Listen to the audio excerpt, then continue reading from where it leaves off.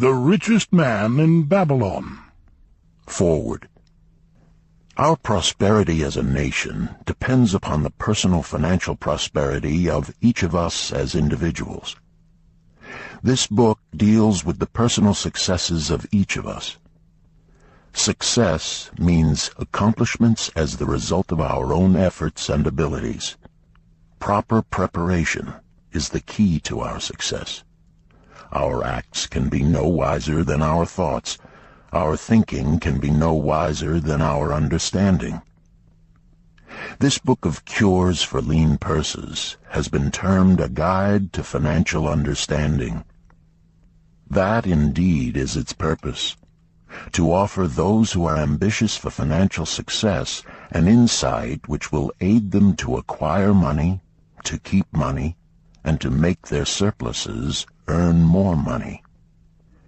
In the pages which follow, we are taken back to Babylon, the cradle in which was nurtured the basic principles of finance now recognized and used the world over.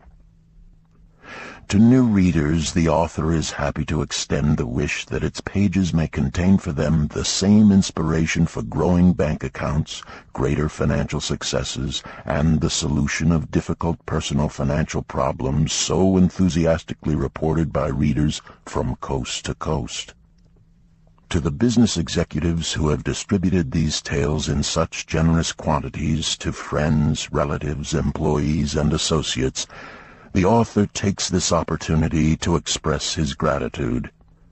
No endorsement could be higher than that of practical men who appreciate its teachings because they themselves have worked up to important successes by applying the very principles it advocates.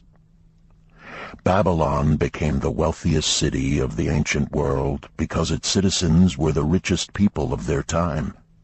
They appreciated the value of money. They practiced sound financial principles in acquiring money, keeping money, and making their money earn more money. They provided for themselves what we all desire: incomes for the future. GSC. Chapter 1. The Man Who Desired Gold. Banseer, the chariot builder of Babylon, was thoroughly discouraged.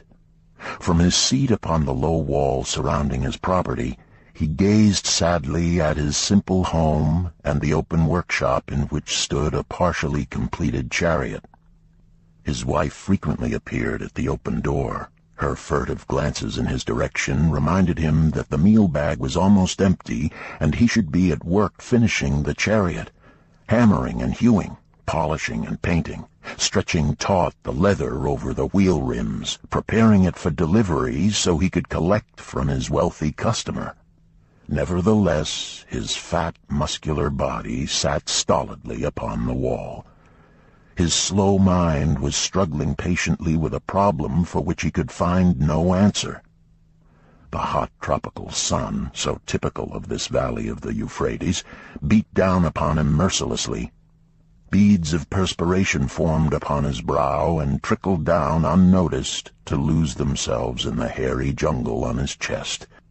Beyond his home towered the high terraced walls surrounding the king's palace. Nearby, cleaving the blue heavens, was the painted tower of the Temple of Bel. In the shadow of such grandeur was his simple home and many others far less neat and well cared for. Babylon was like this, a mixture of grandeur and squalor, of dazzling wealth and direst poverty, crowded together without plan or system within the protecting walls of the city. Behind him, had he cared to turn and look, the noisy chariots of the rich jostled and crowded aside the sandaled tradesmen as well as the barefooted beggars. Even the rich were forced to turn into the gutters to clear the way for the long lines of slave-water carriers on the king's business, each bearing a heavy goatskin of water to be poured upon the hanging gardens. Banseer was too engrossed in his own problem to hear or heed the confused hubbub of the busy city. It was the unexpected twanging of the strings from a familiar lyre that aroused him from his reverie.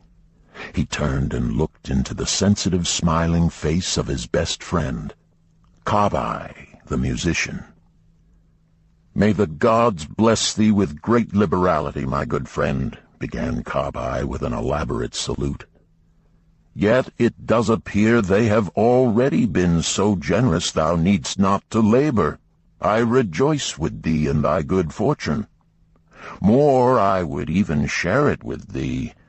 Pray, from thy purse, which must be bulging, else thou wouldst be busy in yon shop, extract but 2 humble shekels, and lend them to me until after the nobleman's feast this night. Thou wilt not miss them ere they are returned." "If I did have 2 shekels," Bansir responded gloomily, "to no one could I lend them, not even to you, my best of friends, for they would be my fortune, my entire fortune. No one lends his entire fortune, not even to his best friend." "What?" exclaimed Kabai with genuine surprise. "Thou hast not 1 shekel in thy purse, yet sit like a statue upon a wall. Why not complete that chariot? How else canst thou provide for thy noble appetite? 'Tis not like thee, my friend. Where is thy endless energy? Doth something distress thee? Have the gods brought to thee troubles?" "A torment from the gods it must be," Bansir agreed. "It began with a dream, a senseless dream, in which I thought I was a man of means. From my belt hung a handsome purse, heavy with coins. There were shekels which I cast with careless freedom to the beggars. There were pieces of silver with which I did buy finery for my wife, and whatever I did desire for myself. There were pieces of gold which made me feel assured of the future and unafraid to spend the silver. A glorious feeling of contentment was within me. You would not have known me for thy hard-working friend, nor wouldst have known my wife, so free from wrinkles was her face and shining with happiness. She was again the smiling maiden of our early married days." "A pleasant dream indeed," commented Kabai. "But why should such pleasant feelings as it aroused turn thee into a glum statue upon the wall?" "Why, indeed? Because when I awoke and remembered how empty was my purse, a feeling of rebellion swept over me. Let us talk it over together, for, as the sailors do say, we ride in the same boat, we two. As youngsters we went together to the priests to learn wisdom. As young men we shared each other's pleasures. As grown men we have always been close friends. We have been contented subjects of our kind. We have been satisfied to work long hours and spend our earnings freely. We have earned much coin in the years that have passed, yet to know the joys that come from wealth, we must dream about them. Bah! Are we more than dumb sheep? We live in the richest city in all the world. The travelers do say none equals it in wealth. About us is much display of wealth, but of it we ourselves have not. After half a lifetime of hard labor, thou, my best of friends, hast an empty purse, and sayest to me, may I borrow such a trifle as 2 shekels until after the nobleman's feast this night? Then what do I reply? Do I say, here is my purse, its contents will I gladly share? No, I admit that my purse is as empty as thine. What is the matter? Why cannot we acquire silver and gold, more than enough for food and robes? Consider also our sons, Bansir continued. Are they not following in the footsteps of their fathers?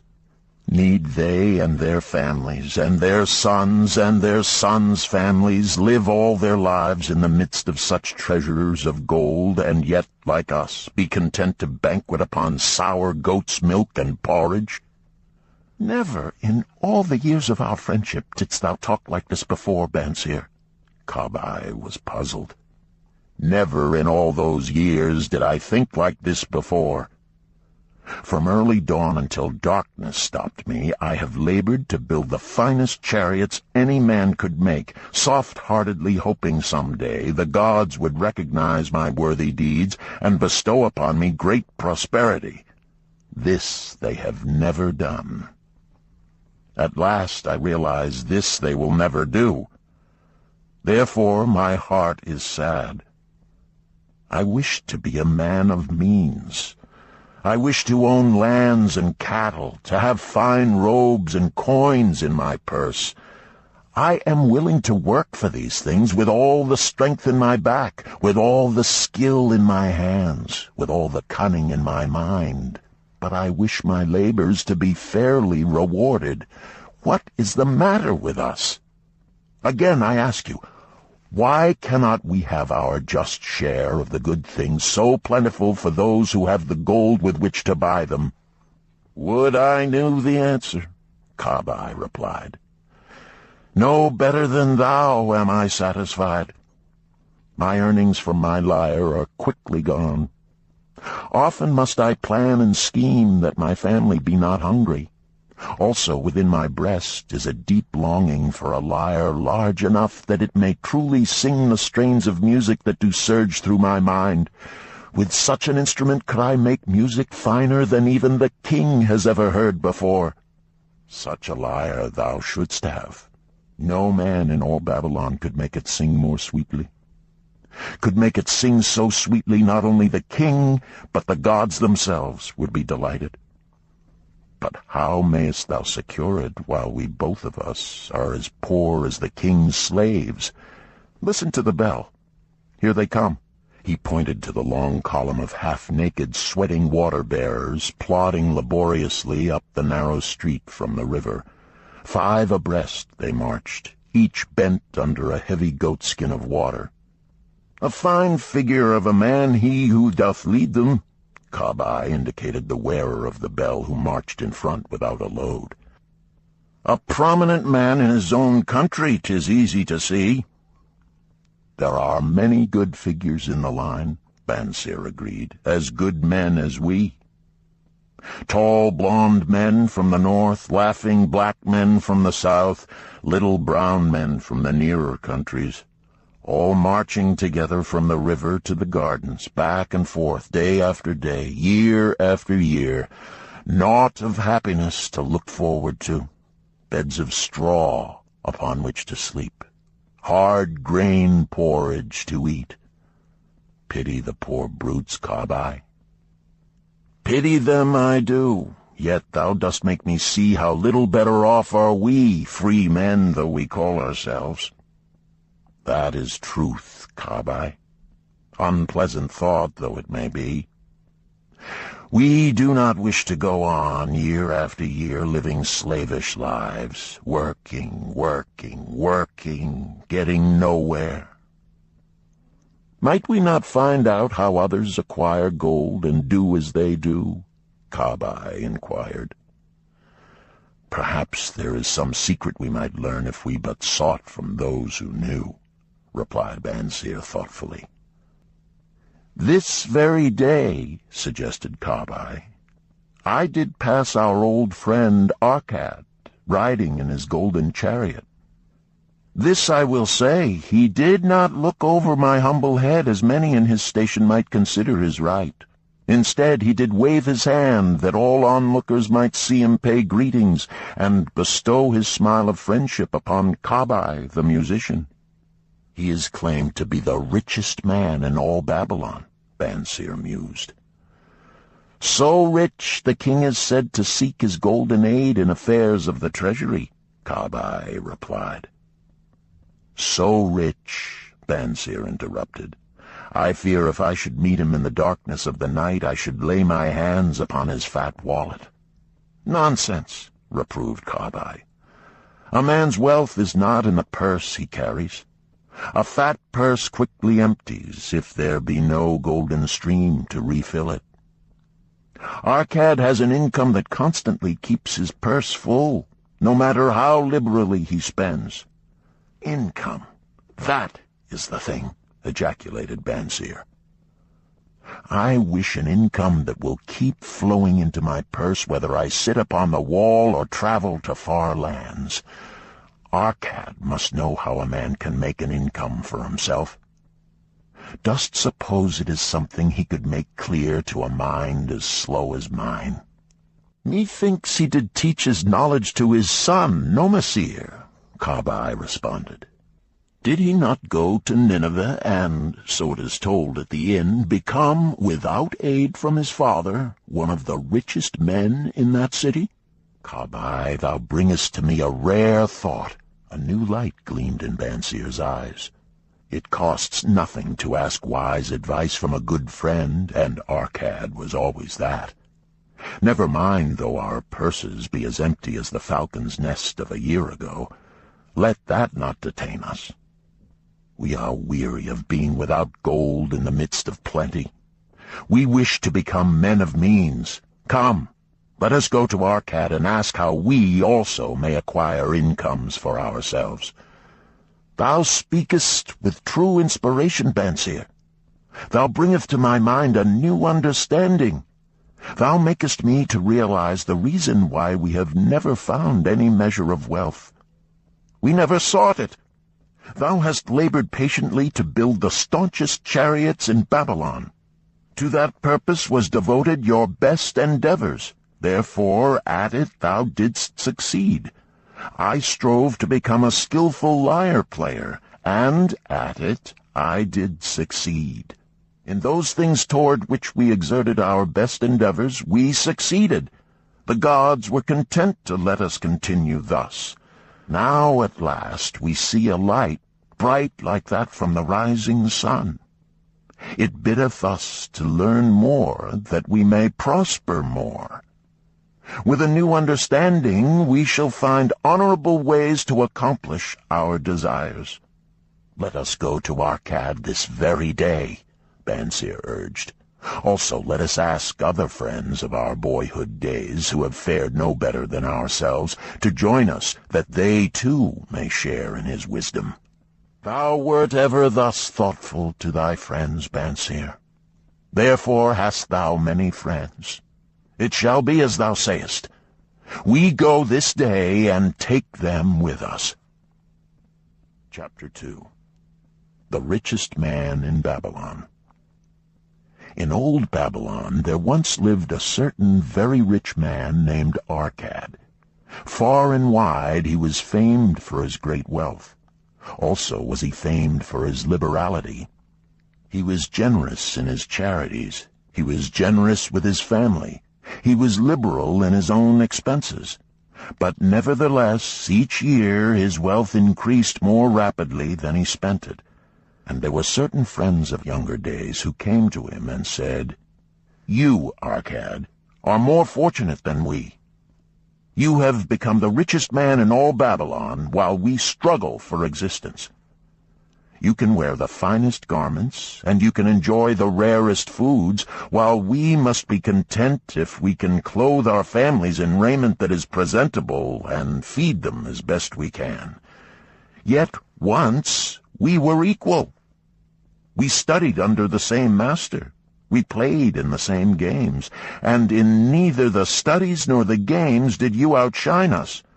And in the years since, you have been no more an honorable citizen than we.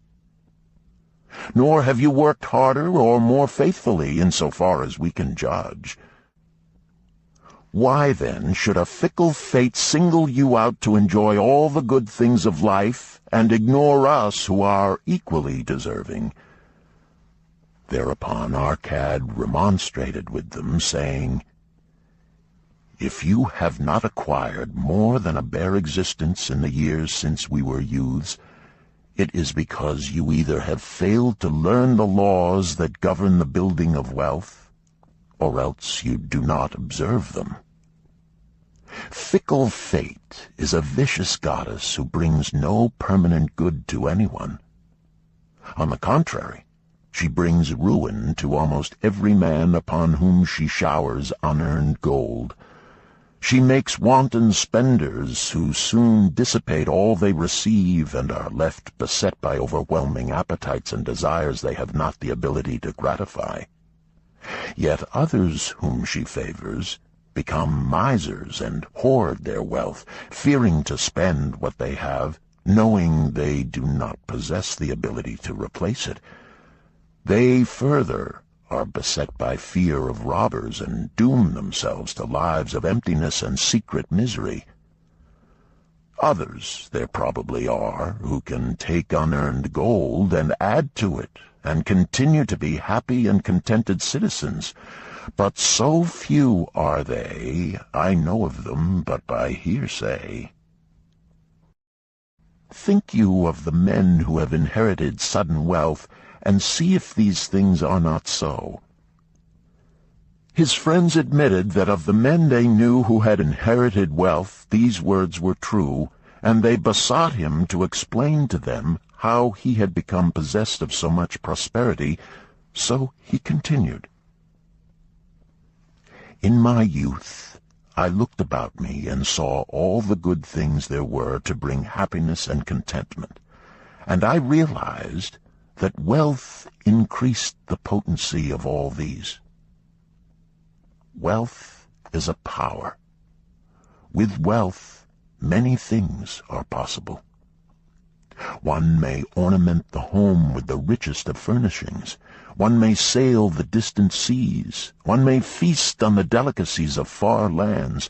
One may buy the ornaments of the gold worker and the stone polisher.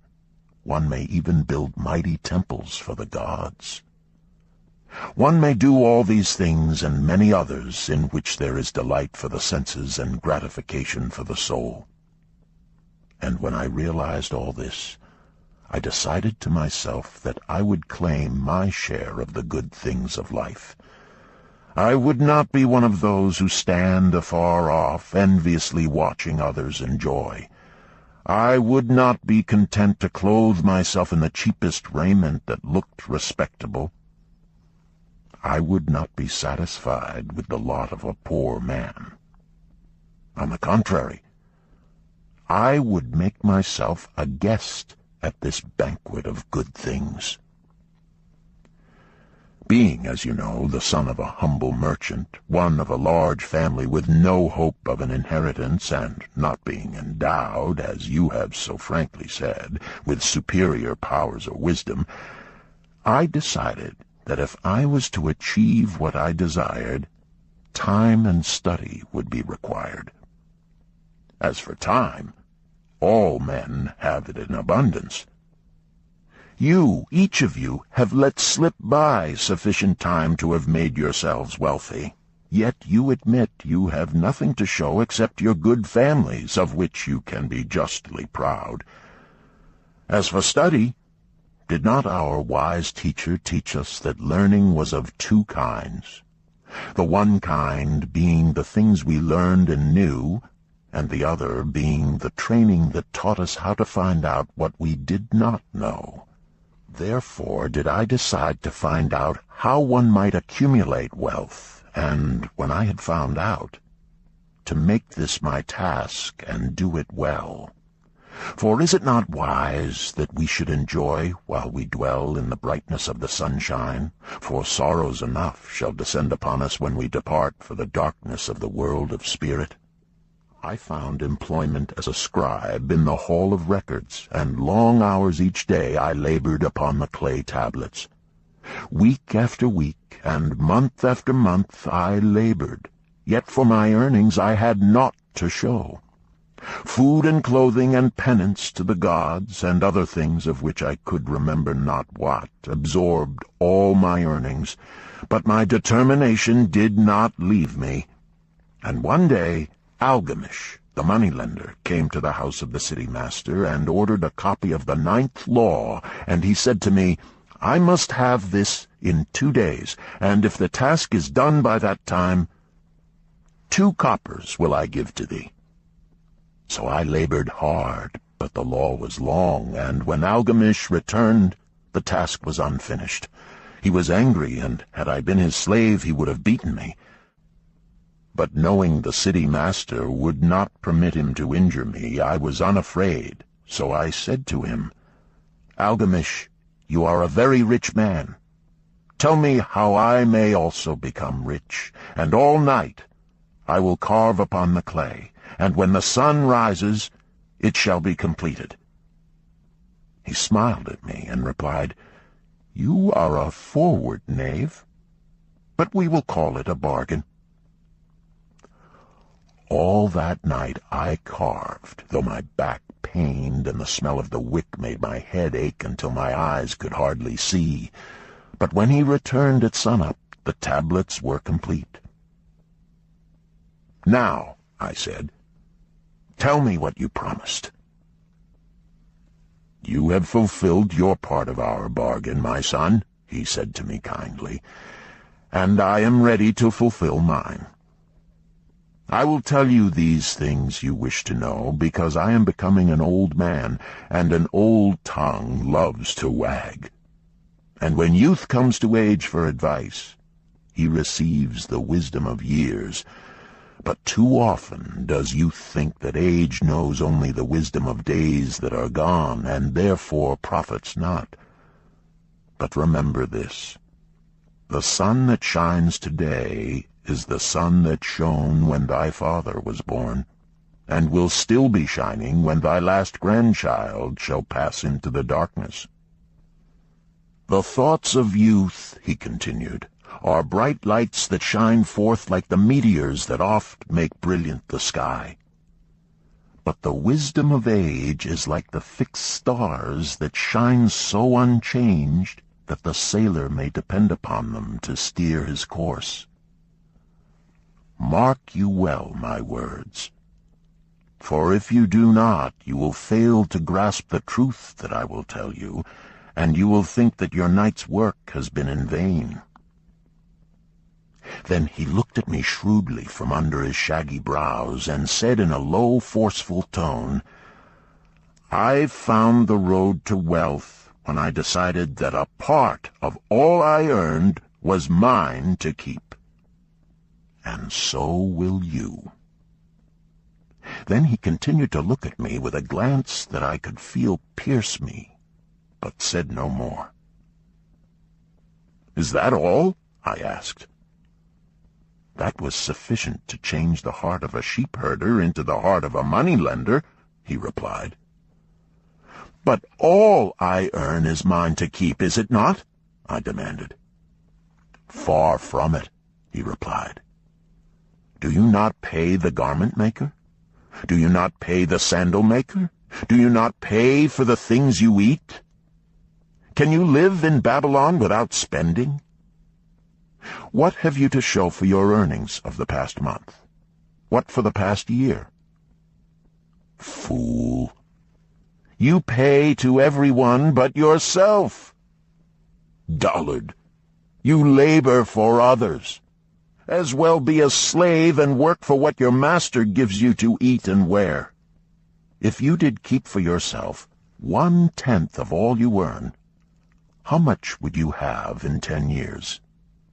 My knowledge of the numbers did not forsake me, and I answered, "As much as I earn in 1 year." "You speak but half the truth," he retorted. "Every gold piece you save is a slave to work for you. Every copper it earns is its child that also can earn for you.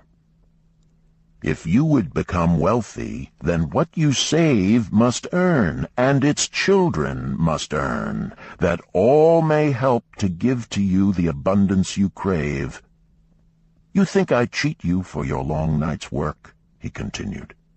"But I am paying you 1,000 times over if you have the intelligence to grasp the truth I offer you. A part of all you earn is yours to keep. It should not be less than 1/10, no matter how little you earn. It can be as much more as you can afford.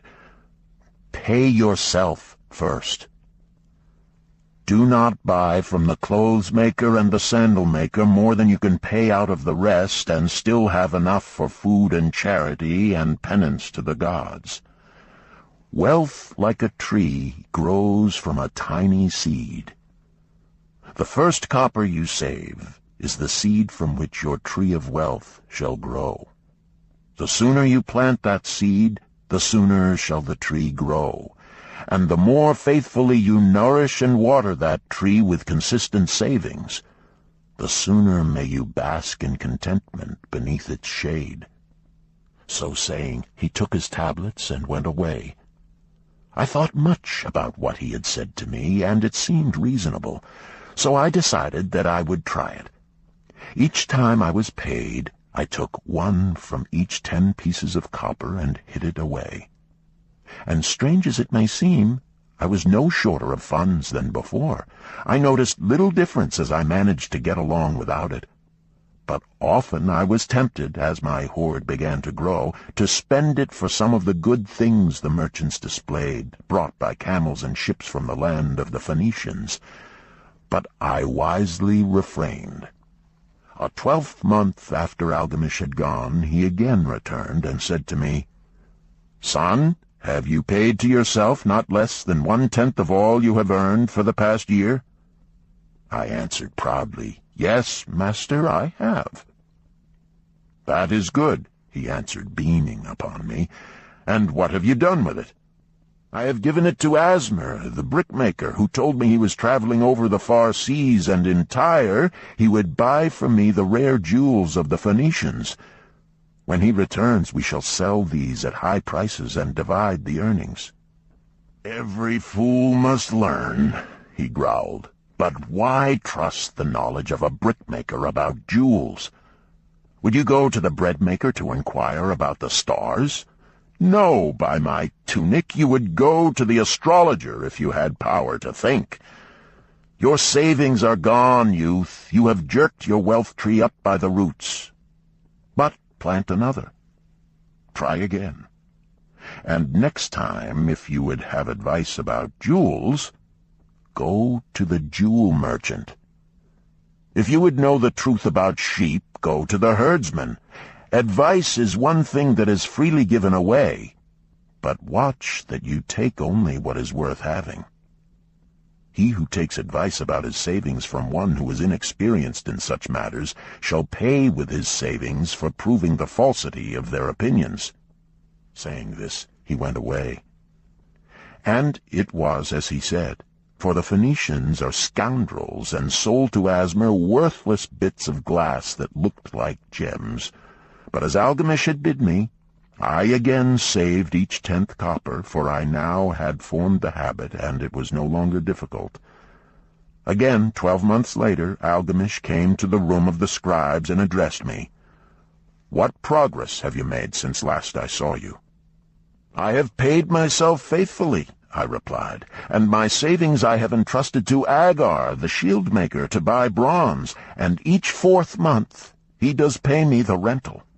"That is good. And what do you do with the rental?" "I do have a great feast with honey and fine wine and spiced cake. Also I have bought me a scarlet tunic, and some day I shall buy me a young ass upon which to ride." To which Algamish laughed, "You do eat the children of your savings. Then how do you expect them to work for you? And how can they have children that will also work for you? First get thee an army of golden slaves, and then many a rich banquet may you enjoy without regret." So saying, he again went away. Nor did I again see him for 2 years, when he once more returned, and his face was full of deep lines, and his eyes drooped, for he was becoming a very old man. And he said to me, "Arkad, hast thou yet achieved the wealth thou dreamed of?" And I answered, "Not yet all that I desire, but some I have, and it earns more, and its earnings earn more." "And do you still take the advice of brickmakers?" "About brickmaking they give me good advice," I retorted. "Arkad, he continued. "You have learned your lessons well. You first learned to live upon less than you could earn. Next, you learned to seek advice from those who were competent through their own experiences to give it. And lastly, you have learned to make gold work for you. You have taught yourself how to acquire money, how to keep it, and how to use it. Therefore, you are competent for a responsible position. I am becoming an old man. My sons think only of spending and give no thought to earning. My interests are great, and I fear too much for me to look after. If you will go to Nippur and look after my lands there, I shall make you my partner, and you shall share in my estate." So I went to Nippur and took charge of his holdings, which were large, and because I was full of ambition, and because I had mastered the 3 laws of successfully handling wealth, I was enabled to increase greatly the value of his properties. So I prospered much, and when the spirit of Algamish departed for the sphere of darkness, I did share in his estate as he had arranged under the law. So spake Arkad, and when he had finished his tale, one of his friends said, "You were indeed fortunate that Algamish made you an heir." "Fortunate only in that I had the desire to prosper before I first met him. For 4 years did I not prove my definiteness of purpose by keeping 1/10 of all I earned? Would you call a fisherman lucky, who for years so studied the habits of the fish that with each changing wind he could cast his nets about them? Opportunity is a haughty goddess who wastes no time with those who are unprepared. You had strong willpower to keep on after you lost your first year's savings. You are unusual in that way," spoke up another. "Willpower," retorted Arkad. "What nonsense! Do you think willpower gives a man the strength to lift a burden the camel cannot carry, or to draw a load the oxen cannot budge? Willpower is but the unflinching purpose to carry a task you set for yourself to fulfillment. If I set for myself a task, be it ever so trifling, I shall see it through. How else shall I have confidence in myself to do important things? Should I say to myself, for 100 days as I walk across the bridge into the city, I will pick from the road a pebble and cast it into the stream, I would do it. If on the 7th day I passed by without remembering, I would not say to myself, tomorrow I will cast 2 pebbles which will do as well. Instead, I would retrace my steps and cast the pebble. Nor on the 20th day would I say to myself, Arkad, this is useless. What does it avail you to cast a pebble every day? Throw in a handful and be done with it. No, I would not say that, nor do it. When I set a task for myself, I complete it. Therefore, I am careful not to start difficult and impractical tasks, because I love leisure. And then another friend spoke up and said, If what you tell is true, and it does seem, as you have said, reasonable, then being so simple, if all men did it, there would not be enough wealth to go around. Wealth grows wherever men exert energy, Arkad replied. If a rich man builds him a new palace, is the gold he pays out gone? No, the brickmaker has part of it, and the laborer has part of it, and the artist has part of it, and everyone who labors upon the house has part of it. Yet, when the palace is completed, is it not worth all it cost? And is the ground upon which it stands not worth more because it is there? And is the ground that adjoins it not worth more because it is there? Wealth grows in magic ways. No man can prophesy the limit of it. Have not the Phoenicians built great cities on barren coasts with the wealth that comes from their ships of commerce on the seas? "What then do you advise us to do that we also may become rich?" asked still another of his friends. "The years have passed, and we are no longer young men, and we have nothing put by."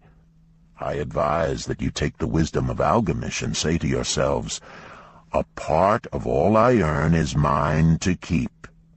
Say it in the morning when you first arise, say it at noon, say it at night. Say it each hour of every day. Say it to yourself until the words stand out like letters of fire across the sky. Impress yourself with the idea. Fill yourself with the thought. Then take whatever portion seems wise. Let it be not less than 1/10, and lay it by. Arrange your other expenditures to do this if necessary, but lay by that portion first. Soon you will realize what a rich feeling it is to own a treasure upon which you alone have claim. As it grows, it will stimulate you. A new joy of life will thrill you. Greater efforts will come to you to earn more. For of your increased earnings will not the same percentage be also yours to keep? Then learn to make your treasure work for you. Make it your slave. Make its children and its children's children work for you. Ensure an income for thy future. Look thou at the aged, and forget not that in the days to come thou also will be numbered among them. Therefore invest thy treasure with greatest caution that it be not lost. Usurious rates of return are deceitful sirens that sing but to lure the unwary upon the rocks of loss and remorse. Provide also that thy family may not want should the gods call thee to their realms. For such protection it is always possible to make provision with small payments at regular intervals. Therefore the provident man delays not in expectation of a large sum becoming available for such a wise purpose. Counsel with wise men. Seek the advice of men whose daily work is handling money. Let them save you from such an error as I myself made in entrusting my money to the judgment of Asmer, the brickmaker. A small return and a safe one is far more desirable than risk. Enjoy life while you are here. Do not overstrain or try to save too much. If 1/10 of all you earn is as much as you can comfortably keep, be content to keep this portion. Live otherwise according to your income, and let not yourself get niggardly and afraid to spend. Life is good, and life is rich with things worth while and things to enjoy. His friends thanked him and went away. Some were silent because they had no imagination and could not understand. Some were sarcastic because they thought that one so rich should divide with old friends not so fortunate. But some had in their eyes a new light.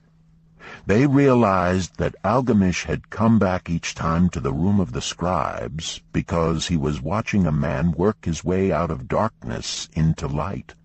When that man had found the light, a place awaited him. No one could fill that place until he had for himself worked out his own understanding, until he was ready for opportunity. These latter were the ones who, in the following years, frequently revisited Arkad, who received them gladly. He counseled with them and gave them freely of his wisdom, as men of broad experience are always glad to do.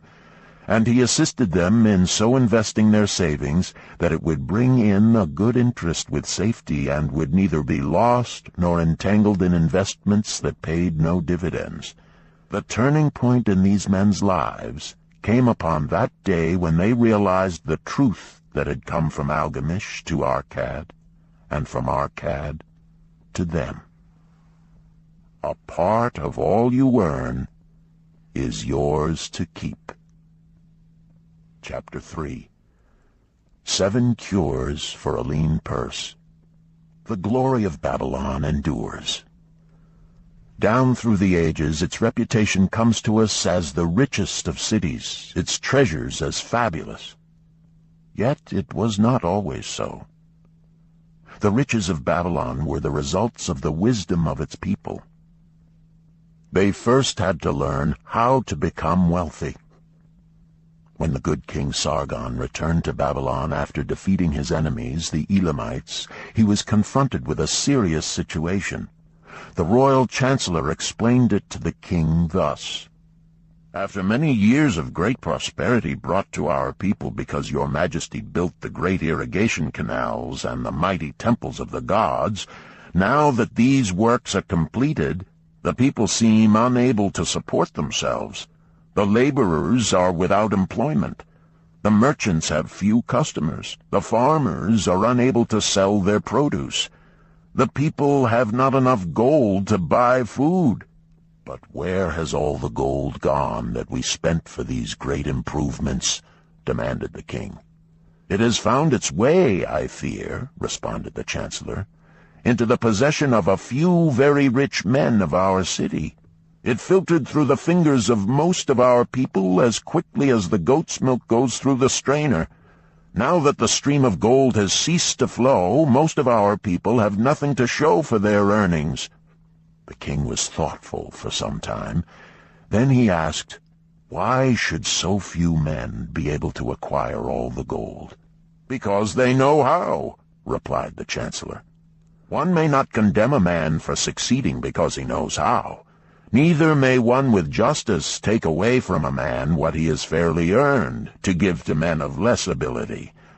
"But why," demanded the king, "should not all the people learn how to accumulate gold and therefore become themselves rich and prosperous?" "Quite possible, Your Excellency. But who can teach them? Certainly not the priests, because they know naught of money-making." "Who knows best in all our city how to become wealthy, Chancellor?" asked the king.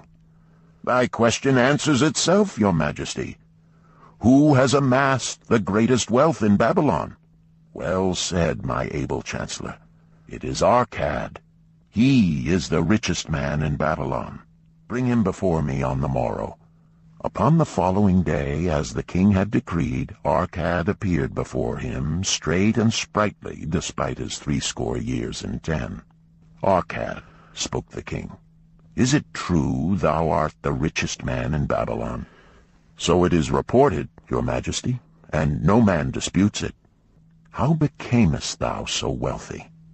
"By taking advantage of opportunities available to all citizens of our good city." "Thou hadst nothing to start with?" "Only a great desire for wealth." "Besides this?" "Nothing." "Arkad," continued the king, "our city is in a very unhappy state because a few men know how to acquire wealth and therefore monopolize it, while the mass of our citizens lack the knowledge of how to keep any part of the gold they receive. It is my desire that Babylon be the wealthiest city in the world. Therefore it must be a city of many wealthy men. Therefore we must teach all the people how to acquire riches. Tell me, Arkad, is there any secret to acquiring wealth? Can it be taught?" "It is practical, Your Majesty. That which one man knows can be taught to others." The king's eyes glowed. "Arkad, thou speakest the words I wish to hear. Wilt thou lend thyself to this great cause? Wilt thou teach thy knowledge to a school for teachers, each of whom shall teach others until there are enough trained to teach these truths to every worthy subject in my domain?" Arkad bowed and said, "I am thy humble servant to command. Whatever knowledge I possess will I gladly give for the betterment of my fellow men and the glory of my king. Let your good chancellor arrange for me a class of 100 men, and I will teach them those 7 cures which did fatten my purse, than which there was none leaner in all Babylon." A fortnight later, in compliance with the king's command, the chosen 100 assembled in the great hall of the Temple of Learning, seated upon colorful rings in a semicircle. Arkad sat beside a small taboret upon which smoked a sacred lamp sending forth a strange and pleasing odor. "Behold the richest man in Babylon," whispered a student, nudging his neighbor as Arkad arose. He is but a man, even as the rest of us." "As a dutiful subject of our great king," Arkad began, "I stand before you in his service. Because once I was a poor youth who did greatly desire gold, and because I found knowledge that enabled me to acquire it, he asks that I impart unto you my knowledge. I started my fortune in the humblest way. I had no advantage not enjoyed as fully by you and every citizen in Babylon. The first storehouse of my treasure was a well-worn purse. I loathed its useless emptiness. I desired that it be round and full, clinking with the sound of gold. Therefore I sought every remedy for a lean purse. I found 7. To you who are assembled before me shall I explain the 7 cures for a lean purse, which I do recommend to all men who desire much gold. Each day for 7 days will I explain to you one of the 7 remedies. Listen attentively to the knowledge that I will impart. Debate it with me. Discuss it among yourselves. Learn these lessons thoroughly, that ye may also plant in your own purse the seed of wealth. First must each of you start wisely to build a fortune of his own. Then wilt thou be competent, and only then, to teach these truths to others. I shall teach to you in simple ways how to fatten your purses. This is the first step leading to the Temple of Wealth, and no man may climb who cannot plant his feet firmly upon the first step. We shall now consider the first cure. The first cure: start thy purse to fattening." Arkad addressed the thoughtful man in the second row. "My good friend, at what craft workest thou?" "I," replied the man, "am a scribe, and carve records upon the clay tablets. Even at such labor did I myself earn my first coppers. Therefore thou hast the same opportunity to build a fortune." He spoke to a florid-faced man farther back. "Pray tell also, what dost thou to earn thy bread?" "I," responded this man, "am a meat butcher. I do buy the goats the farmers raise, and kill them, and sell the meat to the housewives, and the hides to the sandal-makers. Because thou dost also labor and earn, thou hast every advantage to succeed that I did possess." In this way did Arkad proceed to find out how each man labored to earn his living. When he had done questioning them, he said, "Now, my students, ye can see that there are many trades and labors at which men may earn coins. Each of the ways of earning is a stream of gold from which the worker doth divert by his labors a portion to his own purse. Therefore into the purse of each of you flows a stream of coins, large or small, according to his ability. Is it not so?" Thereupon they agreed that it was so. "Then," continued Arkad, "if each of you desireth to build for himself a fortune, is it not wise to start by utilizing that source of wealth which he already has established?" To this they agreed. Then Arkad turned to a humble man who had declared himself an egg merchant. "If thou select one of thy baskets, and put into it each morning 10 eggs, and take out from it each evening 9 eggs, what will eventually happen?" "It will become in time overflowing." "Why?" "Because each day I put in 1 more egg than I take out." Arkad turned to the class with a smile. "Does any man here have a lean purse?" First they looked amused, then they laughed. Lastly, they waved their purses in jest. "All right," he continued. "Now I shall tell thee the first remedy I learned to cure a lean purse. Do exactly as I have suggested to the egg merchant. For every 10 coins thou placest within thy purse, take out for use but 9. Thy purse will start to fatten at once, and its increasing weight will feel good in thy hand and bring satisfaction to thy soul. Deride not what I say because of its simplicity. Truth is always simple. I told thee I would tell how I built my fortune. This was my beginning. I, too, carried a lean purse and cursed it because there was naught within to satisfy my desires. But when I began to take out from my purse but 9 parts of 10 I put in, it began to fatten. so will thine. Now I will tell a strange truth, the reason for which I know not. When I ceased to pay out more than 9/10 of my earnings, I managed to get along just as well. I was not shorter than before.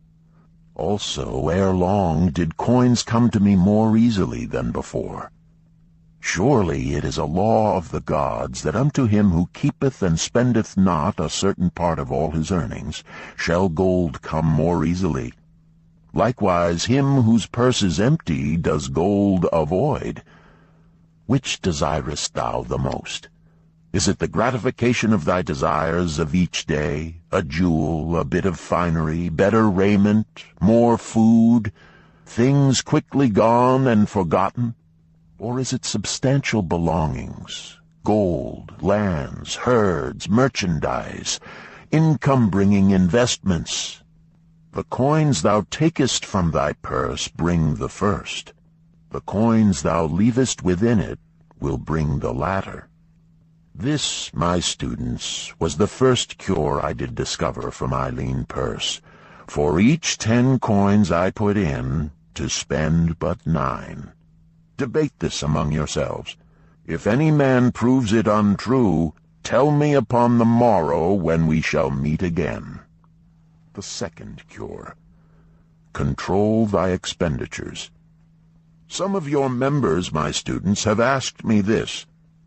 How can a man keep 1/10 of all he earns in his purse when all the coins he earns are not enough for his necessary expenses?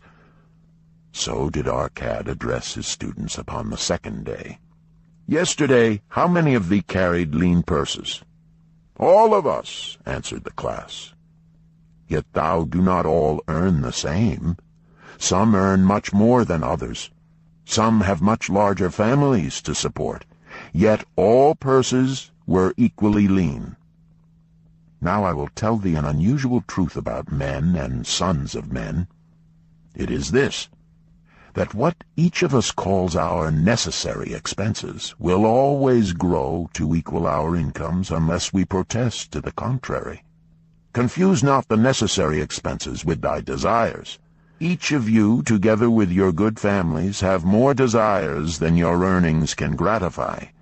Therefore are thy earnings spent to gratify these desires in so far as they will go. Still thou retainest many ungratified desires. All men are burdened with more desires than they can gratify. Because of my wealth, thinkest thou I may gratify every desire? 'Tis a false idea. There are limits to my time. There are limits to my strength. There are limits to the distance I may travel. There are limits to what I may eat. There are limits to the zest with which I may enjoy. I say to you that just as weeds grow in a field wherever the farmer leaves space for their roots, even so freely do desires grow in men whenever there is a possibility of their being gratified. Thy desires are a multitude, and those that thou mayest gratify are but few. Study thoughtfully thy accustomed habits of living. Herein may be most often found certain accepted expenses that may wisely be reduced or eliminated. Let thy motto be 100% of appreciated value demanded for each coin spent. Therefore engrave upon the clay each thing for which thou desireth to spend. Select those that are necessary and others that are possible through the expenditure of 9/10 of thy income.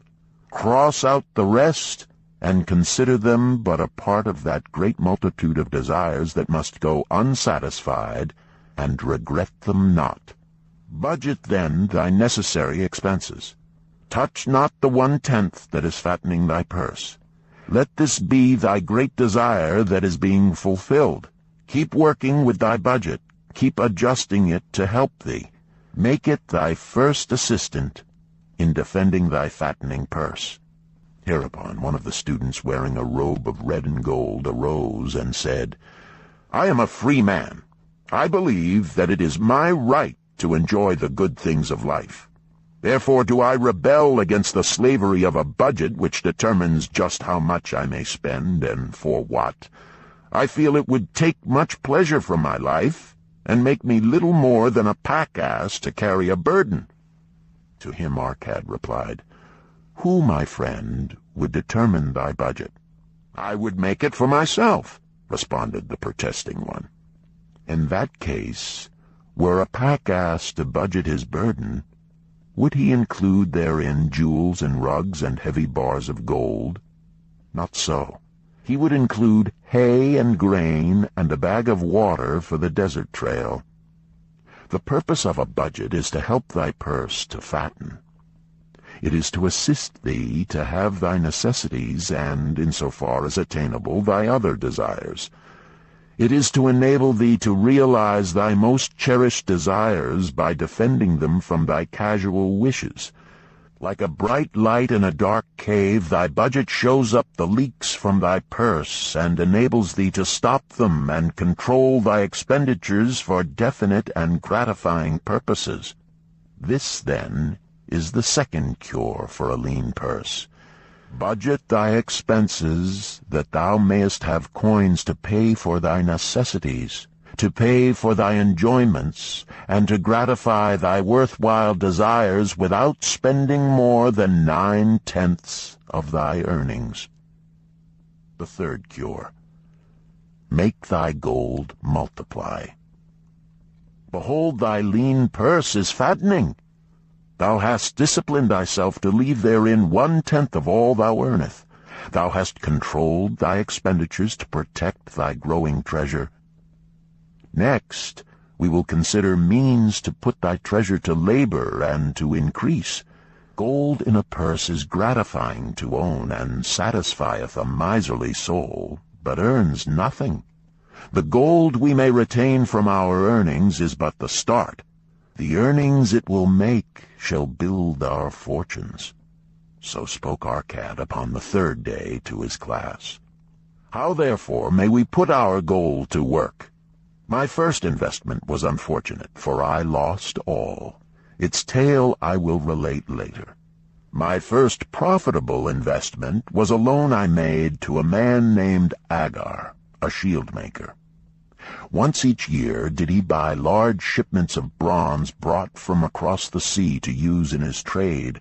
Lacking sufficient capital to pay the merchants, he would borrow from those who had extra coins. He was an honorable man.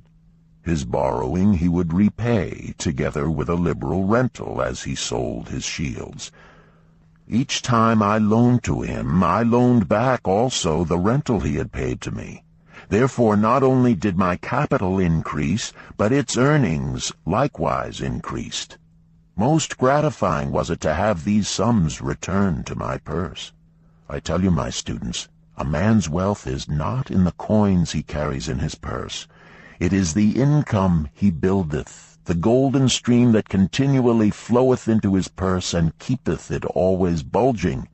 That is what every man desireth. That is what thou, each one of thee, desireth, an income that continueth to come whether thou work or travel. Great income I have acquired, so great that I am called a very rich man. My loans to Agar were my first training in profitable investment. Gaining wisdom from this experience, I extended my loans and investments as my capital increased. From a few sources at first, from many sources later, flowed into my purse a golden stream of wealth available for such wise uses as I should decide. Behold, from my humble earnings, I had begotten a horde of golden slaves, each laboring and earning more gold. As they labored for me, so their children also labored, and their children's children, until great was the income from their combined efforts. Gold increaseth rapidly when making reasonable earnings, as thou wilt see from the following. A farmer, when his first son was born, took 10 pieces of silver to a moneylender and asked him to keep it on rental for his son until he became 20 years of age. This the moneylender did, and agreed the rental should be 1/4 of its value each 4 years. The farmer asked because this sum he had set aside as belonging to his son, let the rental be added to the principal. When the boy had reached the age of 20 years, the farmer again went to the moneylender to inquire about the silver. The moneylender explained that because this sum had been increased by compound interest, the original 10 pieces of silver had now grown to 30½ pieces. The farmer was well pleased, and because the son did not need the coins, he left them with the moneylender. When the son became 50 years of age, the father meantime having passed to the other world, the moneylender paid the son in settlement 167 pieces of silver. Thus, in 50 years, had the investment multiplied itself at rental almost 17 times. This, then, is the third cure for a lean purse: to put each coin to laboring, that it may reproduce its kind, even as the flocks of the field, and help bring to thee income, a stream of wealth that shall flow constantly into thy purse. The fourth cure: guard thy treasures from loss. Misfortune loves a shining mark. Gold in a man's purse must be guarded with firmness, else it be lost. Thus it is wise that we must first secure small amounts and learn to protect them before the gods entrust us with larger. So spoke Arkad upon the 4th day to his class. Every owner of gold is tempted by opportunities whereby it would seem that he could make large sums by its investment in most plausible projects. Often friends and relatives are eagerly entering such investment and urge him to follow. The first sound principle of investment is security for thy principal. Is it wise to be intrigued by larger earnings when thy principal may be lost? I say not. The penalty of risk is probable loss. Study carefully, before parting with thy treasure, each assurance that it may be safely reclaimed. Be not misled by thine own romantic desires to make wealth rapidly. Before thou loan it to any man, assure thyself of his ability to repay and his reputation for doing so, that thou mayest not unwittingly be making him a present of thy hard-earned treasure.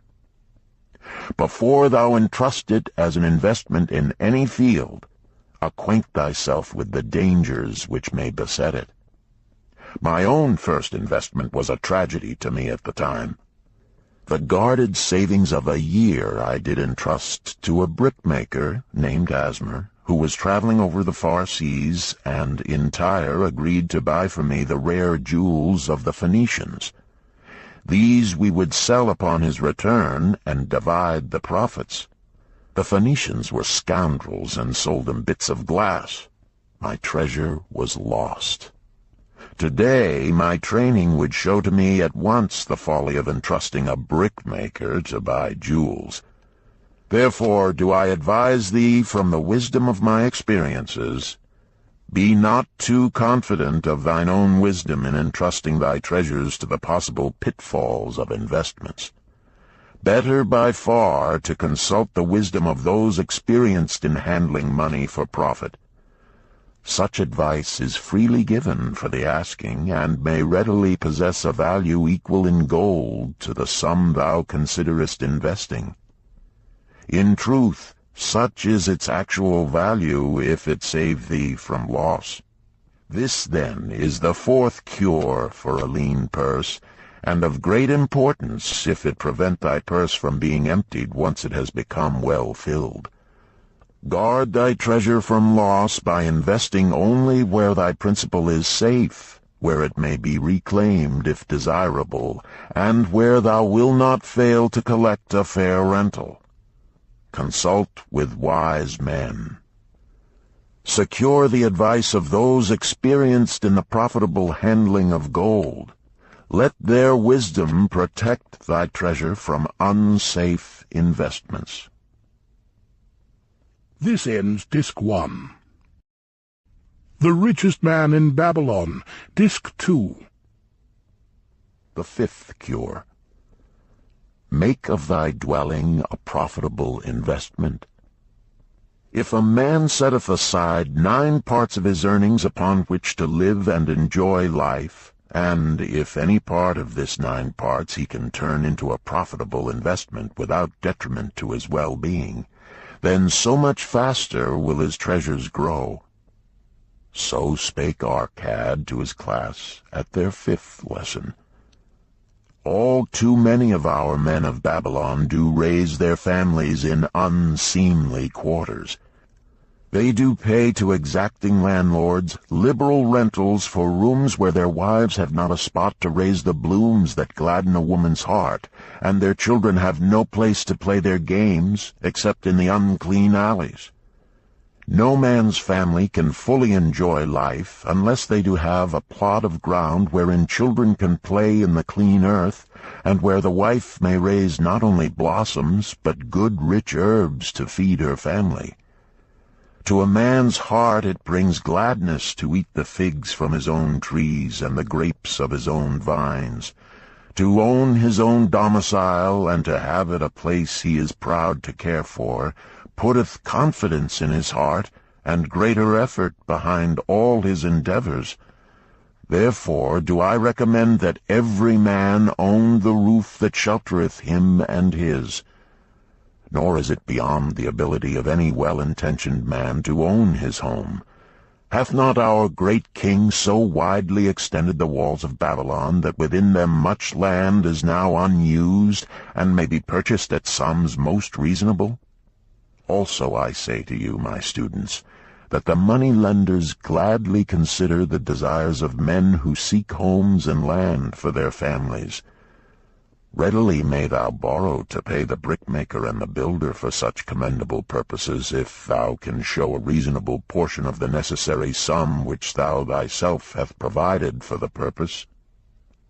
Then when the house be built, thou canst pay the money-lender with the same regularity as thou didst pay the landlord, because each payment will reduce thy indebtedness to the money-lender.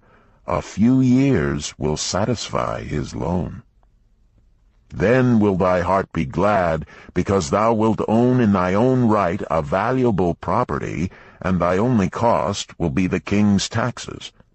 Also wilt thy good wife go more often to the river to wash thy robes, that each time returning she may bring a goatskin of water to pour upon the growing things. Thus come many blessings to the man who owneth his own house, and greatly will it reduce his cost of living, making available more of his earnings for pleasures and the gratification of his desires. This, then, is the 5th cure for a lean purse. Own thy own home. The 6th cure. Ensure a future income. The life of every man proceedeth from his childhood to his old age. This is the path of life, and no man may deviate from it, unless the gods call him prematurely to the world beyond. Therefore do I say that it behooves a man to make preparation for a suitable income in the days to come, when he is no longer young, and to make preparations for his family, should he be no longer with them to comfort and support them.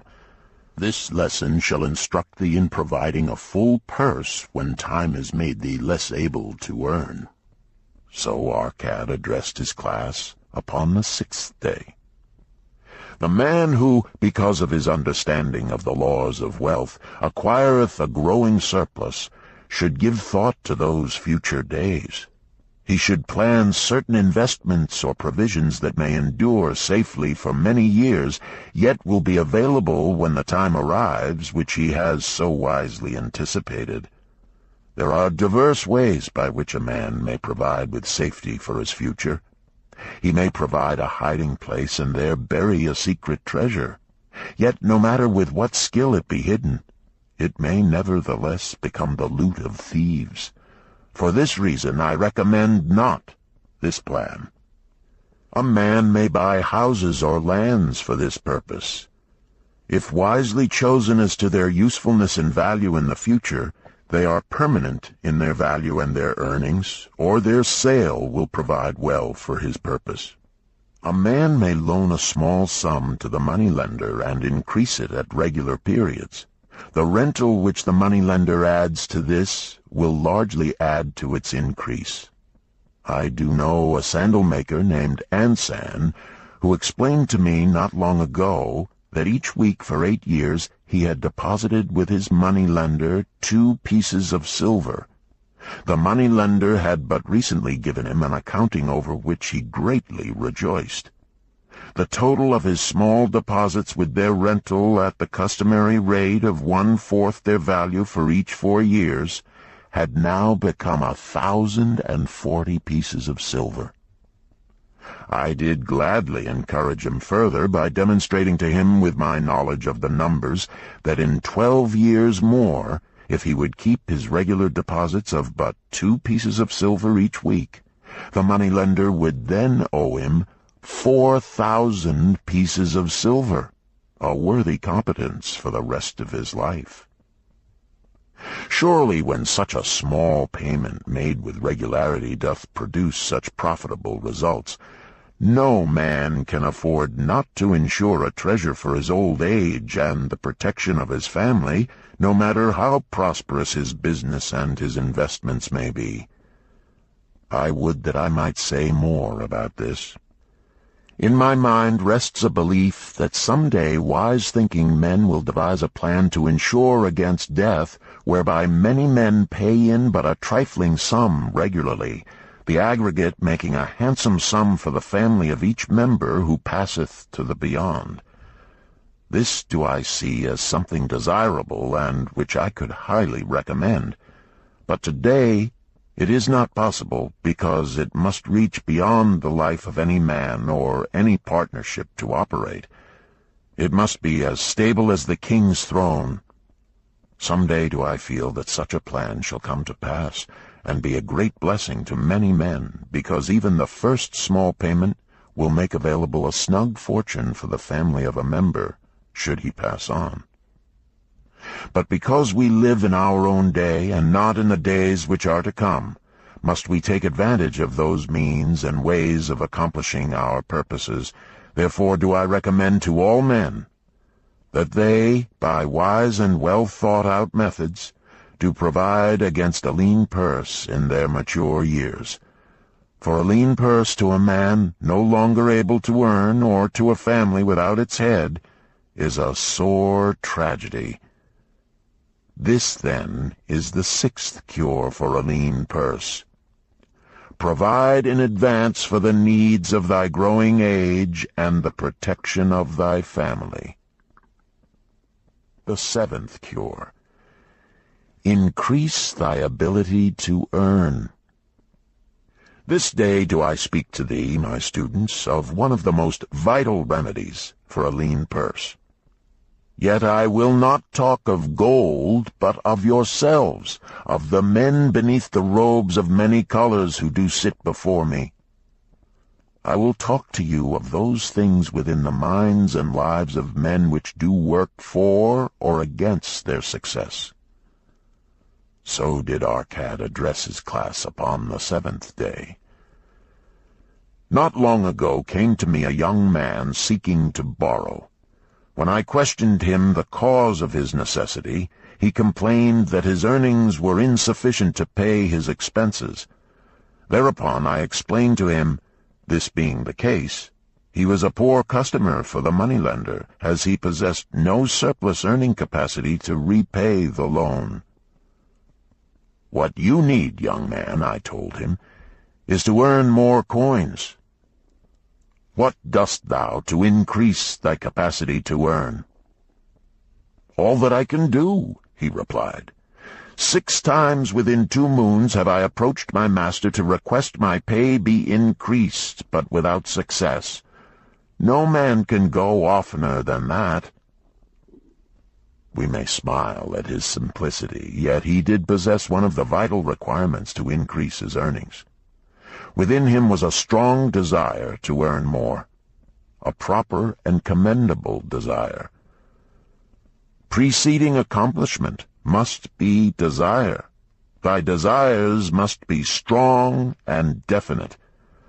General desires are but weak longings. For a man to wish to be rich is of little purpose.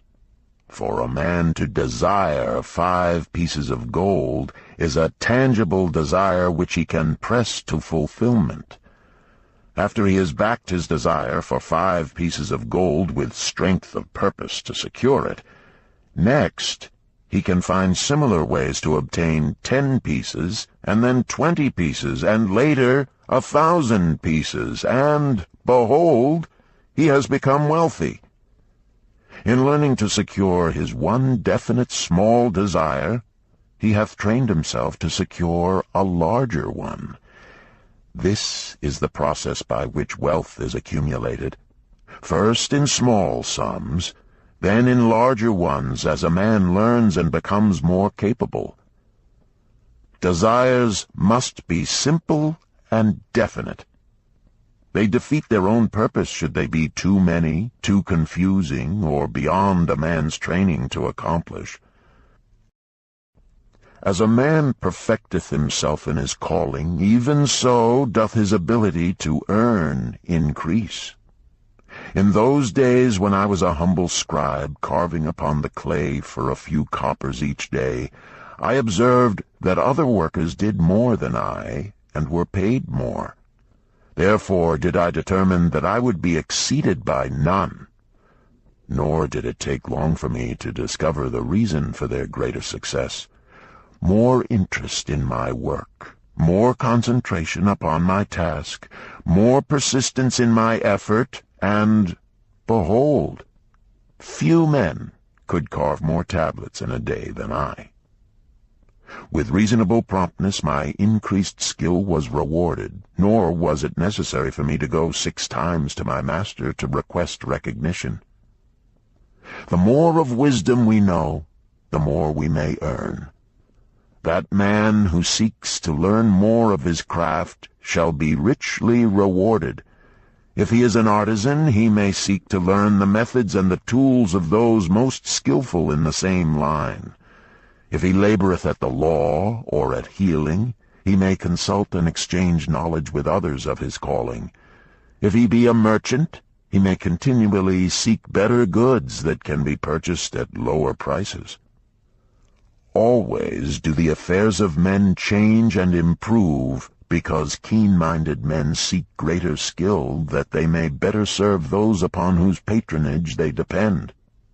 Therefore I urge all men to be in the front rank of progress, and not to stand still, lest they be left behind. Many things come to make a man's life rich with gainful experiences. Such things as the following a man must do if he respects himself. He must pay his debts with all the promptness within his power, not purchasing that for which he is unable to pay. He must take care of his family, that they may think and speak well of him. He must make a will of record, that in case the gods call him, proper and honorable division of his property be accomplished. He must have compassion upon those who are injured and smitten by misfortune, and aid them within reasonable limits. He must do deeds of thoughtfulness to those dear to him. Thus, the 7th and last remedy for a lean purse is to cultivate thy own powers, to study and become wiser, to become more skillful, to so act as to respect thyself. Thereby shalt thou acquire confidence in thyself to achieve thy carefully considered desires. These, then, are the 7 cures for a lean purse, which, out of the experience of a long and successful life, I do urge for all men who desire wealth. There is more gold in Babylon, my students, than thou dreamest of. There is abundance for all. Go thou forth and practice these truths, that thou mayest prosper and grow wealthy, as is thy right. Go thou forth and teach these truths, that every honorable subject of his majesty may also share liberally in the ample wealth of our beloved city. Chapter 4. Meet the goddess of good luck. Babylonian proverb. If a man be lucky, there is no foretelling the possible extent of his good fortune. Pitch him into the Euphrates, and, like as not, he will swim out with a pearl in his hand. The desire to be lucky is universal. It was just as strong in the breasts of men 4,000 years ago in ancient Babylon as it is in the hearts of men today. We all hope to be favored by the whimsical goddess of good luck. Is there some way we can meet her and attract not only her favorable attention, but her generous favors? Is there a way to attract good luck? That is just what the men of ancient Babylon wished to know. It is exactly what they decided to find out. They were shrewd men and keen thinkers. That explains why their city became the richest and most powerful city of their time. In that distant past, they had no schools or colleges. Nevertheless, they had a center of learning, and a very practical one it was. Among the towered buildings in Babylon was one that ranked in importance with the palace of the king, the hanging gardens, and the temples of the gods. You will find scant mention of it in the history books, more likely no mention at all, yet it exerted a powerful influence upon the thought of that time. This building was the temple of learning, where the wisdom of the past was expounded by voluntary teachers, and where subjects of popular interest were discussed in open forums. Within its walls, all men met as equals. The humblest of slaves could dispute with impunity the opinions of a prince of the royal house. Among the many who frequented the Temple of Learning was a wise rich man named Arkad, called the richest man in Babylon. He had his own special hall, where almost any evening a large group of men, some old, some very young, but mostly middle-aged, gathered to discuss and argue interesting subjects. Suppose we listen in to see whether they knew how to attract good luck. The sun had just set like a great red ball of fire shining through the haze of desert dust when Arkad strolled to his accustomed platform. Already full 80 men were awaiting his arrival, reclining on their small rugs spread upon the floor. More were still arriving. "What shall we discuss this night?" Arkad inquired. After a brief hesitation, a tall cloth weaver addressed him, arising as was the custom. "I have a subject I would like to hear discussed, yet hesitate to offer, lest it seem ridiculous to you, Arkad, and my good friends here." Upon being urged to offer it, both by Arkad and by calls from the others, he continued, "This day I have been lucky, for I have found a purse in which there are pieces of gold. To continue to be lucky is my great desire. Feeling that all men share with me this desire, I do suggest we debate how to attract good luck, that we may discover ways it can be enticed to one." "A most interesting subject has been offered," Arkad commented. "One most worthy of our discussion. To some men, good luck bespeaks but a chance happening that, like an accident, may befall one without purpose or reason. Others do believe that the instigator of all good fortune is our most bounteous goddess Ashtar, ever anxious to reward with generous gifts those who please her. Speak up, my friends, what say you? Shall we seek to find if there be means by which good luck may be enticed to visit each and all of us?" "Yea, and much of it," responded the growing group of eager listeners. Thereupon Arkad continued, "To start our discussion, let us first hear from those among us who have enjoyed experiences similar to that of the cloth weaver in finding or receiving, without effort upon their part, valuable treasures or jewels." There was a pause in which all looked about, expecting someone to reply, but no one did. "What? No one?" Arkad asked. Then rare indeed must be this kind of good luck. Who now will offer a suggestion as to where we shall continue our search?" "That I will do," spoke a well-robed young man, arising. "When a man speaketh of luck, is it not natural that his thoughts turn to the gaming tables? Is it not there we find many men courting the favor of the goddess in hope she will bless them with rich winnings?" As he resumed his seat, a voice called, "Do not stop! Continue thy story.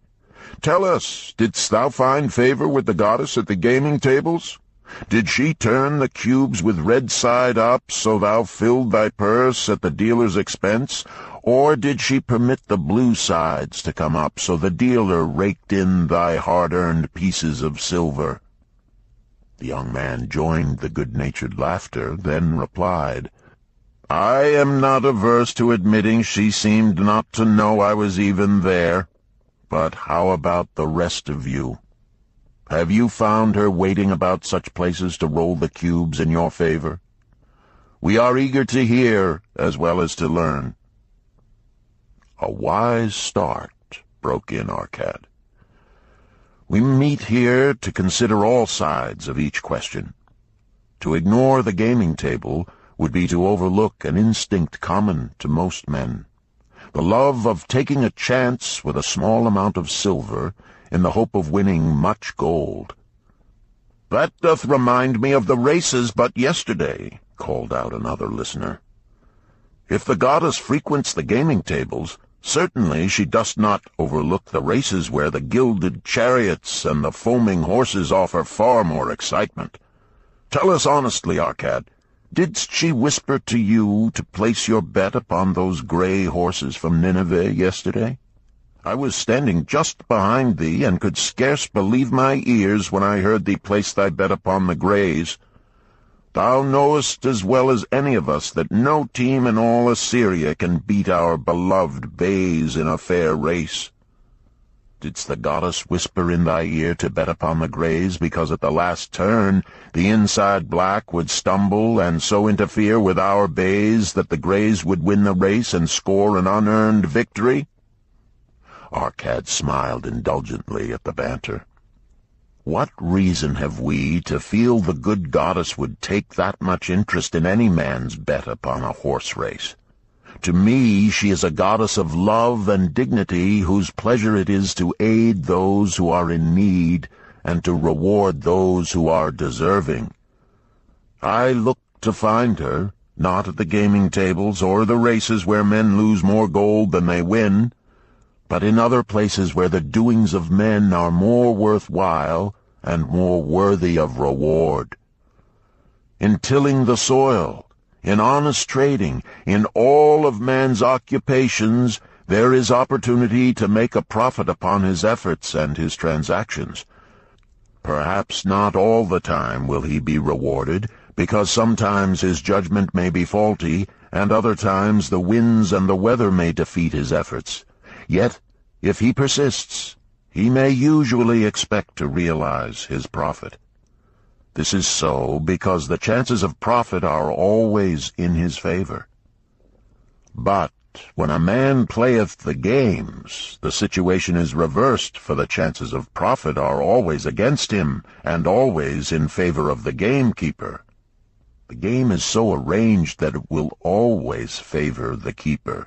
It is his business at which he plans to make a liberal profit for himself from the coins bet by the players. Few players realize how certain are the gamekeeper's profits and how uncertain are their own chances to win. For example, let us consider wagers placed upon the cube.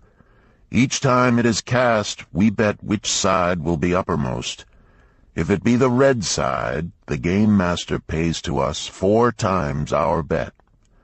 But if any other of the 5 sides come uppermost, we lose our bet.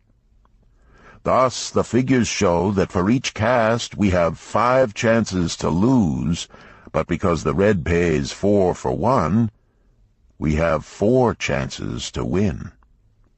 In a night's play, the game master can expect to keep for his profit 1/5 of all the coins wagered. Can a man expect to win more than occasionally against odds so arranged that he should lose 1/5 of all his bets? Yet some men do win large sums at times, volunteered one of the listeners. Quite so, they do, Arkad continued. Realizing this, the question comes to me whether money secured in such ways brings permanent value to those who are thus lucky. Among my acquaintances are many of the successful men of Babylon, yet among them I am unable to name a single one who started his success from such a source. You who are gathered here tonight know many more of our substantial citizens. To me, it would be of much interest to learn how many of our successful citizens can credit the gaming tables with their start to success. Suppose each of you tell of those you know. What say you? After a prolonged silence, a wag ventured, "Wouldst thy inquiry include the gamekeepers?" "If you think of no one else," Arkad responded. "If not one of you can think of anyone else, then how about yourselves? Are there any consistent winners with us who hesitate to advise such a source for their incomes?" His challenge was answered by a series of groans from the rear, taken up and spread amid much laughter. "It would seem we are not seeking good luck in such places as the goddess frequents," he continued.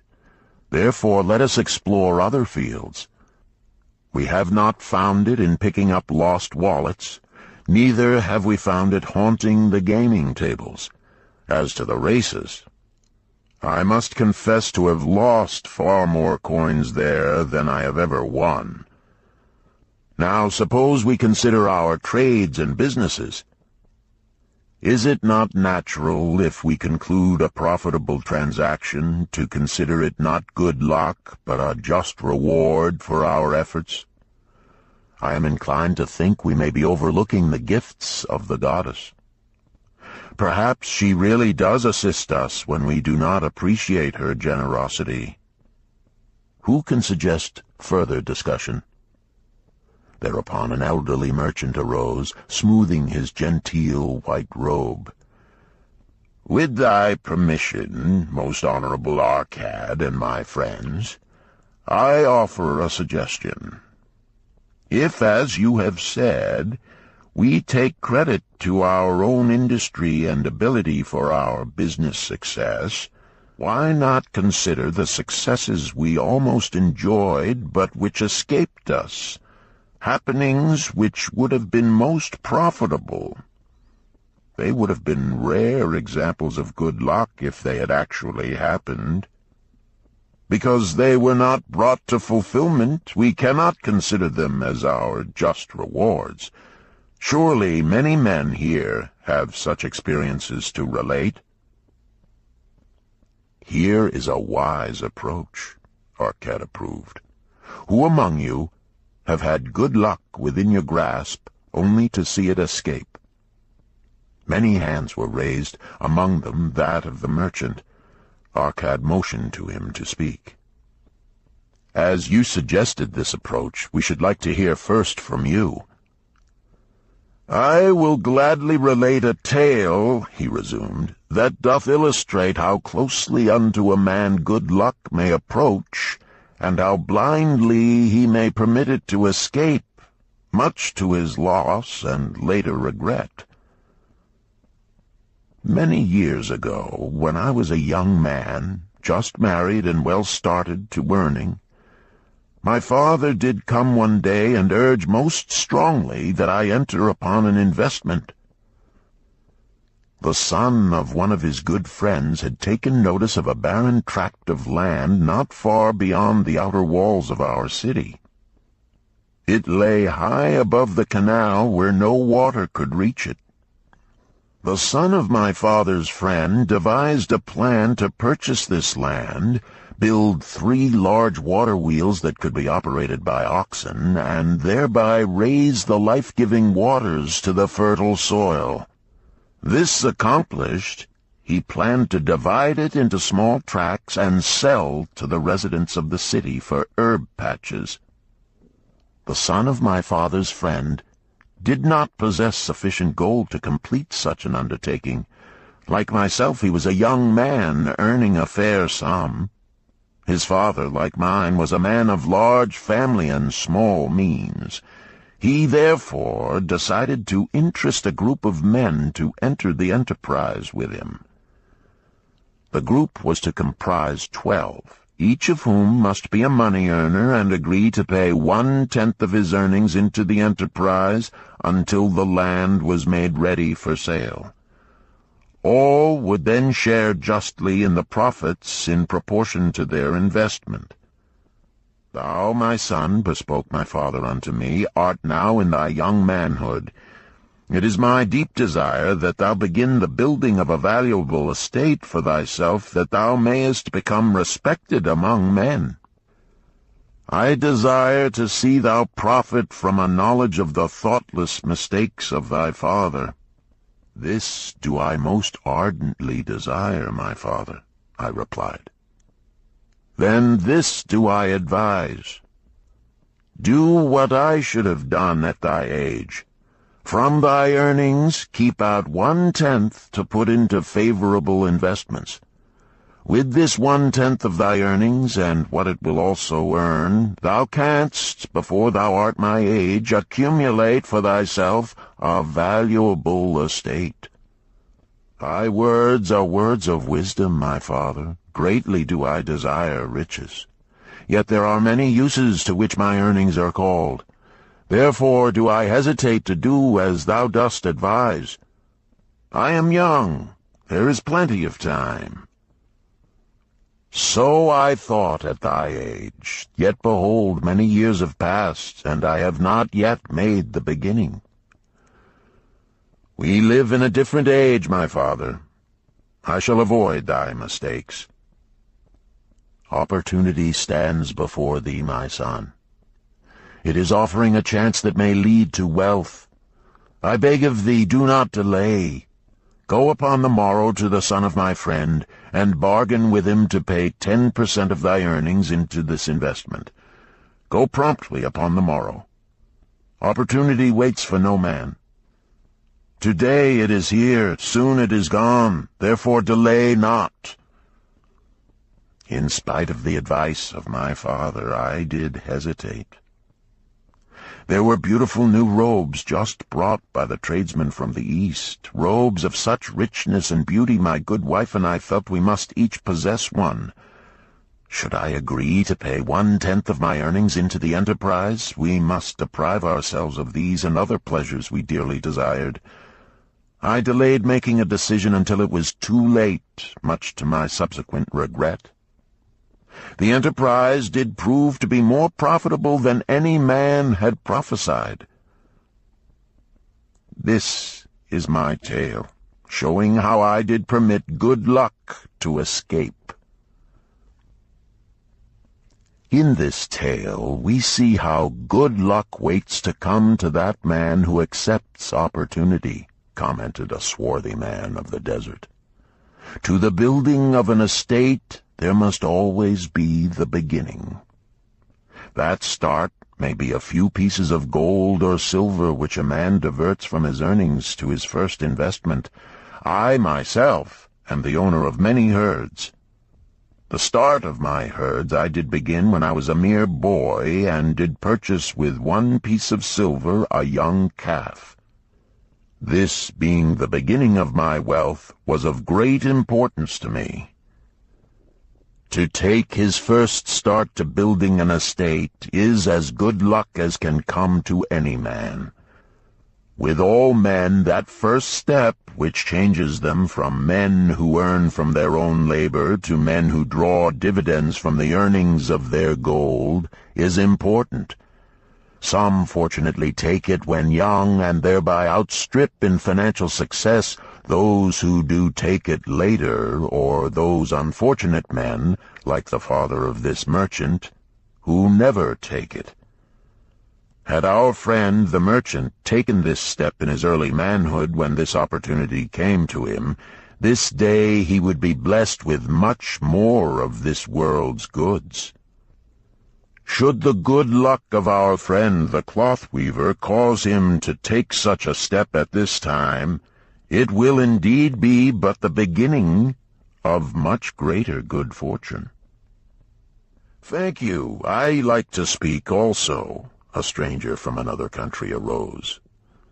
"I am a Syrian. Not so well do I speak your tongue.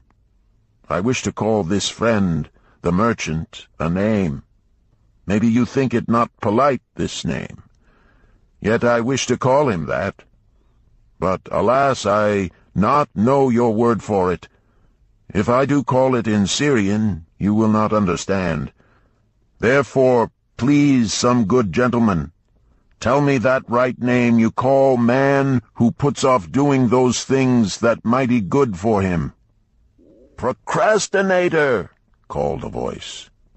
"That's him," shouted the Syrian, waving his hands excitedly.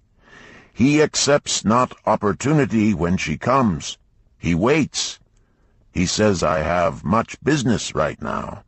By and by I talk to you. Opportunity she will not wait for such slow fellow. She thinks if a man desires to be lucky he will step quick. Any man who not step quick when opportunity comes. He, big procrastinator like our friend, this merchant." The merchant arose and bowed good-naturedly in response to the laughter. "My admiration to thee, stranger within our gates, who hesitates not to speak the truth." "And now let us hear another tale of opportunity. Who has for us another experience?" demanded Arkad. "I have," responded a red-robed man of middle age. "I am a buyer of animals, mostly camels and horses. Sometimes I do also buy the sheep and goats.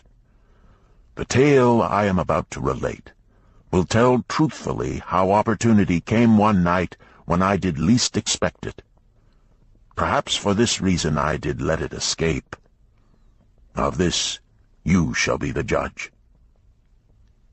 Returning to the city one evening after a disheartening 10 days' journey in search of camels, I was much angered to find the gates of the city closed and locked. While my slaves spread our tent for the night, which we looked to spend with little food and no water, I was approached by an elderly farmer who, like ourselves, found himself locked outside.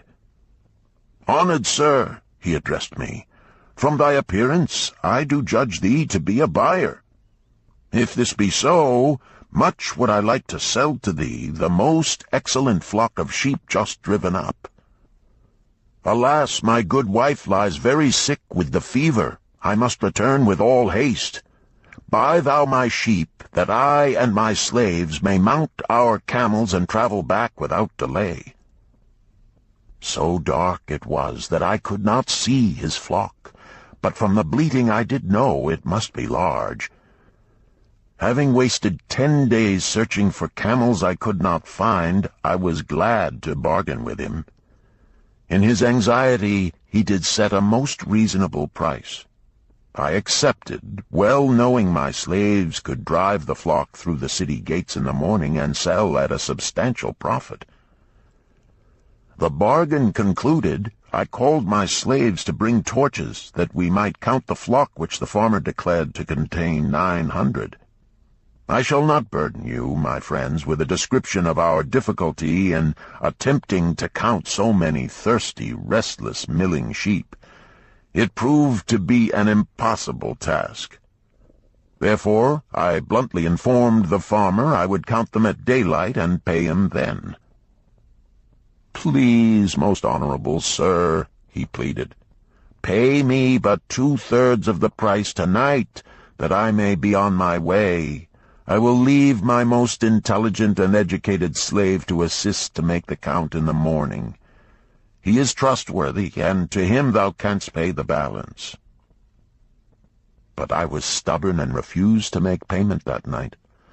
Next morning, before I awoke, the city gates opened and 4 buyers rushed out in search of flocks. They were most eager and willing to pay high prices because the city was threatened with siege and food was not plentiful. Nearly 3 times the price at which he had offered the flock to me did the old farmer receive for it. Thus was rare good luck allowed to escape.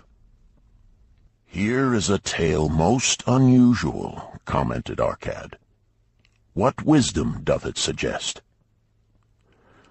"The wisdom of making a payment immediately when we are convinced our bargain is wise," suggested a venerable saddle-maker. "If the bargain be good, then dost thou need protection against thy own weaknesses as much as against any other man. We mortals are changeable. Alas, I must say more apt to change our minds when right than wrong. Wrong, we are stubborn indeed. Right, we are prone to vacillate and let opportunity escape. My first judgment is my best. Yet always have I found it difficult to compel myself to proceed with a good bargain when made. Therefore, as a protection against my own weaknesses, I do make a prompt deposit thereon. This doth save me from later regrets for the good luck that should have been mine." "Thank you. Again I like to speak." The Syrian was upon his feet once more. "These tales much alike. Each time opportunity fly away for same reason. Each time she come to procrastinator, bringing good plan. Each time they hesitate, not say, right now, best time, I do it quick. How can men succeed that way?"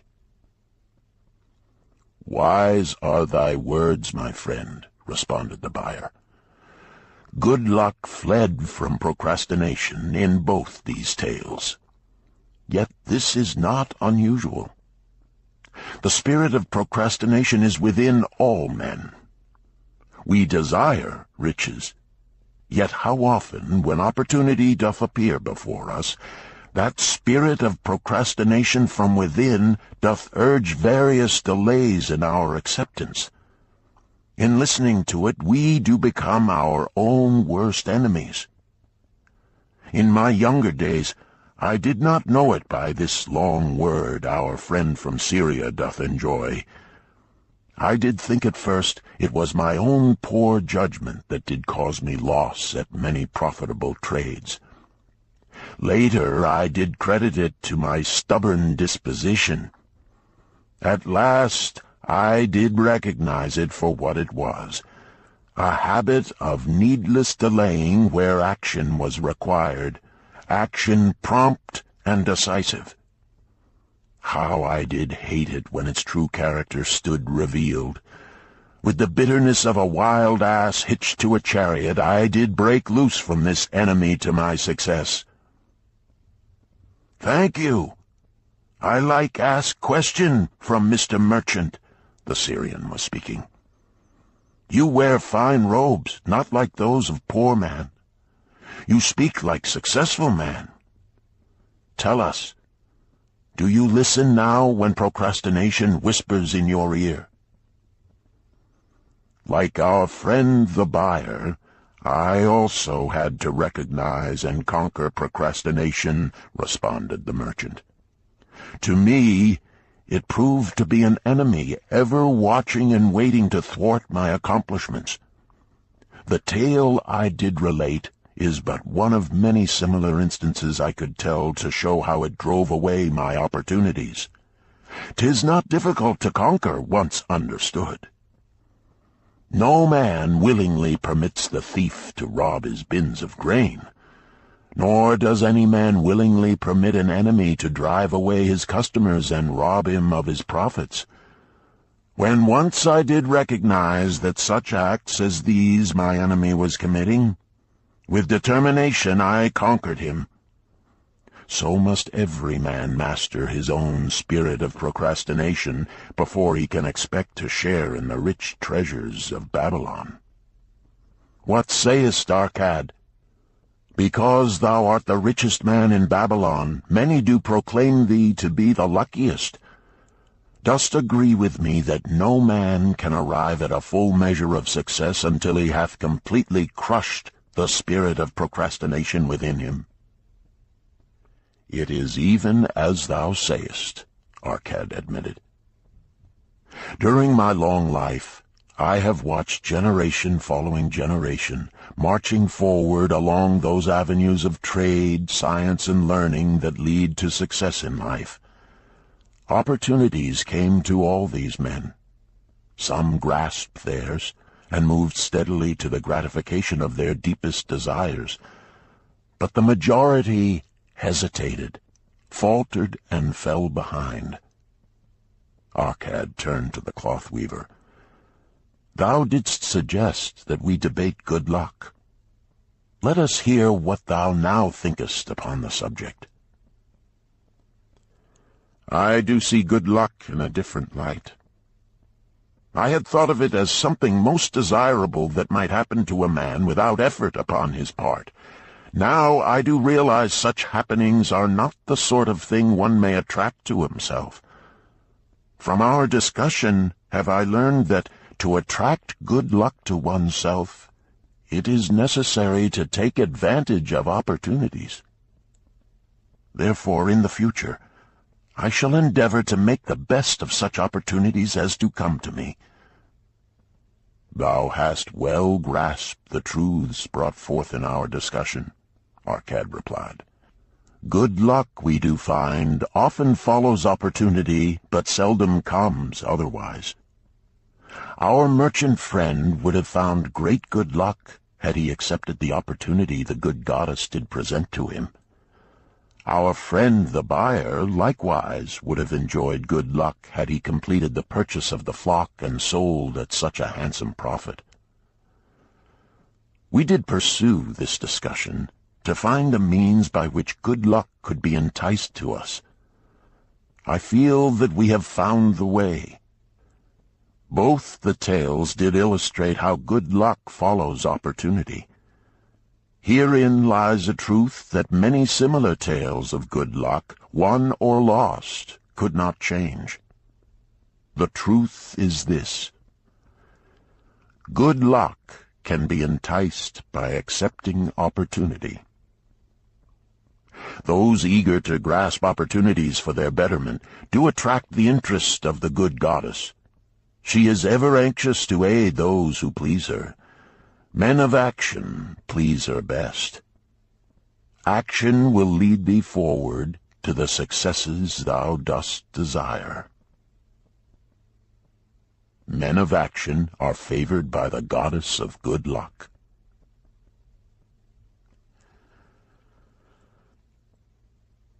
Chapter 5. The 5 Laws of Gold. A bag heavy with gold, or a clay tablet carved with words of wisdom. If thou hadst thy choice, which wouldst thou choose? By the flickering light from the fire of desert shrubs, the sun-tanned faces of the listeners gleamed with interest. "The gold! The gold!" chorused the 27. Old Calibab smiled knowingly. "Hark!" he resumed, raising his hand. "Hear the wild dogs out there in the night? They howl and wail because they are lean with hunger. Yet feed them, and what do they? Fight and strut. Then fight and strut some more, giving no thought to the morrow that will surely come. Just so it is with the sons of men. Give them a choice of gold and wisdom. What do? Ignore the wisdom and waste the gold. On the morrow they wail because they have no more gold. Gold is reserved for those who know its laws and abide by them." Calibab drew his white robe close about his lean legs, for a cool night wind was blowing. "Because thou hast served me faithfully upon our long journey, because thou cared well for my camels, because thou toiled uncomplainingly across the hot sands of the desert, because thou fought bravely the robbers that sought to despoil my merchandise, I will tell thee this night the tale of the 5 laws of gold, such a tale as thou never hast heard before. Hark ye with deep attention to the words I speak, for if you grasp their meaning and heed them, in the days that come thou shalt have much gold." He paused impressively. Above, in a canopy of blue, the stars shone brightly in the crystal-clear skies of Babylonia. Behind the group loomed their faded tents tightly staked against possible desert storms. Beside the tents were neatly stacked bales of merchandise covered with skins. Nearby, the camel herd sprawled in the sand, some chewing their cuds contentedly, others snoring in hoarse discord. "Thou hast told us many good tales, Calibab," spoke up the chief packer. "We look to thy wisdom to guide us upon the morrow when our service with thee shall be at an end." "I have but told thee of my adventures in strange and distant lands, but this night I shall tell thee of the wisdom of Arkad, the wise rich man." "Much have we heard of him," acknowledged the chief packer, "for he was the richest man that ever lived in Babylon." "The richest man he was, and that because he was wise in the ways of gold, even as no man had ever been before him. This night shall I tell you of his great wisdom as it was told to me by Nomasir, his son, many years ago in Nineveh, when I was but a lad. My master and myself had tarried long into the night in the palace of Nomasir. I had helped my master bring great bundles of fine rugs, each one to be tried by Nomasir until his choice of colors was satisfied. At last he was well pleased, and commanded us to sit with him and to drink a rare vintage, odorous to the nostrils and most warming to my stomach, which was unaccustomed to such a drink. Then did he tell us this tale of the great wisdom of Arkad, his father, even as I shall tell it to you. In Babylon it is the custom, as you know, that the sons of wealthy fathers live with their parents in expectation of inheriting the estate. Arkad did not approve of this custom. Therefore, when Nomasir reached the man's estate, he sent for the young man and addressed him. "My son, it is my desire that thou succeed to my estate. Thou must, however, first prove that thou art capable of wisely handling it. Therefore, I wish that thou go out into the world and show thy ability both to acquire gold and to make thyself respected among men. To start thee well, I will give thee 2 things of which I myself was denied when I started as a poor youth to build up a fortune. First, I give thee this bag of gold. If thou use it wisely, it will be the basis of thy future success. Second, I give thee this clay tablet upon which is carved the 5 laws of gold. If thou dost but interpret them in thy own acts, they shall bring thee competence and security. 10 years from this day come thou back to the house of thy father and give account of thyself. If thou prove worthy, I will then make thee the heir to my estate. Otherwise I will give it to the priests that they may barter for my soul the kind consideration of the gods." So Nomasir went forth to make his own way, taking his bag of gold, the clay tablet carefully wrapped in silken cloth, his slave, and the horses upon which they rode. The 10 years passed, and Nomasir, as he had agreed, returned to the house of his father, who provided a great feast in his honor, to which he invited many friends and relatives. After the feast was over, the father and mother mounted their throne-like seats at one side of the great hall, and Nomasir stood before them to give an account of himself as he had promised his father. It was evening. The room was hazy with smoke from the wicks of the oil lamps that but dimly lighted it. Slaves in white woven jackets and tunics fanned the humid air rhythmically with long-stemmed palm leaves. A stately dignity colored the scene. The wife of Nomasir and his 2 young sons, with friends and other members of the family, sat upon rugs behind him, eager listeners. "My father," he began deferentially, "I bow before thy wisdom. 10 years ago, when I stood at the gates of manhood, thou bade me go forth and become a man among men, instead of remaining a vassal to thy fortune. Thou gave me liberally of thy gold. Thou gave me liberally of thy wisdom. Of the gold, alas, I must admit of a disastrous handling. It fled indeed from my inexperienced hands, even as a wild hare flees at the first opportunity from the youth who captures it." The father smiled indulgently. "Continue, my son. Thy tale interests me in all its details."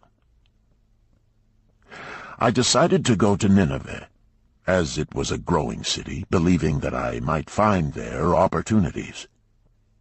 I joined a caravan, and among its members made numerous friends. 2 well-spoken men who had a most beautiful white horse, as fleet as the wind, were among these. As we journeyed, they told me in confidence that in Nineveh was a wealthy man who owned a horse so swift that it had never been beaten. Its owner believed that no horse living could run with greater speed. Therefore would he wager any sum, however large, that his horse could outspeed any horse in all Babylonia. Compared to their horse, so my friend said, it was but a lumbering ass that could be beaten with ease. They offered, as a great favor, to permit me to join them in a wager. I was quite carried away with the plan. Our horse was badly beaten, and I lost much of my gold." The father laughed. "Later, I discovered that this was a deceitful plan of these men, and they constantly journeyed with caravans seeking victims. You see, the man in Nineveh was their partner and shared with them the bets he won. This shrewd deceit taught me my first lesson in looking out for myself. I was soon to learn another, equally bitter. In the caravan was another young man with whom I became quite friendly. He was the son of wealthy parents and, like myself, journeying to Nineveh to find a suitable location. Not long after our arrival, he told me that a merchant had died, and his shop with its rich merchandise and patronage could be secured at a paltry price. Saying that we would be equal partners, but first he must return to Babylon to secure his gold, he prevailed upon me to purchase the stock with my gold, agreeing that his would be used later to carry on our venture. He long delayed the trip to Babylon, proving in the meantime to be an unwise buyer and a foolish spender. I finally put him out, but not before the business had deteriorated to where we had only unsaleable goods and no gold to buy other goods. I sacrificed what was left to an Israelite for a pitiful sum. Soon there followed, I tell you, my father, bitter days. I sought employment and found it not, for I was without trade or training that would enable me to earn. I sold my horses, I sold my slave, I sold my extra robes that I might have food and a place to sleep, but each day grim want crouched closer. But in those bitter days I remembered thy confidence in me, my father. Thou hadst sent me forth to become a man, and this I was determined to accomplish." The mother buried her face and wept softly. At this time I bethought me of the table thou had given to me, upon which thou had carved the 5 laws of gold. Thereupon I read most carefully thy words of wisdom, and realized that had I but sought wisdom first, my gold would not have been lost to me. I learned by heart each law, and determined that when once more the goddess of good fortune smiled upon me, I would be guided by the wisdom of age, and not by the inexperience of youth. For the benefit of you who are seated here this night, I will read the wisdom of my father as engraved upon the clay tablet which he gave to me 10 years ago. The 5 laws of gold. 1. Gold cometh gladly and in increasing quantity to any man who will put by not less than 1/10 of his earnings to create an estate for his future and that of his family. 2. Gold laboureth diligently and contentedly for the wise owner who finds for it profitable employment, multiplying even as the flocks of the field. 3. Gold clingeth to the protection of the cautious owner who invests it under the advice of men wise in its handling. 4. Gold slippeth away from the man who invests it in businesses or purposes with which he is not familiar, or which are not approved by those skilled in its keep. 5. Gold flees the man who would force it to impossible earnings, or who followeth the alluring advice of tricksters and schemers, or who trusts it to his own inexperience and romantic desires in investment. These are the 5 laws of gold as written by my father. I do proclaim them as of greater value than gold itself, as I will show by the continuance of my tale. He again faced his father. I have told thee of the depth of poverty and despair to which my inexperience brought me. However, there is no chain of disasters that will not come to an end. Mine came when I secured employment managing a crew of slaves working upon the new outer wall of the city.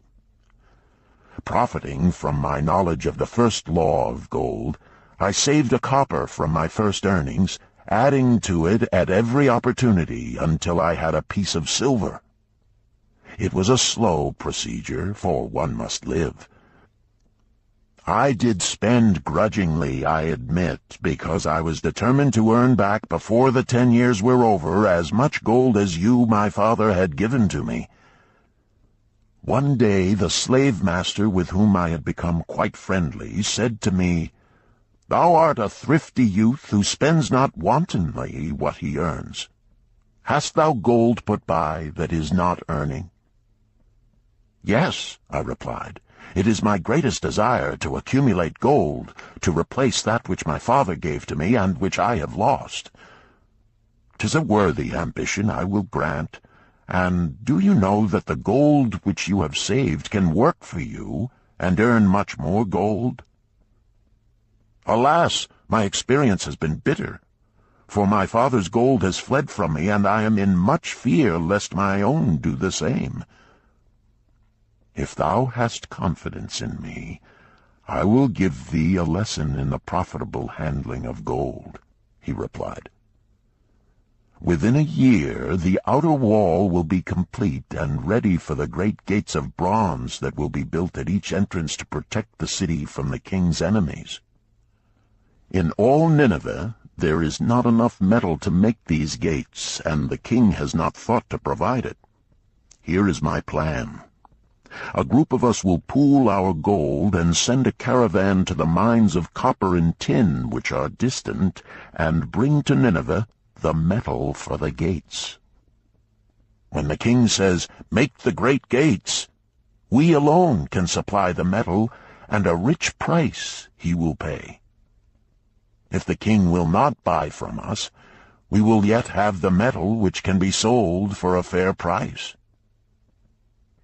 In his offer, I recognized an opportunity to abide by the third law and invest my savings under the guidance of wise men. Nor was I disappointed. Our pool was a success, and my small store of gold was greatly increased by the transaction. In due time I was accepted as a member of this same group in other ventures. They were men wise in the profitable handling of gold. They talked over each plan presented with great care before entering upon it. They would take no chance on losing their principal or tying it up in unprofitable investments from which their gold could not be recovered. Such foolish things as the horse race and the partnership into which I had entered with my inexperience would have had scant consideration with them. They would have immediately pointed out their weaknesses. Through my association with these men, I learned to safely invest gold to bring profitable returns. As the years went on, my treasure increased more and more rapidly. I not only made back as much as I lost, but much more. Through my misfortunes, my trials, and my success, I have tested time and again the wisdom of the 5 laws of gold, my father, and have proven them true in every test.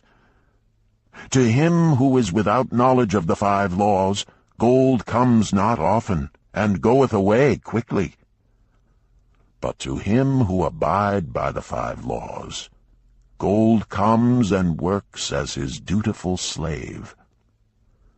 Nomasir ceased speaking and motioned to a slave in the back of the room. The slave brought forward one at a time 3 heavy leather bags. One of these Nomasir took and placed upon the floor before his father, addressing him again. "Thou didst give to me a bag of gold, Babylon gold. Behold, in its place I do return to thee a bag of Nineveh gold of equal weight, an equal exchange, as all will agree. Thou didst give to me a clay tablet inscribed with wisdom. Behold, in its stead I do return 2 bags of gold." So saying, he took from the slave the other 2 bags, and likewise placed them upon the floor before his father. "This I do to prove to thee, my father, of how much greater value I consider thy wisdom than thy gold. Yet who can measure in bags of gold the value of wisdom? Without wisdom, gold is quickly lost by those who have it. But with wisdom, gold can be secured by those who have it not, as these 3 bags of gold do prove. It does indeed give to me the deepest satisfaction, my father, to stand before thee and say that, because of thy wisdom, I have been able to become rich and respected before men." The father placed his hand fondly upon the head of Nomasir. "Thou hast learned well thy lessons, and I am indeed fortunate to have a son to whom I may entrust my wealth." Calibab ceased his tale and looked critically at his listeners. "What means this to thee, this tale of Nomasir?" he continued. "Who among thee can go to thy father or to the father of thy wife and give an account of wise handling of his earnings? What would these venerable men think were you to say, 'I have traveled much and learned much and labored much and earned much, yet alas, of gold I have little. Some I spent wisely, some I spent foolishly, and much I lost in unwise ways'? Dost still think it but an inconsistency of fate that some men have much gold and others have naught? Then you err. Men have much gold when they know the 5 laws of gold and abide thereby. Because I learned these 5 laws in my youth and abided by them, I have become a wealthy merchant. Not by some strange magic did I accumulate my wealth. Wealth that comes quickly goeth the same way. Wealth that stayeth to give enjoyment and satisfaction to its owner comes gradually, because it is a child born of knowledge and persistent purpose. To earn wealth is but a slight burden upon the thoughtful man. Bearing the burden consistently from year to year accomplishes the final purpose. The 5 laws of gold offer to thee a rich reward for their observance. Each of these 5 laws is rich with meaning, and lest thou overlook this in the briefness of my tale, I will now repeat them. I do know them each by heart, because in my youth I could see their value and would not be content until I knew them word for word. The first law of gold. Gold cometh gladly and in increasing quantity to any man who will put by not less than 1/10 of his earnings to create an estate for his future and that of his family. Any man who will put by 1/10 of his earnings consistently and invest it wisely will surely create a valuable estate that will provide an income for him in the future and further guarantee safety for his family in case the gods call him to the world of darkness. This law always saith that gold cometh gladly to such a man. I can truly certify this in my own life. The more gold I accumulate, the more readily it comes to me, and in increased quantities.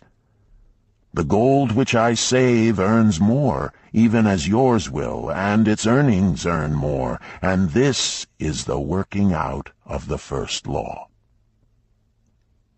The second law of gold. Gold laboreth diligently and contentedly for the wise owner who finds for it profitable employment, multiplying even as the flocks of the field.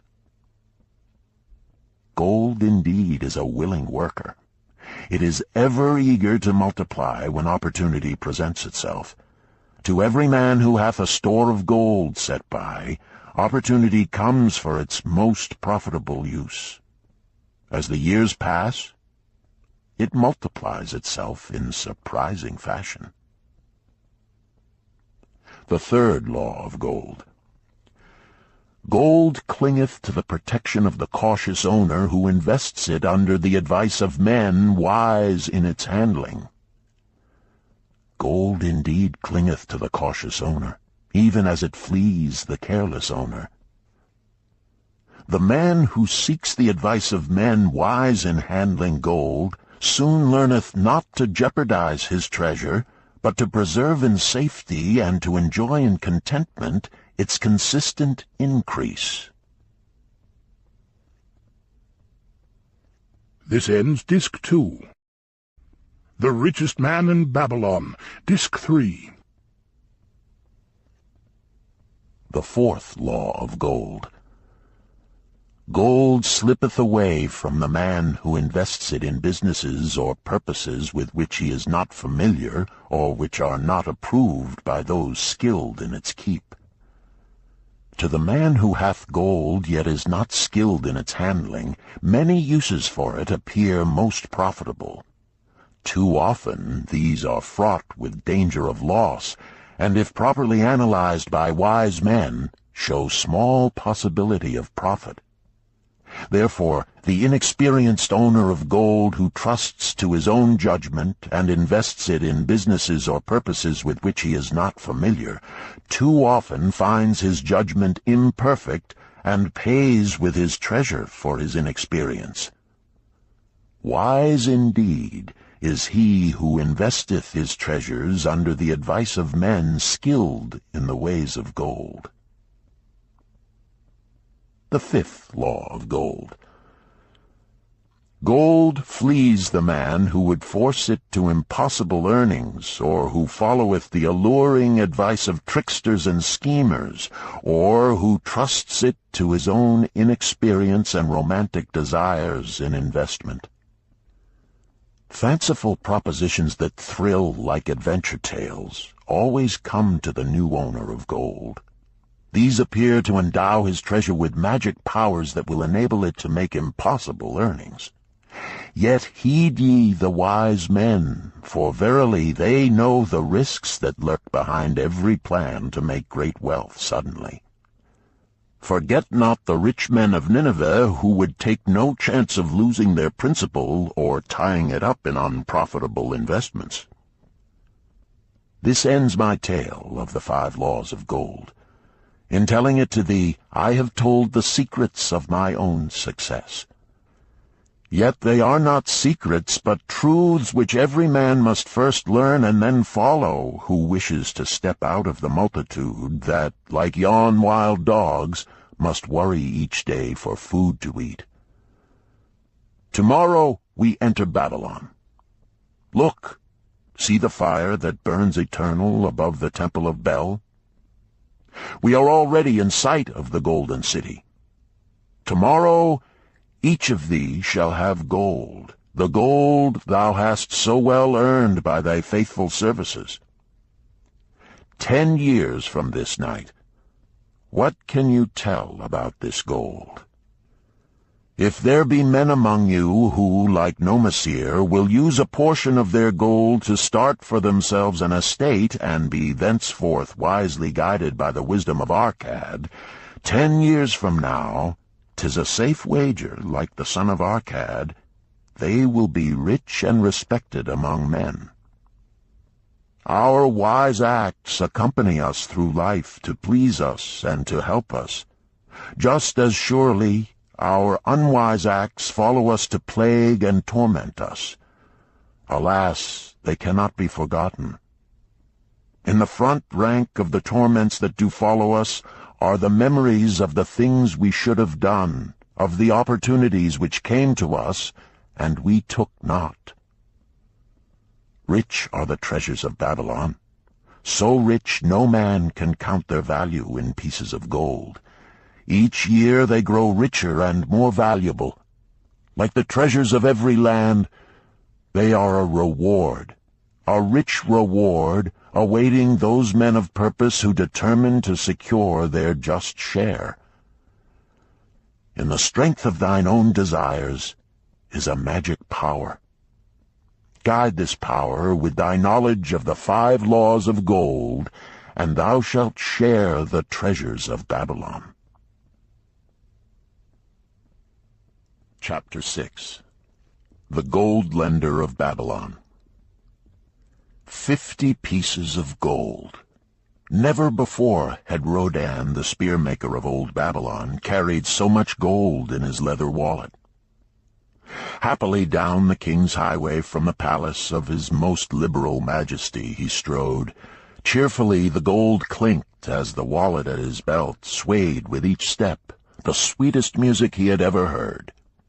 50 pieces of gold, all his. He could hardly realize his good fortune. What power in those clinking discs!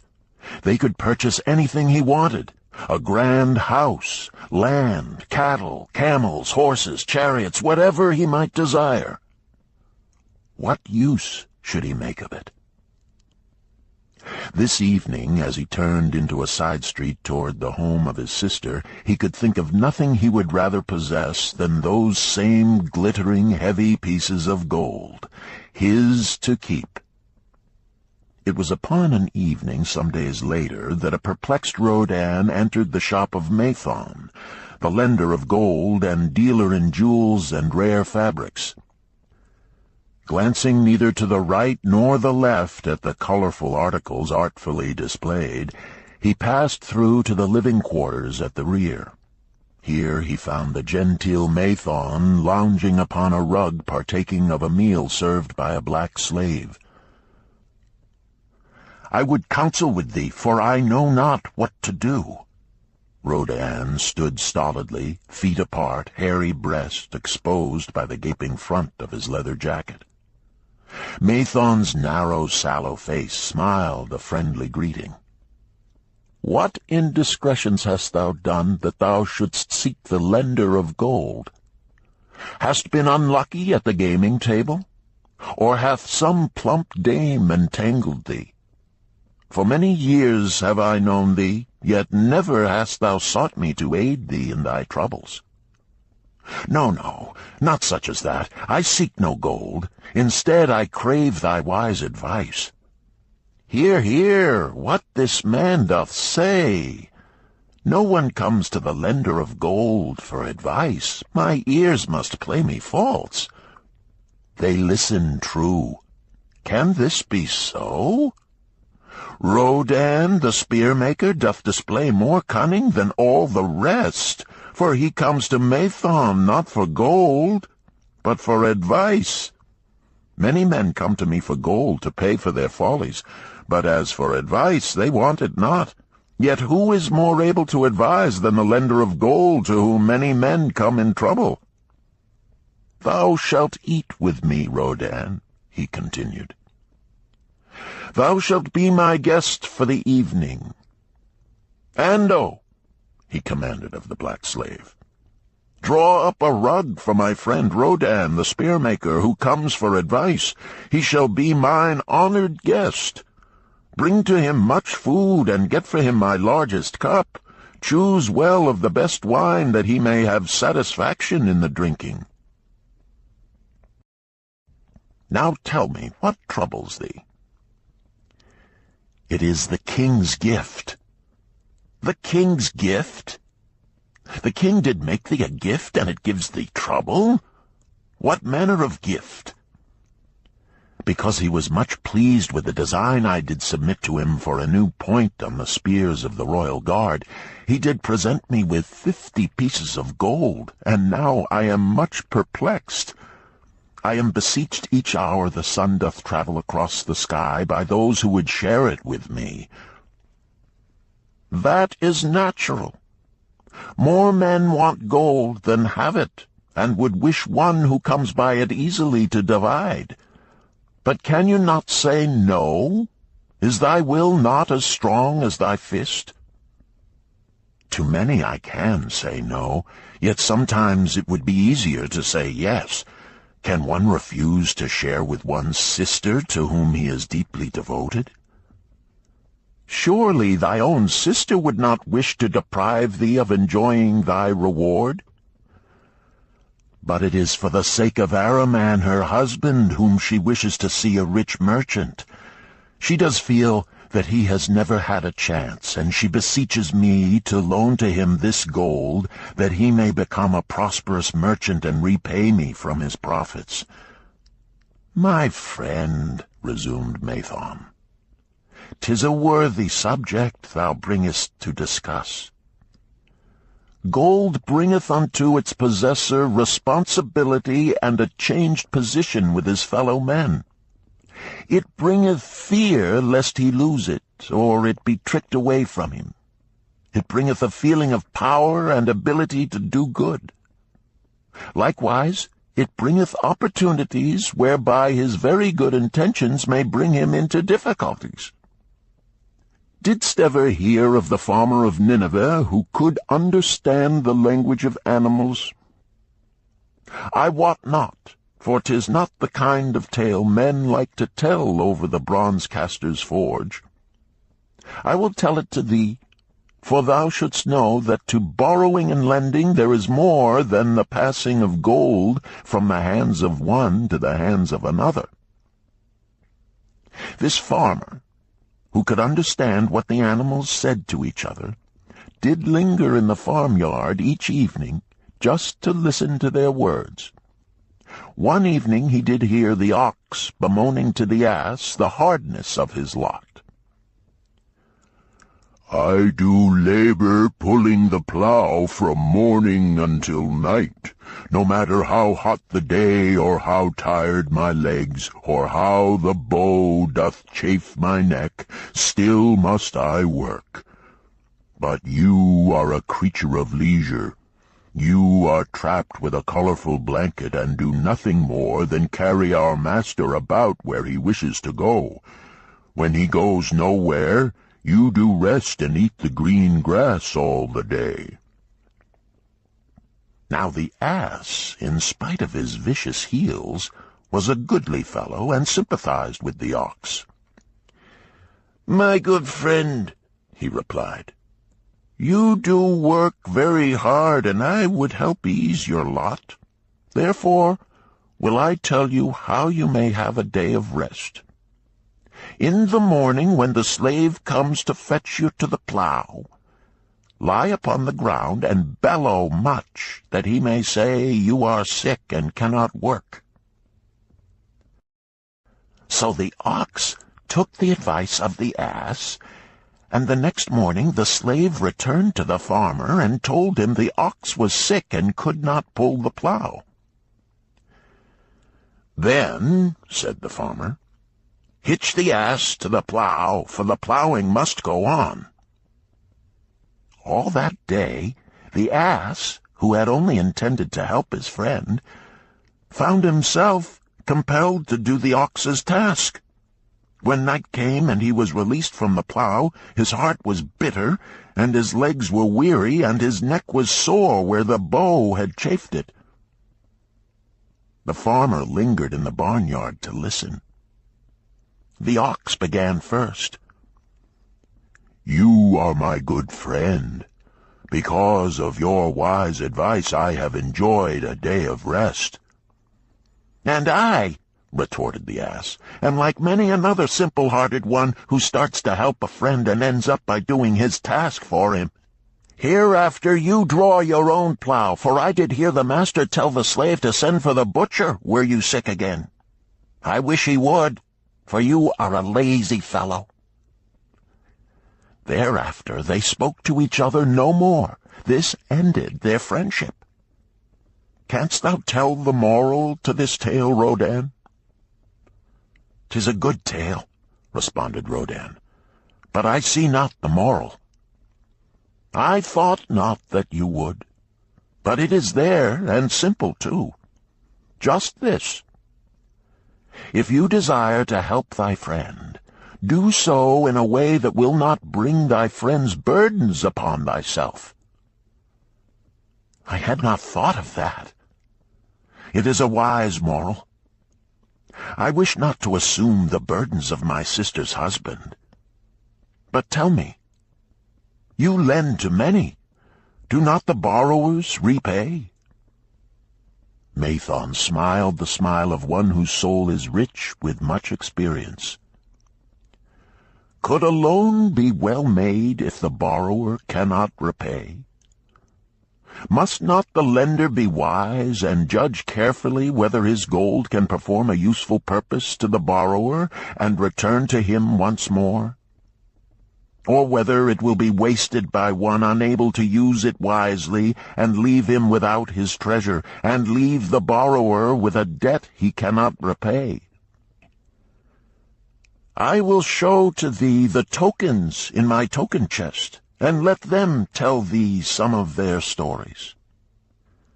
Into the room he brought a chest as long as his arm, covered with red pigskin and ornamented with bronze designs. He placed it upon the floor and squatted before it, both hands upon the lid. "From each person to whom I lend, I do exact a token for my token chest, to remain there until the loan is repaid. When they repay, I give it back. But if they never repay, it will always remind me of one who was not faithful to my confidence. The safest loans, my token box tells me, are to those whose possessions are of more value than the one they desire.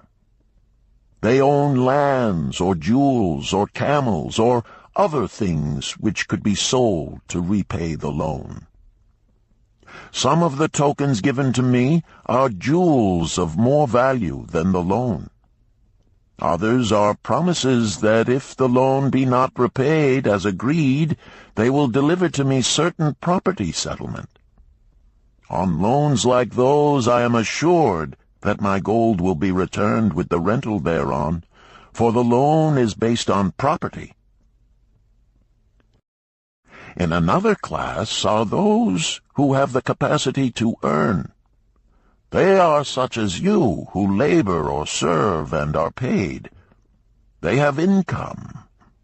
And if they are honest and suffer no misfortune, I know that they also can repay the gold I loan them and the rental to which I am entitled. Such loans are based on human effort.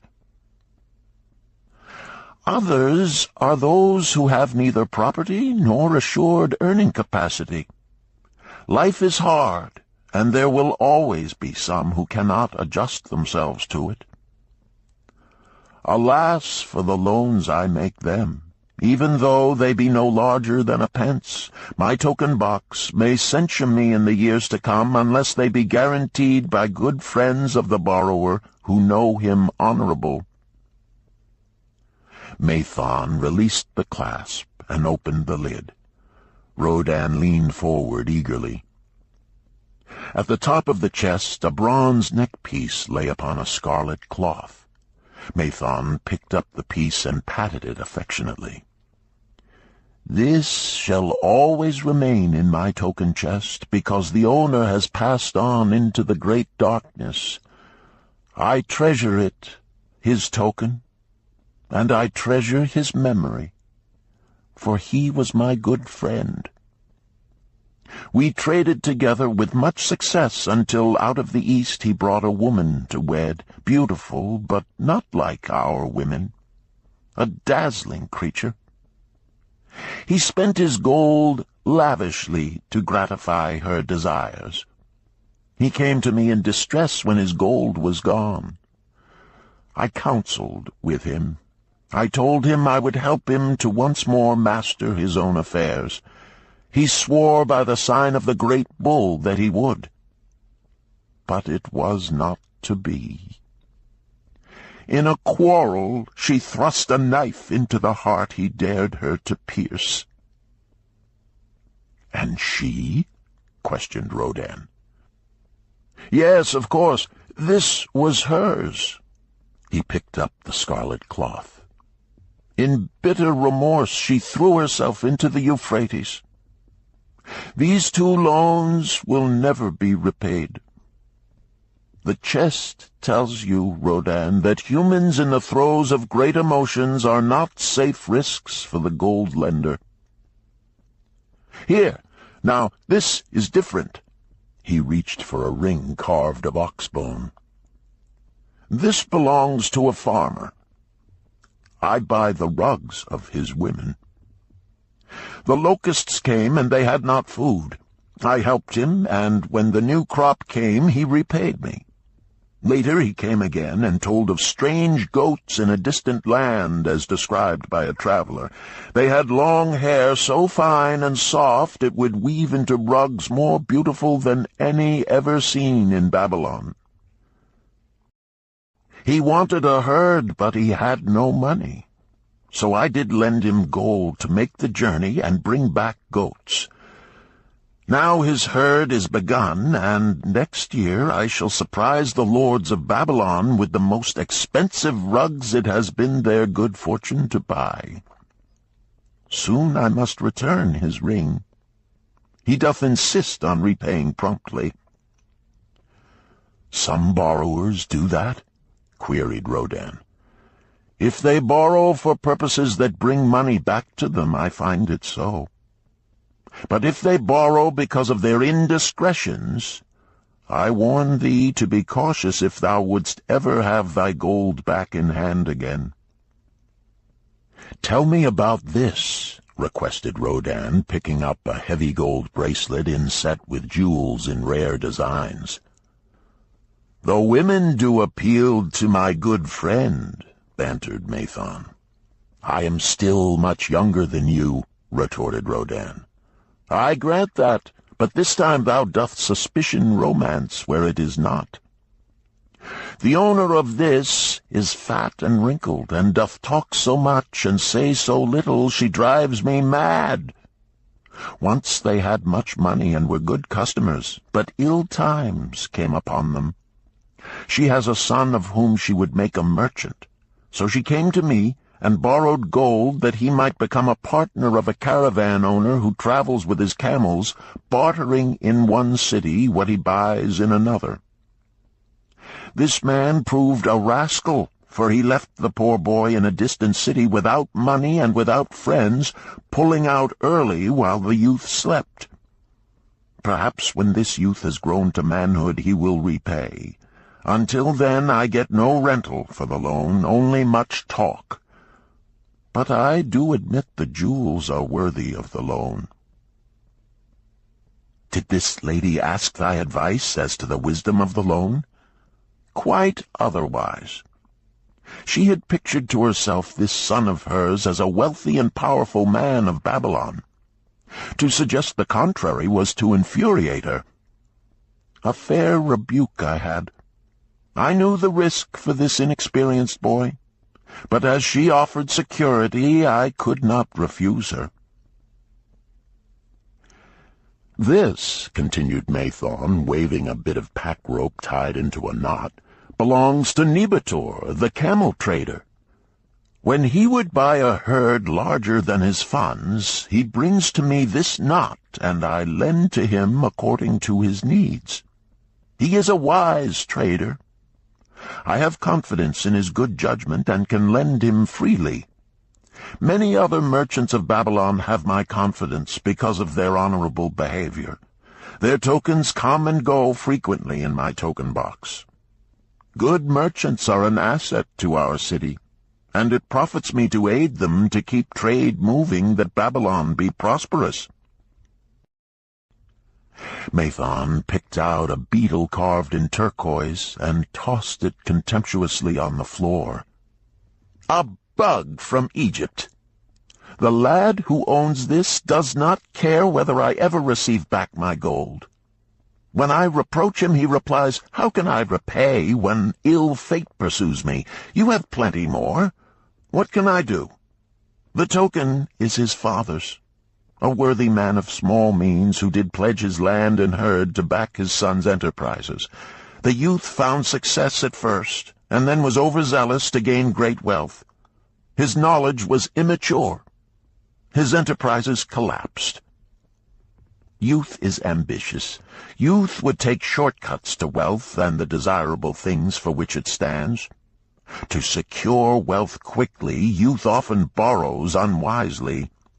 Youth, never having had experience, cannot realize that hopeless debt is like a deep pit into which one may descend quickly, and where one may struggle vainly for many days.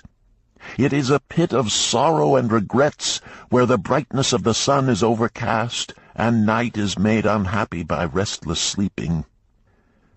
Yet I do not discourage borrowing gold. I encourage it. I recommend it if it be for a wise purpose. I myself made my first real success as a merchant with borrowed gold. Yet what should the lender do in such a case?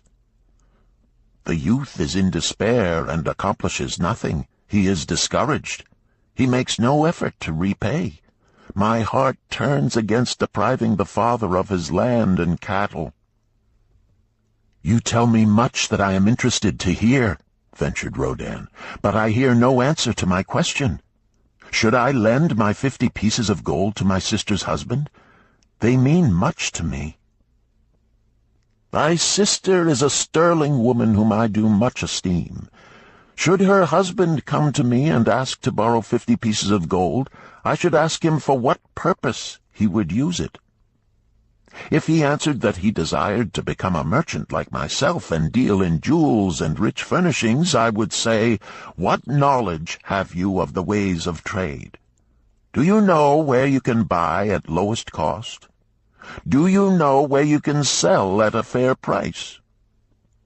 Could he say yes to these questions?" "No, he could not," Rodan admitted. "He has helped me much in making spears, and he has helped some in the shops." Then would I say to him that his purpose was not wise. Merchants must learn their trade. His ambition, though worthy, is not practical, and I would not lend him any gold. But supposing he could say, 'Yes, I have helped merchants much. I know how to travel to Smyrna and to buy at low cost the rugs the housewives weave. I also know many of the rich people of Babylon to whom I can sell these at a large profit. Then I would say, 'Your purpose is wise, and your ambition honorable. I shall be glad to lend you the 50 pieces of gold if you can give me security that they will be returned.'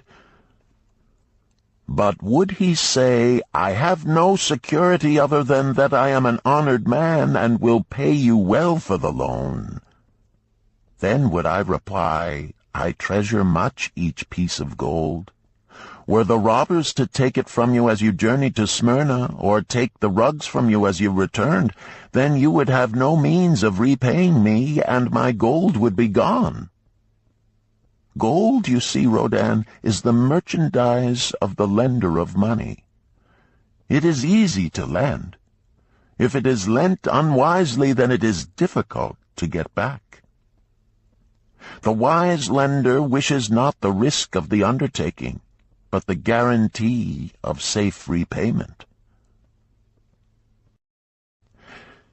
'Tis well," he continued, "to assist those that are in trouble.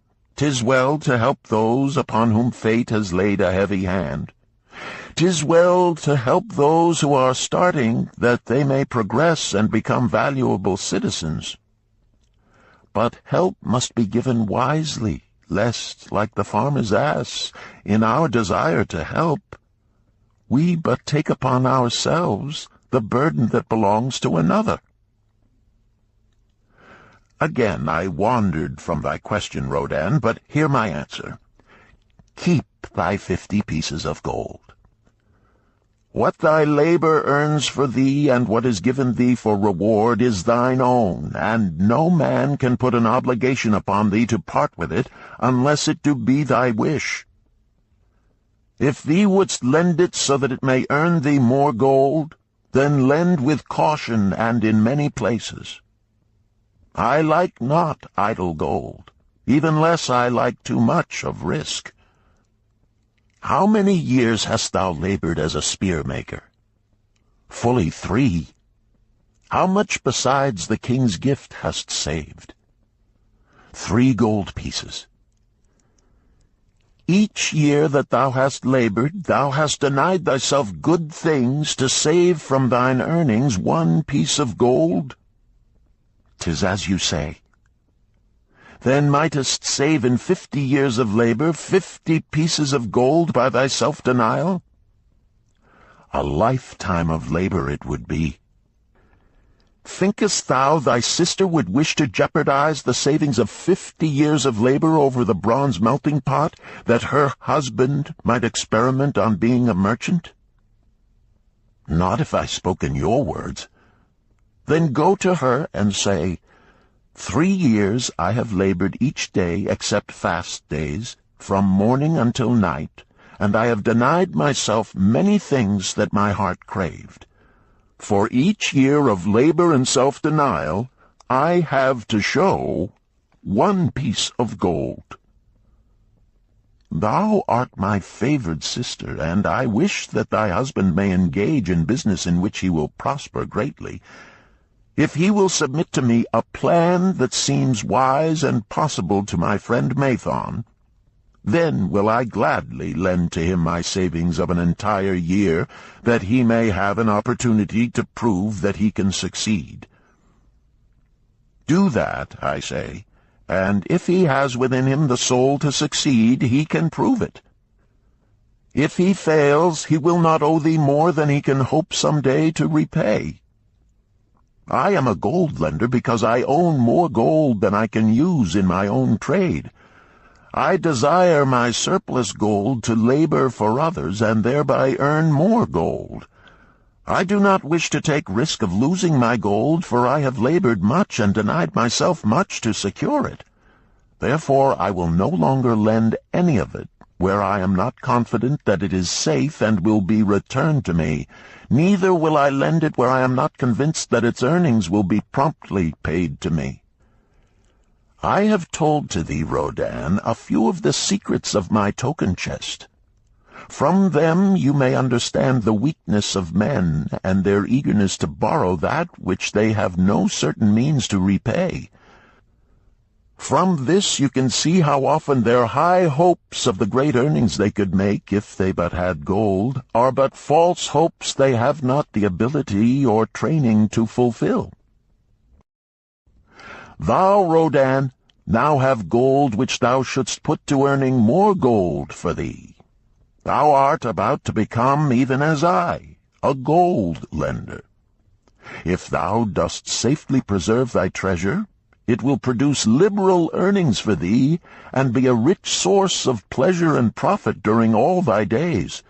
But if thou dost let it escape from thee, it will be a source of constant sorrow and regret as long as thy memory doth last. What desirest thou most of this gold in thy wallet? To keep it safe. Wisely spoken, replied Mathon approvingly. Thy first desire is for safety.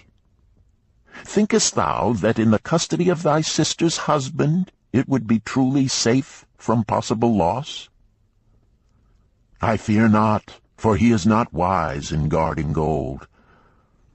Then be not swayed by foolish sentiments of obligation to trust thy treasure to any person. If thou wouldst help thy family or thy friends, find other ways than risking the loss of thy treasure. Forget not that gold slippeth away in unexpected ways from those unskilled in guarding it. As well waste thy treasure in extravagance as let others lose it for thee. What next after safety dost desire of this treasure of thine? That it earn more gold. Again thou speakest with wisdom. It should be made to earn and grow larger. Gold wisely lent may even double itself with its earnings before a man like you groweth old. If you risk losing it, you risk losing all that it would earn as well. Therefore be not swayed by the fantastic plans of impractical men who think they see ways to force thy gold to make earnings unusually large. Such plans are the creations of dreamers unskilled in the safe and dependable laws of trade. Be conservative in what thou expectest to earn, that thou mayest keep and enjoy thy treasure. To hire it out with a promise of usurious returns is to invite loss. Seek to associate thyself with men and enterprises whose success is established, that thy treasure may earn liberally under their skillful use and be guarded safely by their wisdom and experience. Thus mayest thou avoid the misfortunes that follow most of the sons of men to whom the gods see fit to entrust gold. When Rodan would thank him for his wise advice, he would not listen, saying, The king's gift shall teach thee much wisdom. If wouldst keep thy 50 pieces of gold, thou must be discreet indeed. Many uses will tempt thee. Much advice will be spoken to thee. Numerous opportunities to make large profits will be offered thee. The stories from my token box should warn thee, before thou let any piece of gold leave thy pouch, to be sure that thou hast a safe way to pull it back again. Should my further advice appeal to thee, return again. It is gladly given. Ere thou goest, read this which I have carved beneath the lid of my token box. It applies equally to the borrower and the lender. Better a little caution than a great regret. Chapter 7. The Walls of Babylon. Old Banzar, grim warrior of another day, stood guard at the passageway leading to the top of the ancient walls of Babylon. Up above, valiant defenders were battling to hold the walls. Upon them depended the future existence of this great city with its hundreds of thousands of citizens. Over the walls came the roar of the attacking armies, the yelling of many men, the trampling of thousands of horses, the deafening boom of the battering rams pounding the bronzed gates. In the street behind the gate lounged the spearmen, waiting to defend the entrance should the gates give way. They were but few for the task. The main armies of Babylon were with their king, far away in the east on a great expedition against the Elamites. No attack upon the city having been anticipated during their absence, the defending forces were small. Unexpectedly from the north bore down the mighty armies of the Assyrians, and now the walls must hold or Babylon was doomed. About Banzar were great crowds of citizens, white-faced and terrified, eagerly seeking news of the battle. With hushed awe they viewed the stream of wounded and dead being carried or led out of the passageway. Here was the crucial point of attack. After 3 days of circling about the city, the enemy had suddenly thrown his great strength against this section and this gate. The defenders from the top of the wall fought off the climbing platforms and the scaling ladders of the attackers with arrows, burning oil, and, if any reached the top, spears. Against the defenders, thousands of the enemy's archers poured a deadly barrage of arrows. Old Banzar had the vantage point for news. He was closest to the conflict and first to hear of each fresh repulse of the frenzied attackers. An elderly merchant crowded close to him, his palsied hands quivering. "Tell me, he pleaded. "They cannot get in.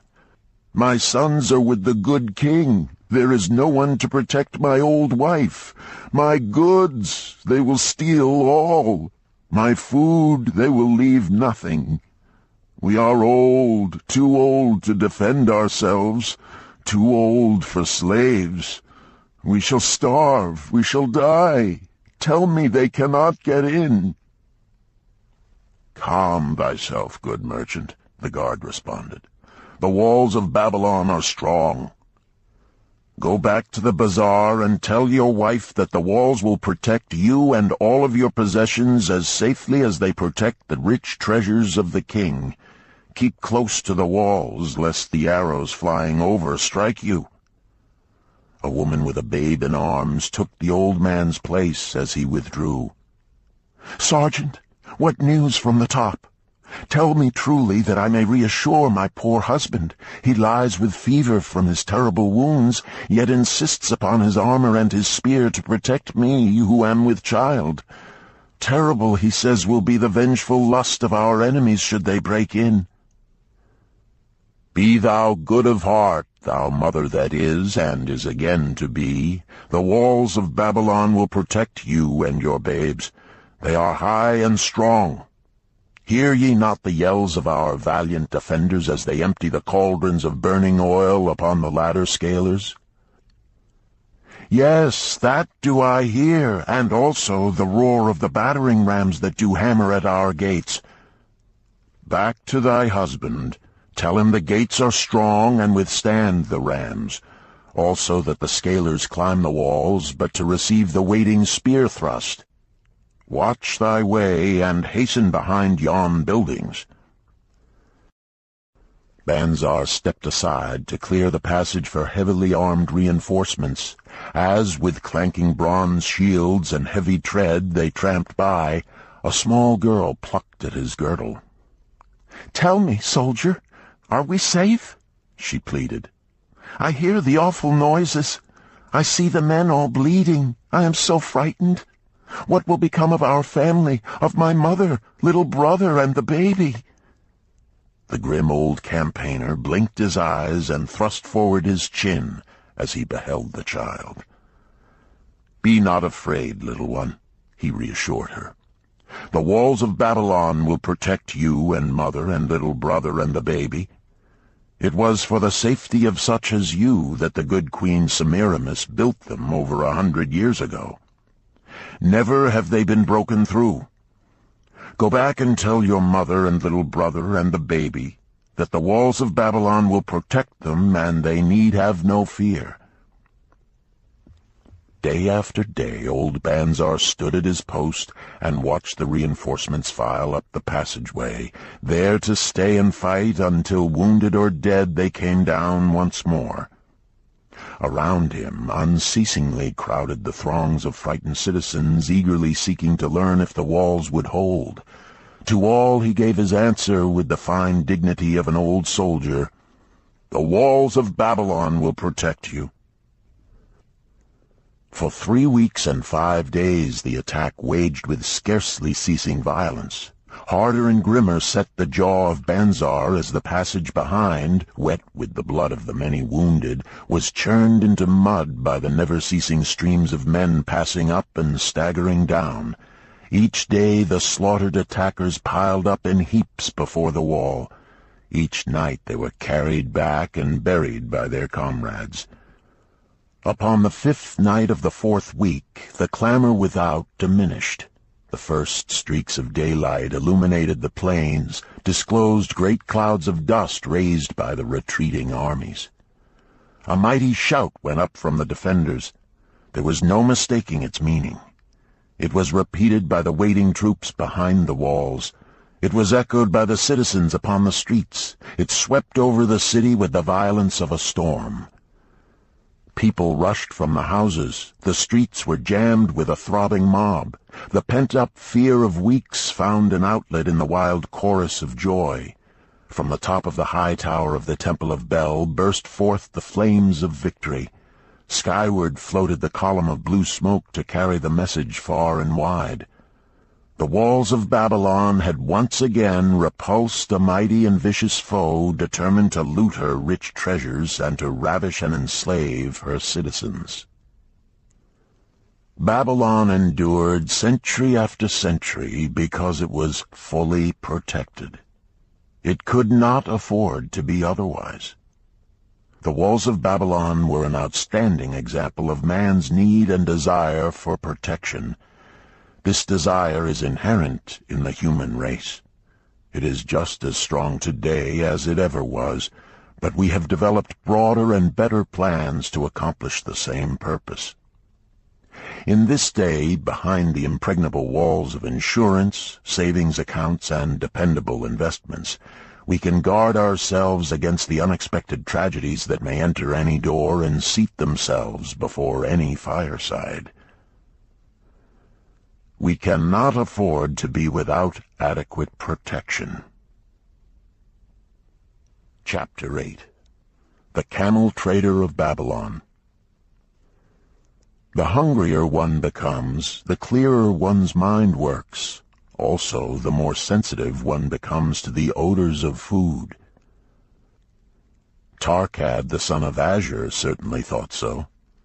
For 2 whole days he had tasted no food except 2 small figs purloined from over the wall of a garden. Not another could he grab before the angry woman rushed forth and chased him down the street. Her shrill cries were still ringing in his ears as he walked through the marketplace. They helped him to restrain his restless fingers from snatching the tempting fruits from the baskets of the market women. Never before had he realized how much food was brought to the markets of Babylon and how good it smelled. Leaving the market, he walked across to the inn and paced back and forth in front of the eating house. Perhaps here he might meet someone he knew, someone from whom he could borrow a copper that would gain him a smile from the unfriendly keeper of the inn and, with it, a liberal helping. Without the copper, he knew all too well how unwelcome he would be. In his abstraction, he unexpectedly found himself face to face with the one man he wished most to avoid, the tall, bony figure of Dabasir, the camel trader. Of all the friends and others from whom he had borrowed small sums, Dabasir made him feel the most uncomfortable because of his failure to keep his promises to repay promptly. Dabasir's face lighted up at the sight of him. "Ha! 'Tis Arkad! Just the one I have been seeking, that he might repay the 2 pieces of copper which I lent him a moon ago. Also the piece of silver which I lent to him before that. We are well met. I can make good use of the coins this very day. What say, boy, what say?" Arkad stuttered, and his face flushed. He had naught in his empty stomach to nerve him to argue with the outspoken Dabasir. "I am sorry, very sorry," he mumbled weakly. "But this day I have neither the copper nor the silver with which I could repay." "Then get it," Davasir insisted. "Surely thou canst get hold of a few coppers and a piece of silver to repay the generosity of an old friend of thy father, who aided thee whence thou wast in need." "'Tis because ill fortune does pursue me that I cannot pay." "Ill fortune? Wouldst blame the gods for thine own weakness? Ill fortune pursues every man who thinks more of borrowing than of repaying. Come with me, boy, while I eat. I am hungry, and I would tell thee a tale." Arkad flinched from the brutal frankness of Davasir, but here at least was an invitation to enter the coveted doorway of the eating-house. Davasir pushed him to a far corner of the room where they seated themselves upon small rugs. When Koskor, the proprietor, appeared smiling, Davasir addressed him with his usual freedom. "Fat lizard of the desert, bring to me a leg of the goat, very brown, with much juice, and bread and all of the vegetables, for I am hungry and want much food. Do not forget my friend here. Bring to him a jug of water. Have it cooled, for the day is hot." Arkad's heart sank. Must he sit here and drink water while he watched this man devour an entire goat leg? He said nothing. He thought of nothing he could say. Davasir, however, knew no such thing as silence. Smiling and waving his hand good-naturedly to the other customers, all of whom knew him, he continued. "I did hear from a traveler just returned from Urfa of a certain rich man who has a piece of stone cut so thin that one can look through it. He put it in the window of his house to keep out the rains.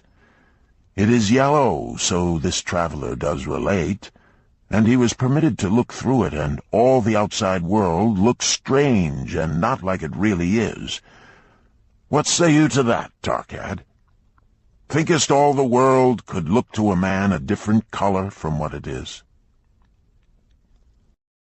"I dare say," responded the youth, much more interested in the fat leg of goat placed before Davasir.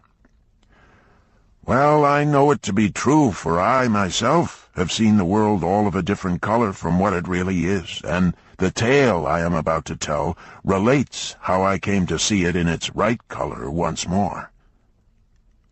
"Davasir will tell a tale," whispered a neighboring diner to his neighbor, and dragged his rug close. Other diners brought their food and crowded in a semicircle. They crunched noisily in the ears of Arkad and brushed him with their meaty bones. He alone was without food. Davasir did not offer to share with him, nor even motion him to a small corner of the hard bread that was broken off and had fallen from the platter to the floor.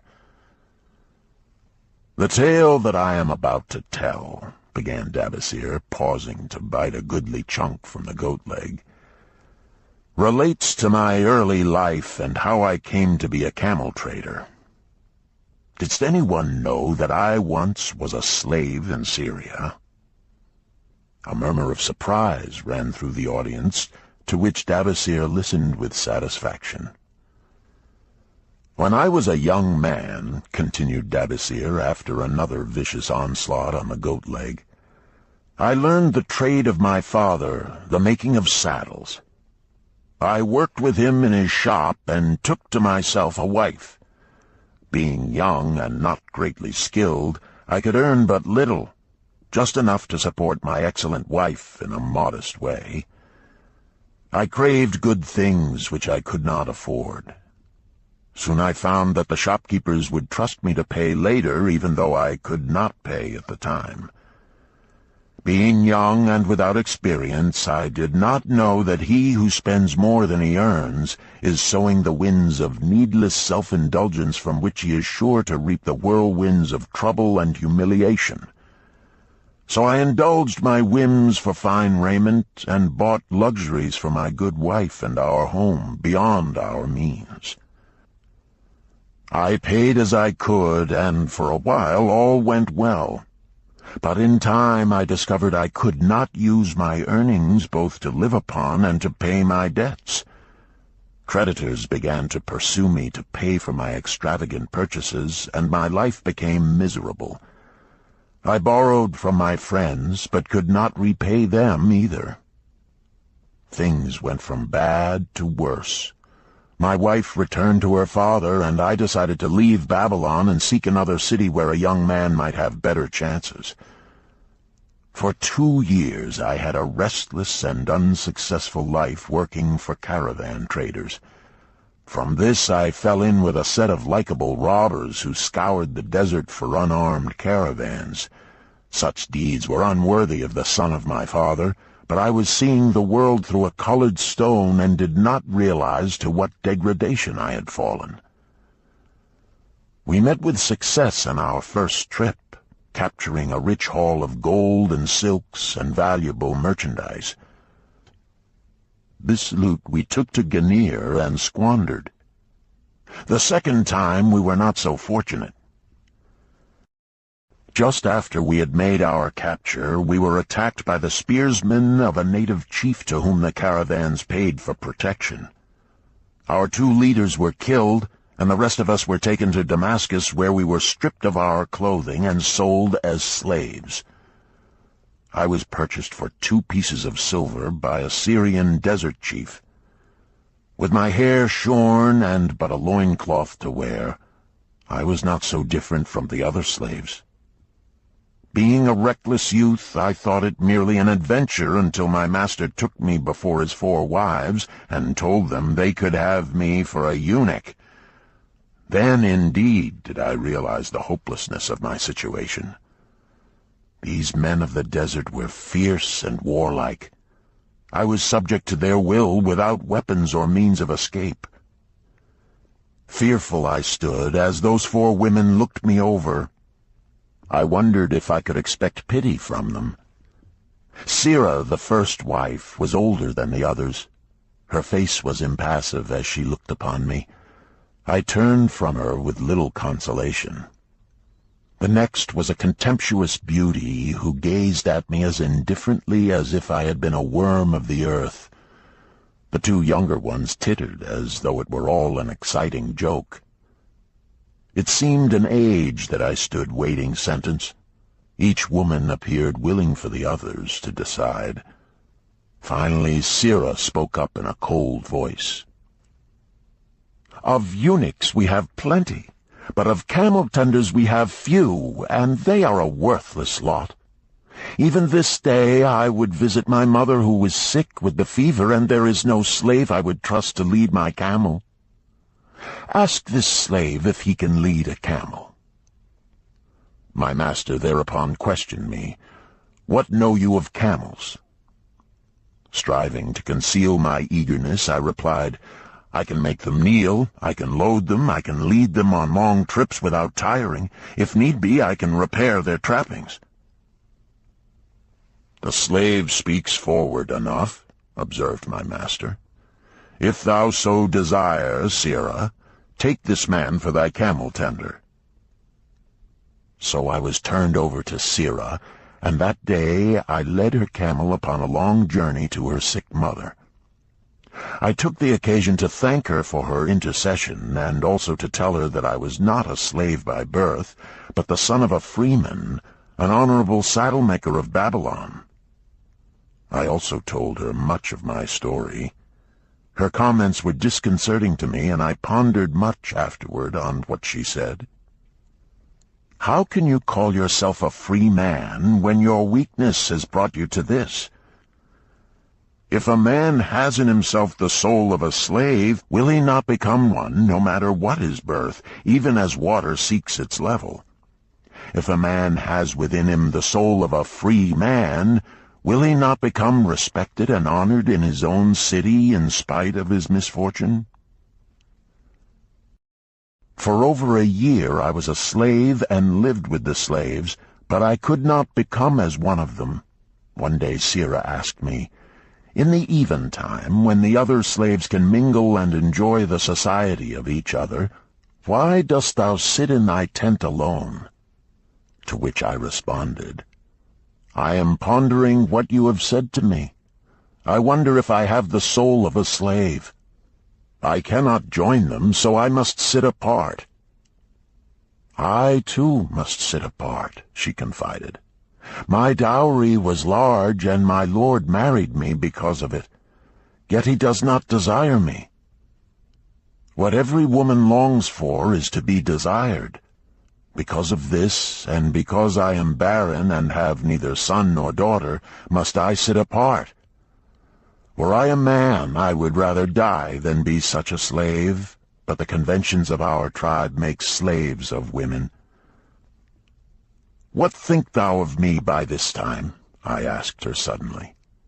"Have I the soul of a man, or have I the soul of a slave?" "Have you a desire to repay the just debts you owe in Babylon?" she parried. "Yes, I have the desire, but I see no way." "If thou contentedly let the years slip by and make no effort to repay, then thou hast but the contemptible soul of a slave. No man is otherwise who cannot respect himself, and no man can respect himself who does not repay honest debts."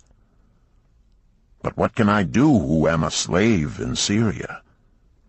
"Stay a slave in Syria, thou weakling."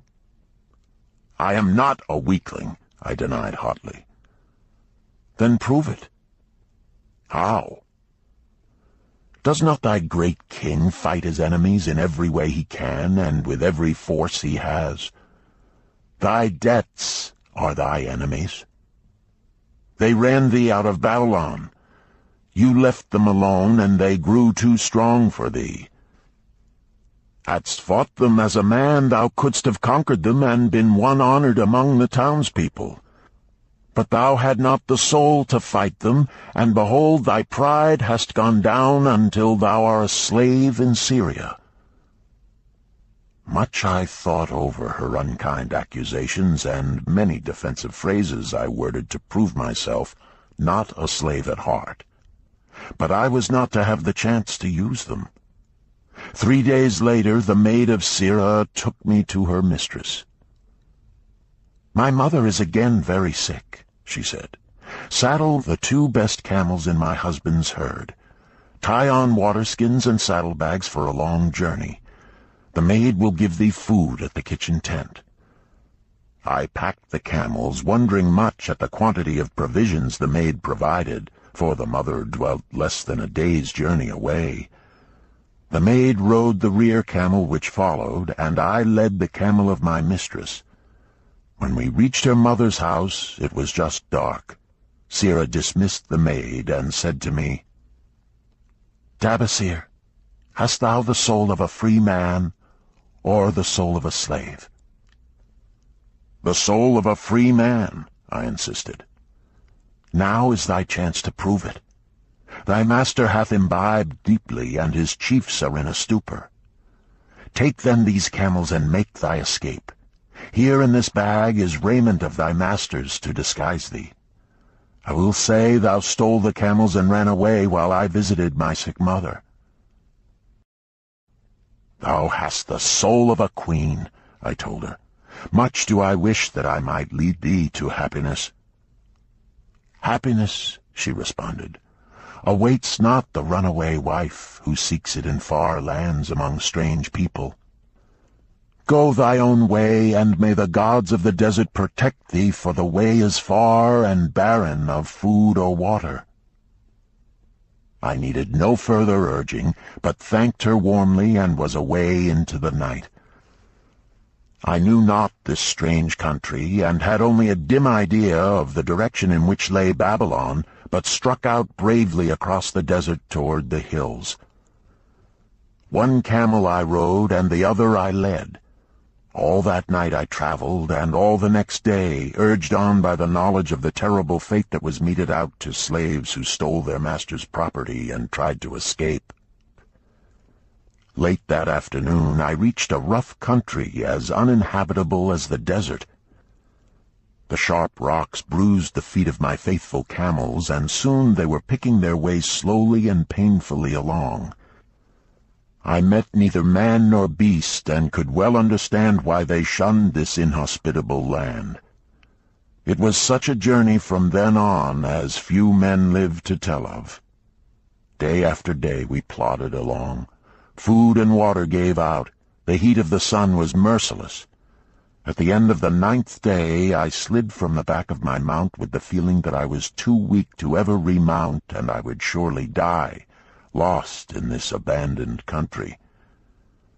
I stretched out upon the ground and slept, not waking until the first gleam of daylight. I sat up and looked about me. There was a coolness in the morning air. My camels lay dejected not far away. About me was a vast waste of broken country covered with rock and sand and thorny things. No sign of water, not to eat for man or camel. Could it be that in this peaceful quiet I faced my end? My mind was clearer than it had ever been before. My body now seemed of little importance. My parched and bleeding lips, my dry and swollen tongue, my empty stomach, all had lost their supreme agonies of the day before. I looked across into the uninviting distance, and once again came to me the question, have I the soul of a slave or the soul of a free man? Then, with clearness, I realized that if I had the soul of a slave, I should give up, lie down in the desert and die, a fitting end for a runaway slave. But if I had the soul of a free man, what then? Surely I would force my way back to Babylon, repay the people who had trusted me, bring happiness to my wife who truly loved me, and bring peace and contentment to my parents. Thy debts are thine enemies who have run thee out of Babylon, Sirrah had said. Yes, it was so. Why had I refused to stand my ground like a man? Why had I permitted my wife to go back to her father? Then a strange thing happened. All the world seemed to be of a different color, as though I had been looking at it through a colored stone which had suddenly been removed. At last I saw the true values in life. Die in the desert, not I. With a new vision I saw the things that I must do. First, I would go back to Babylon and face every man to whom I owed an unpaid debt. I should tell them that after years of wandering and misfortune, I had come back to pay my debts as fast as the gods would permit. Next, I should make a home for my wife and become a citizen of whom my parents should be proud. My debts were my enemies, but the men I owed were my friends, for they had trusted me and believed in me. I staggered weakly to my feet. What mattered hunger? What mattered thirst? They were but incidents on the road to Babylon. Within me surged the soul of a free man going back to conquer his enemies and reward his friends. I thrilled with the great resolve. The glazed eyes of my camels brightened at the new note in my husky voice. With great effort, after many attempts, they gained their feet. With pitiful perseverance, they pushed on toward the north, where something within me said we would find Babylon. We found water. We passed into a more fertile country where were grass and fruit. We found the trail to Babylon because the soul of a free man looks at life as a series of problems to be solved, and solves them, while the soul of a slave whines, "What can I do who am but a slave?" How about thee, Arkad? Does thy empty stomach make thy head exceedingly clear? Art ready to take the road that leads back to self-respect? Canst thou see the world in its true color? Hast thou the desire to pay thy honest debts, however many they may be, and once again be a man respected in Babylon? Moisture came to the eyes of the youth. He rose eagerly to his knees. Thou hast shown me a vision. Already I feel the soul of a free man surge within me. But how fared you upon your return? questioned an interested listener. "Where the determination is, the way can be found," Dabaseer replied. "I now had the determination, so I set out to find a way. First I visited every man to whom I was indebted, and begged his indulgence until I could earn that with which to repay. Most of them met me gladly. Several reviled me, but others offered to help me. One indeed did give me the very help I needed. It was Mathon, the gold lender. Learning that I had been a camel tender in Syria, he sent me to old Nebator, the camel trader, just commissioned by our good king to purchase many herds of sound camels for the great expedition. With him my knowledge of camels I put to good use. Gradually I was able to repay every copper and every piece of silver. Then at last I could hold up my head and feel that I was an honorable man among men." Again Dabaseer turned to his food. "Kaskor, thou snail," he called loudly to be heard in the kitchen.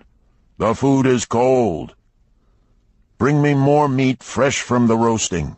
Bring thou also a very large portion for Arkad, the son of my old friend, who is hungry and shall eat with me." So ended the tale of Dabaseer, the camel trader of old Babylon. He found his own soul when he realized a great truth, a truth that had been known and used by wise men long before his time. It has led men of all ages out of difficulties and into success, and it will continue to do so for those who have the wisdom to understand its magic power. It is for any man to use who reads these lines. Where the determination is, the way can be found. Chapter 9. The Clay Tablets from Babylon. St. Swithin's College, Nottingham University, Newark-on-Trent, Nottingham. October 21st, 1934. Professor Franklin Caldwell, care of British Scientific Expedition, Hilla, Mesopotamia. My dear Professor, the 5 clay tablets from your recent excavation in the ruins of Babylon arrived on the same boat with your letter.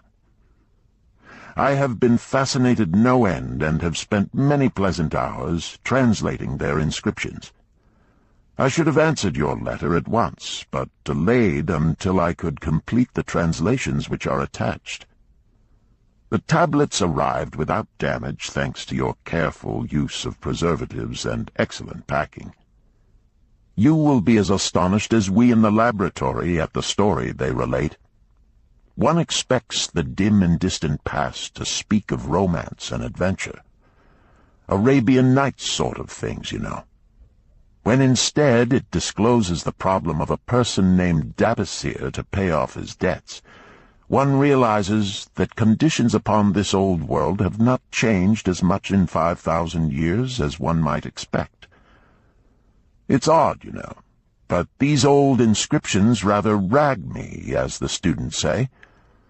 Being a college professor, I am supposed to be a thinking human being possessing a working knowledge of most subjects. Yet here comes this old chap out of the dust-covered ruins of Babylon to offer a way I had never heard of to pay off my debts, and at the same time acquire gold to jingle in my wallet. Pleasant thought, I say, and interesting to prove whether it will work as well nowadays as it did in old Babylon. Mrs. Shrewsbury and myself are planning to try out his plan upon our own affairs, which could be much improved. Wishing you the best of luck in your worthy undertaking, and waiting eagerly another opportunity to assist, I am, yours sincerely, Alfred H. Shrewsbury, Department of Archaeology. Tablet 1.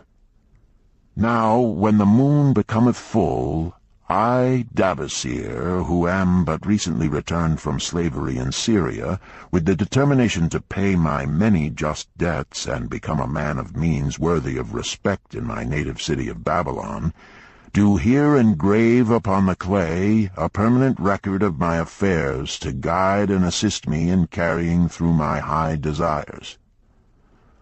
Under the wise advice of my good friend Mathon, the gold-lender, I am determined to follow an exact plan that he doth say will lead any honorable man out of debt into means and self-respect. This plan includeth 3 purposes which are my hope and desire. First, the plan doth provide for my future prosperity. Therefore 1/10 of all I earn shall be set aside as my own to keep. For Mathon speaketh wisely when he saith, That man who keepeth in his purse both gold and silver that he need not spend is good to his family and loyal to his king. The man who hath but a few coppers in his purse is indifferent to his family and indifferent to his king. But the man who hath naught in his purse is unkind to his family and disloyal to his king, for his own heart is bitter. Therefore the man who wisheth to achieve must have coin that he may keep to jingle in his purse, that he have in his heart love for his family and loyalty to his king. Second, the plan doth provide that I shall support and clothe my good wife who hath returned to me with loyalty from the house of her father. For Mathon doth say that to take good care of a faithful wife putteth self-respect into the heart of a man, and addeth strength and determination to his purposes. Therefore 7/10 of all I earn shall be used to provide a home, clothes to wear, and food to eat, with a bit extra to spend, that our lives be not lacking in pleasure and enjoyment. But he doth further enjoin the greatest care that we spend not greater than 7/10 of what I earn for these worthy purposes. Herein lieth the success of the plan. I must live upon this portion, and never use more, nor buy what I may not pay for out of this portion. This ends Disc 3. The Richest Man in Babylon, Disc 4. Tablet 2. Third, the plan doth provide that out of my earnings my debts shall be paid. Therefore each time the moon is full, 2/10 of all I have earned shall be divided honorably and fairly among those who have trusted me and to whom I am indebted. Thus in due time will all my indebtedness be surely paid. Therefore do I here engrave the name of every man to whom I am indebted, and the honest amount of my debt. Faru the cloth-weaver, 2 silver, 6 copper. Sinjar the couch-maker, 1 silver. Amar my friend, 3 silver, 1 copper. Zantkar my friend, 4 silver, 7 copper. Askamir my friend, 1 silver, 3 copper. Haransir the jewel-maker, 6 silver, 2 copper. Diarbekir my father's friend, 4 silver, 1 copper. Alkahad the house-owner, 14 silver. Mathon the gold-lender, 9 silver. Birajik the farmer, 1 silver, 7 copper. From here on, disintegrated, cannot be deciphered. Tablet 3. To these creditors do I owe in total 119 pieces of silver and 141 pieces of copper. Because I did owe these sums and saw no way to repay, in my folly I did permit my wife to return to her father, and didst leave my native city and seek easy wealth elsewhere, only to find disaster and to see myself sold into the degradation of slavery. Now that Mathon doth show me how I can repay my debts in small sums of my earnings, do I realize the great extent of my folly in running away from the results of my extravagances. Therefore have I visited my creditors and explained to them that I have no resources with which to pay except my ability to earn, and that I intend to apply 2/10 of all I earn upon my indebtedness evenly and honestly. This much can I pay, but no more. Therefore, if they be patient, in time my obligations will be paid in full. Amar, whom I thought my best friend, reviled me bitterly, and I left him in humiliation. Libraryyy, the farmer, pleaded that I pay him first, as he didst badly need help. Arkad, the house owner, was indeed disagreeable, and insisted that he would make me trouble unless I didst soon settle in full with him. All the rest willingly accepted my proposal. Therefore am I more determined than ever to carry through, being convinced that it is easier to pay one's just debts than to avoid them. Even though I cannot meet the needs and demands of a few of my creditors, I will deal impartially with all. Tablet 4. Again the moon shines full. I have worked hard with a free mind. My good wife hath supported my intentions to pay my creditors. Because of our wise determination, I have earned during the past moon, buying camels of sound wind and good legs for Libraryyy, the sum of 19 pieces of silver. This I have divided according to the plan. 1/10 have I set aside to keep as my own, 7/10 have I divided with my good wife to pay for our living, 2/10 have I divided among my creditors as evenly as could be done in coppers. I did not see Amar, but left it with his wife. Libraryyy was so pleased that he would kiss my hand. Old Arkad alone was grouchy and said I must pay faster. To which I replied that if I were permitted to be well fed and not worried, that alone would enable me to pay faster. All the others thanked me and spoke well of my efforts. Therefore, at the end of one moon, my indebtedness is reduced by almost 4 pieces of silver, and I possess almost 2 pieces of silver besides, upon which no man hath claim. My heart is lighter than it hath been for a long time. Again the moon shines full. I have worked hard, but with poor success. Few camels have I been able to buy. Only 11 pieces of silver have I earned. Nevertheless, my good wife and I have stood by the plan, even though we have bought no new raiment and eaten little but herbs. Again I paid ourselves 1/10 of the 11 pieces, while we lived upon 7/10. I was surprised when Amar commended my payment, even though small. So did Libraryyy. Arkad flew into a rage, but when told to give back his portion if he did not wish it, he became reconciled. The others, as before, were content. Again the moon shines full, and I am greatly rejoiced. I intercepted a fine herd of camels and bought many sound ones, therefore my earnings were 42 pieces of silver. This moon my wife and myself have bought much-needed sandals and raiment. Also we have dined well on meat and fowl. More than 8 pieces of silver we have paid to our creditors. Even Arkad did not protest. Great is the plan, for it leadeth us out of debt, and giveth us wealth which is ours to keep.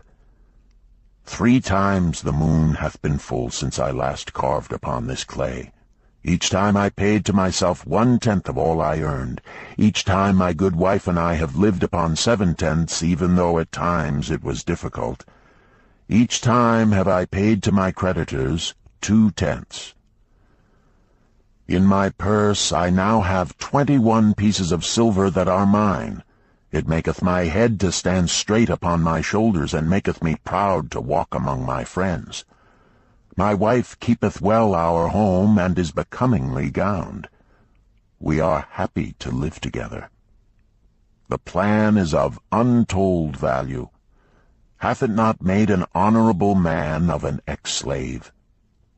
Tablet 5. Again the moon shines full, and I remember that it is long since I carved upon the clay. 12 moons, in truth, have come and gone. But this day I will not neglect my record, because upon this day I have paid the last of my debts. This is the day upon which my good wife and my thankful self celebrate with great feasting that our determination hath been achieved. Many things occurred upon my final visit to my creditors that I shall long remember.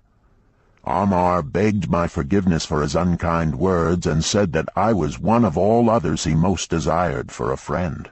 Old Arkad is not so bad after all, for he said, "Thou wert once a piece of soft clay to be pressed and molded by any hand that touched thee. But now thou art a piece of bronze, capable of holding an edge. If thou needst silver or gold at any time, come to me." Nor is he the only one who holdeth me in high regard. Many others speak deferentially to me. My good wife looketh upon me with a light in her eyes that doth make a man have confidence in himself. Yet it is the plan that hath made my success. It hath enabled me to pay all my debts and to jingle both gold and silver in my purse. I do commend it to all who wish to get ahead. For truly, if it will enable an ex-slave to pay his debts and have gold in his purse, will it not aid any man to find independence? Nor am I, myself, finished with it, for I am convinced that if I follow it further, it will make me rich among men. St. Swithin's College, Nottingham University, Newark-on-Trent, Nottingham, November 7th, 1936. Professor Franklin Caldwell, care of British Scientific Expedition, Hilla, Mesopotamia. My dear Professor, if in your further digging into those ruins of Babylon you encounter the ghost of a former resident, an old camel-trader named Dabasir, do me a favor. Tell him that his scribbling upon those clay tablets so long ago has earned for him the lifelong gratitude of a couple of college folks back here in England. You will possibly remember my writing a year ago that Mrs. Shrewsbury and myself intended to try his plan for getting out of debt and at the same time having gold to jingle. You may have guessed, even though we tried to keep it from our friends, our desperate straits. We were frightfully humiliated for years by a lot of old debts, and worried sick for fear some of the tradespeople might start a scandal that would force me out of the college. We paid and paid, every shilling we could squeeze out of income, but it was hardly enough to hold things even. Besides, we were forced to do all our buying where we could get further credit regardless of higher costs. It developed into one of those vicious circles that grow worse instead of better. Our struggles were getting hopeless. We could not move to less costly rooms because we owed the landlord. There did not appear to be anything we could do to improve our situation. Then here comes your acquaintance, the old camel-trader from Babylon, with a plan to do just what we wished to accomplish. He jolly well stirred us up to follow his system. We made a list of all our debts, and I took it around and showed it to every one we owed. I explained how it was simply impossible for me to ever repay them the way things were going along. They could readily see this themselves from the figures. Then I explained that the only way I saw to pay in full was to set aside 20% of my income each month to be divided pro rata, which would pay them in full in a little over 2 years. That in the meantime we would go on a cash basis and give them the further benefit of our cash purchases. They were really quite decent. Our greengrocer, a wise old chap, put it in a way that helped to bring around the rest. If you pay for all you buy, and then pay some on what you owe, that is better than you have done, for you ain't paid down the account none in 3 years. Finally I secured all their names to an agreement binding them not to molest us as long as the 20% of income was paid regularly.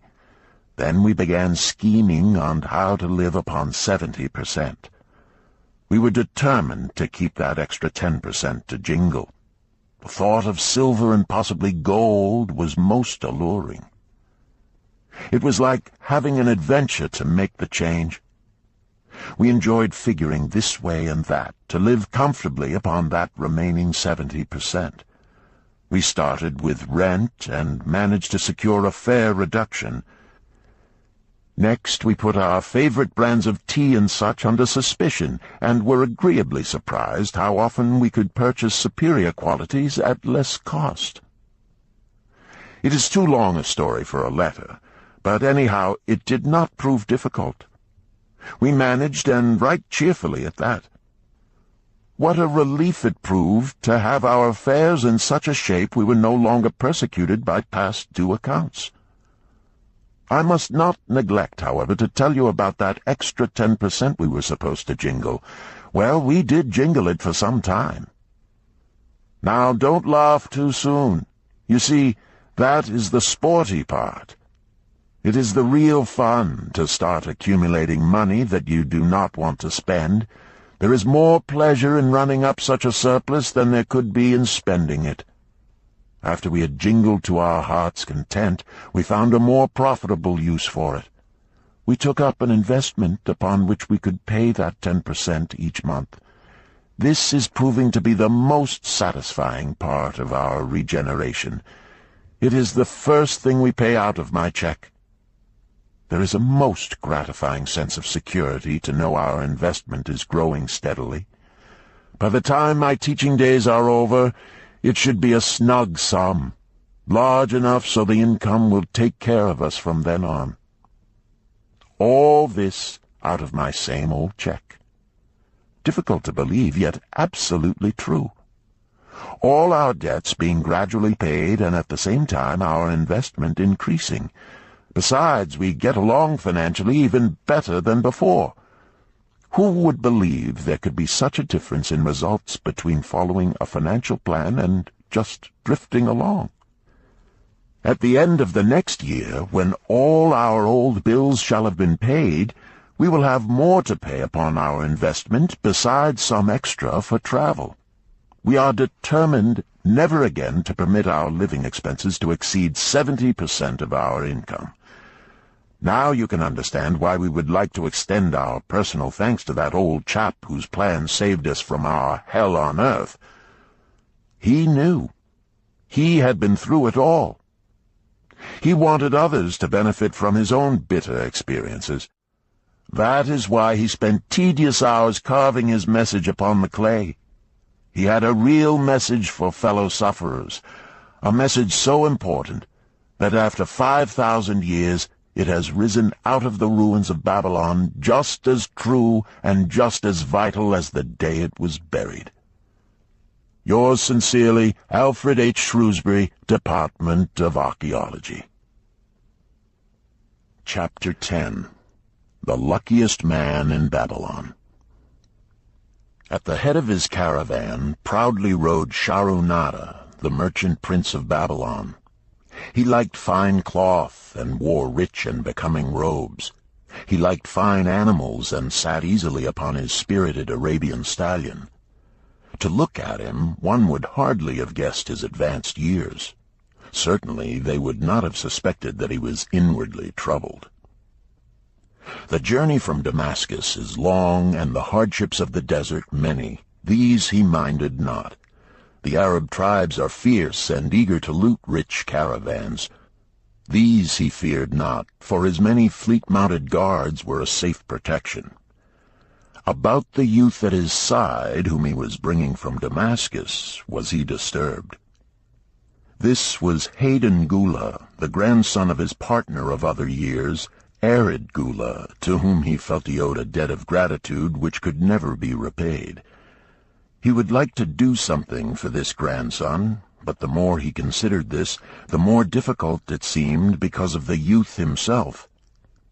Eyeing the young man's rings and earrings, he thought to himself, "He thinks jewels are for men. Still, he has his grandfather's strong face. But his grandfather wore no such gaudy robes. Yet I sought him to come, hoping I might help him get a start for himself and get away from the wreck his father has made of their inheritance." Hayden Gula broke in upon his thoughts. Why dost thou work so hard, riding always with thy caravan upon its long journeys? Dost thou never take time to enjoy life?" Shahrunada smiled.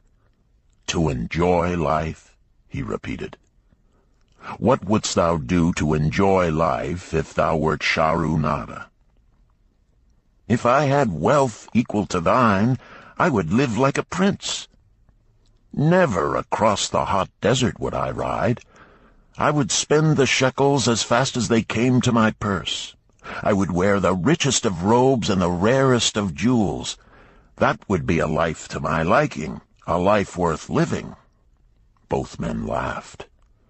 "Thy grandfather wore no jewels," Shahrunada spoke before he thought, then continued jokingly, "Wouldst thou leave no time for work?" "Work was made for slaves," Hayden Gula responded. Shahrunada bit his lip but made no reply, riding in silence until the trail led them to the slope. Here he reined his mount, and pointing to the green valley far away, "See, there is the valley. Look far down, and thou canst faintly see the walls of Babylon. The tower is the Temple of Bel. If thine eyes are sharp, thou mayest even see the smoke from the eternal fire upon its crest." "So that is Babylon? Always have I longed to see the wealthiest city in all the world," Hayden Gula commented. "Babylon, where my grandfather started his fortune. Would he were still alive. We would not be so sorely pressed. Why wish his spirit to linger on earth beyond its allotted time? Thou and thy father can well carry on his good work. Alas, of us neither has his gift. Father and myself know not his secret for attracting the golden shekels." Shahrunada did not reply, but gave rein to his mount and rode thoughtfully down the trail to the valley. Behind them followed the caravan in a cloud of reddish dust. Some time later they reached the king's highway and turned south through the irrigated farms. 3 old men plowing a field caught Shahrunada's attention. They seemed strangely familiar. How ridiculous! One does not pass a field after 40 years and find the same men plowing there. Yet something within him said they were the same. One, with an uncertain grip, held the plow. The others laboriously plodded beside the oxen, ineffectually beating them with their barrel staves to keep them pulling. 40 years ago he had envied these men. How gladly he would have exchanged places. But what a difference now! With pride he looked back at his trailing caravan, well-chosen camels and donkeys loaded high with valuable goods from Damascus. All this was but one of his possessions. He pointed to the plowers, saying, "Still plowing the same field where they were 40 years ago. They look it, but why thinkest thou they are the same?"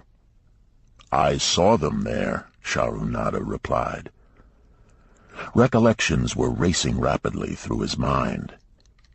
Why could he not bury the past and live in the present? Then he saw, as in a picture, the smiling face of Arkad Gula. The barrier between himself and the cynical youth beside him dissolved. But how could he help such a superior youth with his spendthrift ideas and bejeweled hands? Work he could offer in plenty to willing workers, but not for men who considered themselves too good for work. Yet he owed it to Arkad Gula to do something, not a half-hearted attempt. He and Arkad Gula had never done things that way. They were not that sort of men. A plan came almost in a flash.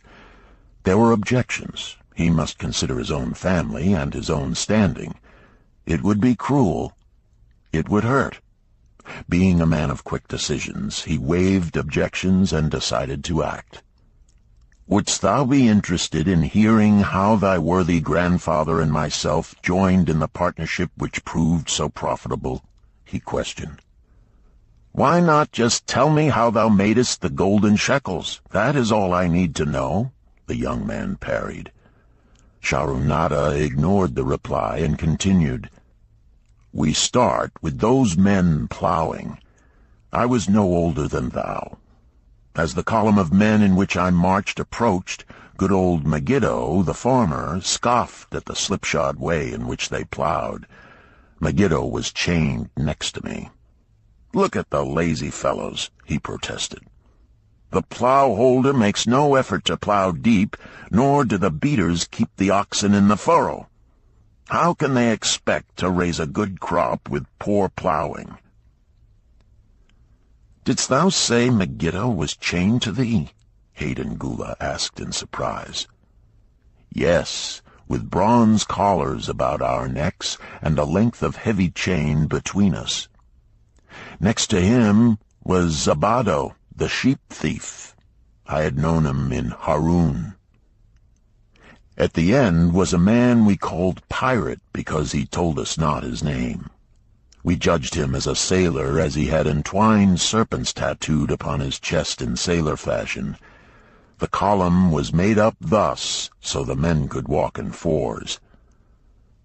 Thou wert chained as a slave? Hayden Gula asked incredulously.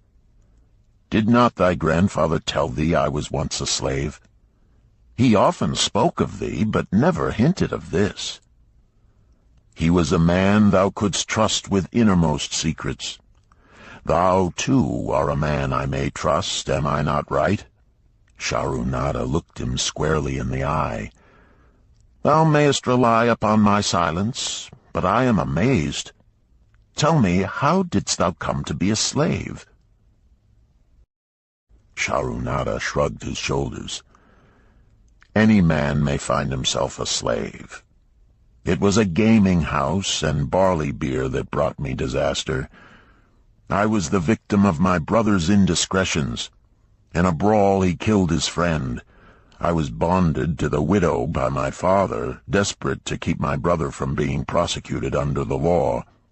When my father could not raise the silver to free me, she in anger sold me to the slave dealer. What a shame and injustice, Hayden Gula protested. But tell me, how didst thou regain freedom? We shall come to that, but not yet. Let us continue my tale. As we passed, the plowers jeered at us. One did doff his ragged hat and bow low, calling out, Welcome to Babylon, guests of the king. He waits for thee on the city walls where the banquet is spread, mud bricks and onion soup. With that, they laughed uproariously. Pirate flew into a rage and cursed them roundly. What do those men mean by the king awaiting us on the walls? I asked him. To the city walls ye march to carry bricks until the back breaks. Maybe they beat thee to death before it breaks. They won't beat me. I'll kill 'em. Then Megiddo spoke up. It doesn't make sense to me to talk of masters beating willing, hard-working slaves to death. Masters like good slaves and treat them well. Who wants to work hard? Commented Zabado. Those plowers are wise fellows. They're not breaking their backs, just letting on as if they be. Thou can't get ahead by shirking, Megiddo protested. If thou plow a hectare, that's a good day's work, and any master knows it. But when thou plow only a half, that's shirking. I don't shirk. I like to work, and I like to do good work, for work is the best friend I've ever known. It has brought me all the good things I've had, my farm and cows and crops, everything. Yea, and where be these things now? Scoffed Zabado. I figure it pays better to be smart and get by without working. You watch Zabado. If we're sold to the walls, he'll be carrying the water bag or some easy job, when thou, who like to work, will be breaking thy back carrying bricks. He laughed his silly laugh. Terror gripped me that night. I could not sleep. I crowded close to the guard rope, and when the others slept, I attracted the attention of Godoso, who was doing the first guard watch. He was one of those brigand Arabs, the sort of rogue who, if he robbed thee of thy purse, would think he must also cut thy throat. "Tell me, Godoso," I whispered, "when we get to Babylon, will we be sold to the walls?" "Why want to know?" he questioned cautiously. "Canst thou not understand?" I pleaded. "I am young. I want to live. I don't want to be worked or beaten to death on the walls. Is there any chance for me to get a good master?" He whispered back, "I tell something. Thou good fellow, give Godoso no trouble. Most times we go first to slave market. Listen now. When buyers come, tell 'em you good worker, like to work hard for good master, make 'em want to buy. You not make 'em buy, next day you carry brick. Mighty hard work." After he walked away, I lay in the warm sand looking up at the stars and thinking about work. What Megiddo had said about it being his best friend made me wonder if it would be my best friend. Certainly it would be if it helped me out of this. When Megiddo awoke, I whispered my good news to him. It was our one ray of hope as we marched toward Babylon. Late in the afternoon, we approached the walls and could see the lines of men, like black ants, climbing up and down the steep diagonal paths. As we drew closer, we were amazed at the thousands of men working. Some were digging in the moat, others mixed the dirt into mud bricks. The greatest number were carrying the bricks in large baskets up those steep trails to the masons. Overseers cursed the laggards and cracked bullock whips over the backs of those who failed to keep in line. Poor, worn-out fellows were seen to stagger and fall beneath their heavy baskets, unable to rise again. If the lash failed to bring them to their feet, they were pushed to the side of the paths and left writhing in agony. Soon they would be dragged down to join other craven bodies beside the roadway to await unsanctified graves. As I beheld the ghastly sight, I shuddered. So this was what awaited my father's son if he failed at the slave market. Godoso had been right. We were taken through the gates of the city to the slave prison, and next morning marched to the pens in the market. Here the rest of the men huddled in fear, and only the whips of our guard could keep them moving so the buyers could examine them. Megiddo and myself eagerly talked to every man who permitted us to address him. The slave dealer brought soldiers from the king's guard who shackled Pirate and brutally beat him when he protested. As they led him away, I felt sorry for him. Megiddo felt that we would soon part. When no buyers were near, he talked to me earnestly to impress upon me how valuable work would be to me in the future. Some men hate it. They make it their enemy. Better to treat it like a friend. Make thyself like it. Don't mind because it is hard. If thou thinkest about what a good house thou build, then who cares if the beams are heavy and it is far from the well to carry the water for the plaster? Promise me, boy, if thou get a master, work for him as hard as thou canst. If he does not appreciate all thou do, never mind. Remember, work well done does good to the man who does it. It makes him a better man. He stopped as a burly farmer came to the enclosure and looked at us critically. Megiddo asked about his farm and crops, soon convincing him that he would be a valuable man. After violent bargaining with the slave dealer, the farmer drew a fat purse from beneath his robe, and soon Megiddo had followed his new master out of sight. A few other men were sold during the morning. At noon, Godoso confided to me that the dealer was disgusted and would not stay over another night, but would take all who remained at sundown to the king's buyer.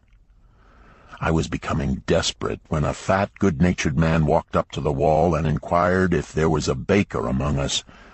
I approached him, saying, "Why should a good baker like thyself seek another baker of inferior ways?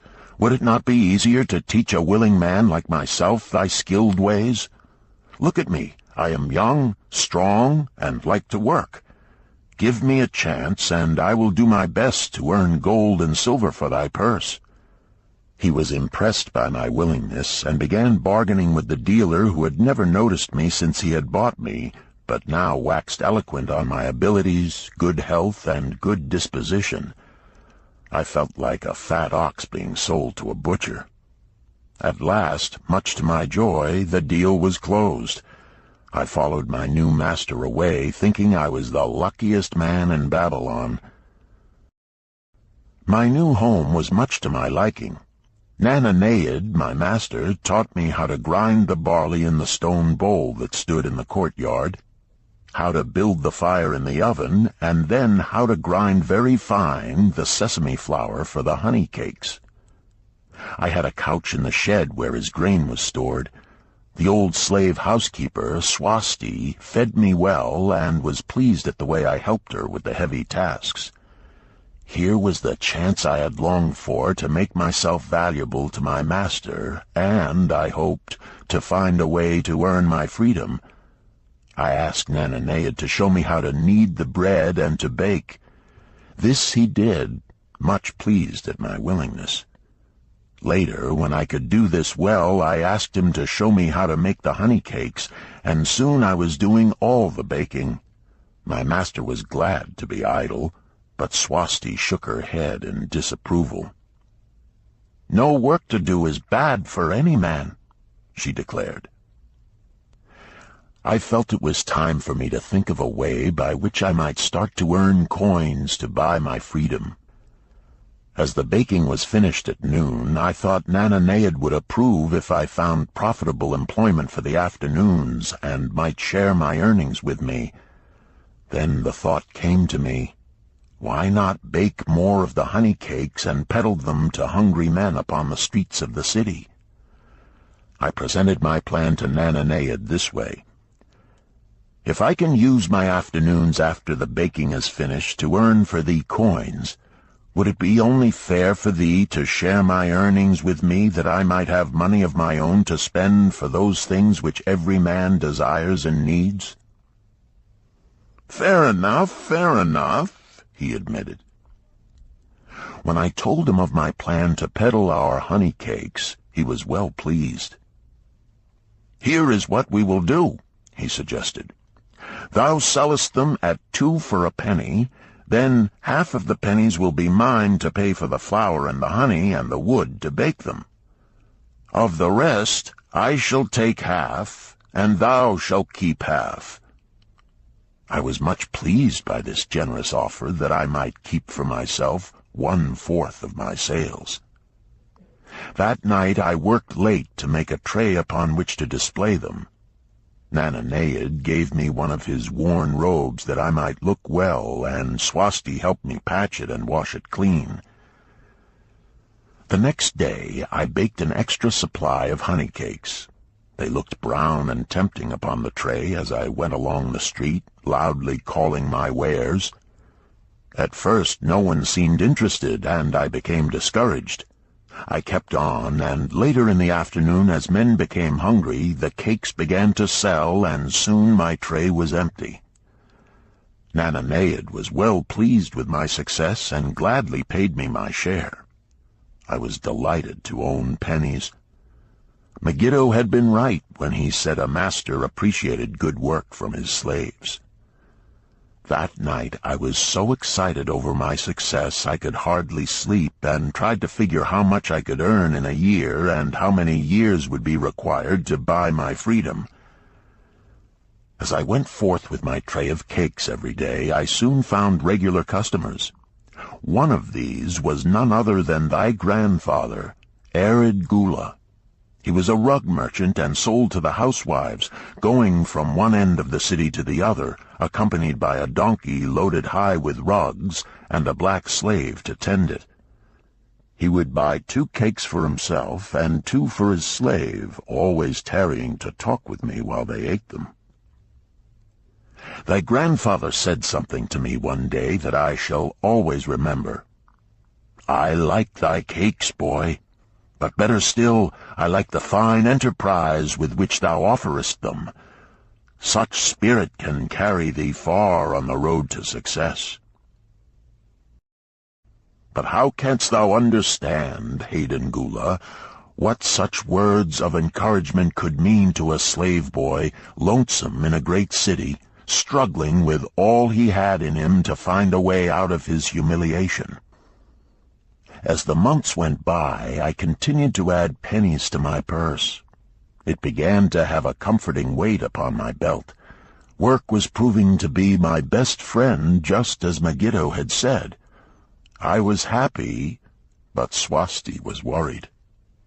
"Thy master, I fear to have him spend so much time at the gaming houses," she protested.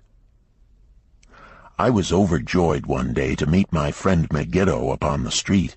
He was leading 3 donkeys loaded with vegetables to the market. "I am doing mighty well," he said. "My master does appreciate my good work, for now I am a foreman. See, he does trust the marketing to me. And also he is sending for my family. Work is helping me to recover from my great trouble. Some day it will help me to buy my freedom and once more own a farm of my own." Time went on, and Nananead became more and more anxious for me to return from selling. He would be waiting when I returned, and would eagerly count and divide our money. He would also urge me to seek further markets and increase my sales. Often I went outside the city gates to solicit the overseers of the slaves building the walls. I hated to return to the disagreeable sights, but found the overseers liberal buyers. One day I was surprised to see Zabado waiting in line to fill his basket with bricks. He was gaunt and bent, and his back was covered with welts and sores from the whips of the overseers. I was sorry for him, and handed him a cake which he crushed into his mouth like a hungry animal. Seeing the greedy look in his eyes, I ran before he could grab my tray. "Why dost thou work so hard?" Arid Gula said to me one day. "Almost the same question thou asked of me today, dost thou remember?" I told him what Megiddo had said about work, and how it was proving to be my best friend. I showed him with pride my wallet of pennies, and explained how I was saving them to buy my freedom. "When thou art free, what wilt thou do?" he inquired. "Then," I answered, "I intend to become a merchant." At that he confided in me, something I had never suspected. "Thou knowest not that I also am a slave. I am in partnership with my master." "Stop," demanded Hayden Gula. "I will not listen to lies defaming my grandfather. He was no slave." His eyes blazed in anger. Sharunada remained calm. "I honor him for rising above his misfortune and becoming a leading citizen of Damascus. Art thou his grandson, cast of the same mold? Art thou man enough to face true facts, or dost thou prefer to live under false illusions?" Hayden Gula straightened in his saddle. In a voice suppressed with deep emotion, he replied, "My grandfather was beloved by all. Countless were his good deeds. When the famine came, did not his gold buy grain in Egypt, and did not his caravan bring it to Damascus and distribute it to the people, so none would starve? Now thou sayest he was but a despised slave in Babylon." Had he remained a slave in Babylon, then he might well have been despised. But when, through his own efforts, he became a great man in Damascus, the gods indeed condoned his misfortunes and honored him with their respect, Sharunada replied. After telling me that he was a slave, Sharonada continued, he explained how anxious he had been to earn his freedom. Now that he had enough money to buy this, he was much disturbed as to what he should do. He was no longer making good sales and feared to leave the support of his master. I protested his indecision. "Cling no longer to thy master. Get once again the feeling of being a free man. Act like a free man, and succeed like one. Decide what thou desirest to accomplish, and then work will aid thee to achieve it."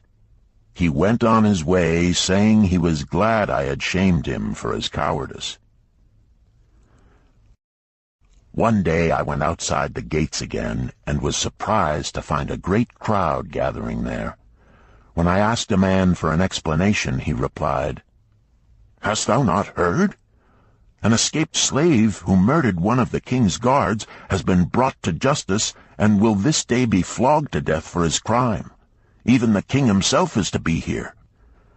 So dense was the crowd about the flogging post, I feared to go near lest my tray of honey cakes be upset.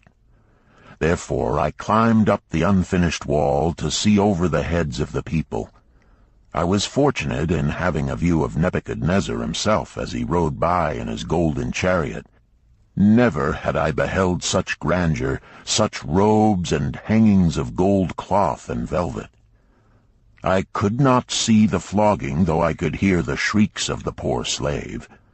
I wondered how one so noble as our handsome king could endure to see such suffering, yet when I saw he was laughing and joking with his nobles, I knew he was cruel and understood why such inhuman tasks were demanded of the slaves building the walls. After the slave was dead, his body was hung upon a pole by a rope attached to his leg so all might see. As the crowd began to thin, I went close. On the hairy chest, I saw tattooed 2 entwined serpents. It was Pirate. The next time I met Arid Gula, he was a changed man. Full of enthusiasm, he greeted me. "Behold, the slave thou knewest is now a free man. There was magic in thy words. Already my sales and my profits are increasing. My wife is overjoyed. She was a free woman, the niece of my master. She much desires that we move to a strange city where no man shall know I was once a slave. Thus our children shall be above reproach for their father's misfortune. Work has become my best helper. It has enabled me to recapture my confidence and my skill to sell." I was overjoyed that I had been able, even in a small way, to repay him for the encouragement he had given me. One evening Swasti came to me in deep distress. "Thy master is in trouble. I fear for him. Some months ago he lost much at the gaming tables. He pays not the farmer for his grain, nor his honey. He pays not the money-lender. They are angry and threaten him." "Why should we worry over his folly? We are not his keepers," I replied thoughtlessly. "Foolish youth, thou understandest not. To the moneylender didst he give thy title to secure a loan? Under the law he can claim thee and sell thee. I know not what to do. He is a good master. Why, oh, why should such trouble come upon him?" Not were Swasti's fears groundless. While I was doing the baking next morning, the money-lender returned with a man he called Sasi. This man looked me over and said I would do. The money-lender waited not for my master to return, but told Swasti to tell him he had taken me. With only the robe on my back and the purse of pennies hanging safely from my belt, I was hurried away from the unfinished baking. I was whirled away from my dearest hopes as the hurricane snatches the tree from the forest and casts it into the surging sea. Again a gaming house and barley beer had caused me disaster. Sasi was a blunt, gruff man. As he led me across the city, I told him of the good work I had been doing for Nananeid, and said I hoped to do good work for him. His reply offered no encouragement. "I like not this work. My master likes it not. The king has told him to send me to build a section of the Grand Canal. Master tells Sasi to buy more slaves, work hard, and finish quick. Bah! How can any man finish a big job quick? Picture a desert with not a tree, just low shrubs and a sun burning with such fury the water in our barrels became so hot we could scarcely drink it. Then picture rows of men going down into the deep excavation and lugging heavy baskets of dirt up soft, dusty trails from daylight until dark. Picture food served in open troughs from which we helped ourselves like swine. We had no tents, no straw for beds. That was the situation in which I found myself. I buried my wallet in a marked spot, wondering if I would ever dig it up again. At first I worked with good will, but as the months dragged on I felt my spirit breaking. Then the heat fever took hold of my weary body. I lost my appetite and could scarcely eat the mutton and vegetables. At night I would toss in unhappy wakefulness. In my misery I wondered if Zabado had not the best plan, to shirk and keep his back from being broken in work. Then I recalled my last sight of him and knew his plan was not good. I thought of Pirate with his bitterness and wondered if it might be just as well to fight and kill. The memory of his bleeding body reminded me that his plan was also useless. Then I remembered my last sight of Megiddo. His hands were deeply calloused from hard work, but his heart was light and there was happiness on his face. His was the best plan. Yet I was just as willing to work as Megiddo. He could not have worked harder than I. Why did not my work bring me happiness and success? Was it work that brought Megiddo happiness, or was happiness and success merely in the laps of the gods? Was I to work the rest of my life without gaining my desires, without happiness and success? All of these questions were jumbled in my mind, and I had not an answer. Indeed, I was sorely confused. Several days later, when it seemed that I was at the end of my endurance and my questions still unanswered, Sasi sent for me. A messenger had come from my master to take me back to Babylon. I dug up my precious wallet, wrapped myself in the tattered remnants of my robe, and was on my way. As we rode, the same thoughts of a hurricane whirling me hither and thither kept racing through my feverish brain. I seemed to be living the weird words of a chant from my native town of Harun. Besetting a man like a whirlwind, driving him like a storm, whose course no one can follow, whose destiny no one can foretell. Was I destined to be ever thus punished for I knew not what? What new miseries and disappointments awaited me? When we rode to the courtyard of my master's house, imagine my surprise when I saw Arid Gula awaiting me. He helped me down and hugged me like a long-lost brother. As we went our way, I would have followed him as a slave should follow his master, but he would not permit me. He put his arm about me, saying, "I hunted everywhere for thee. When I had almost given up hope, I did meet Swasti, who told me of the money-lender who directed me to thy noble owner. A hard bargain he did drive, and made me pay an outrageous price. But thou art worth it.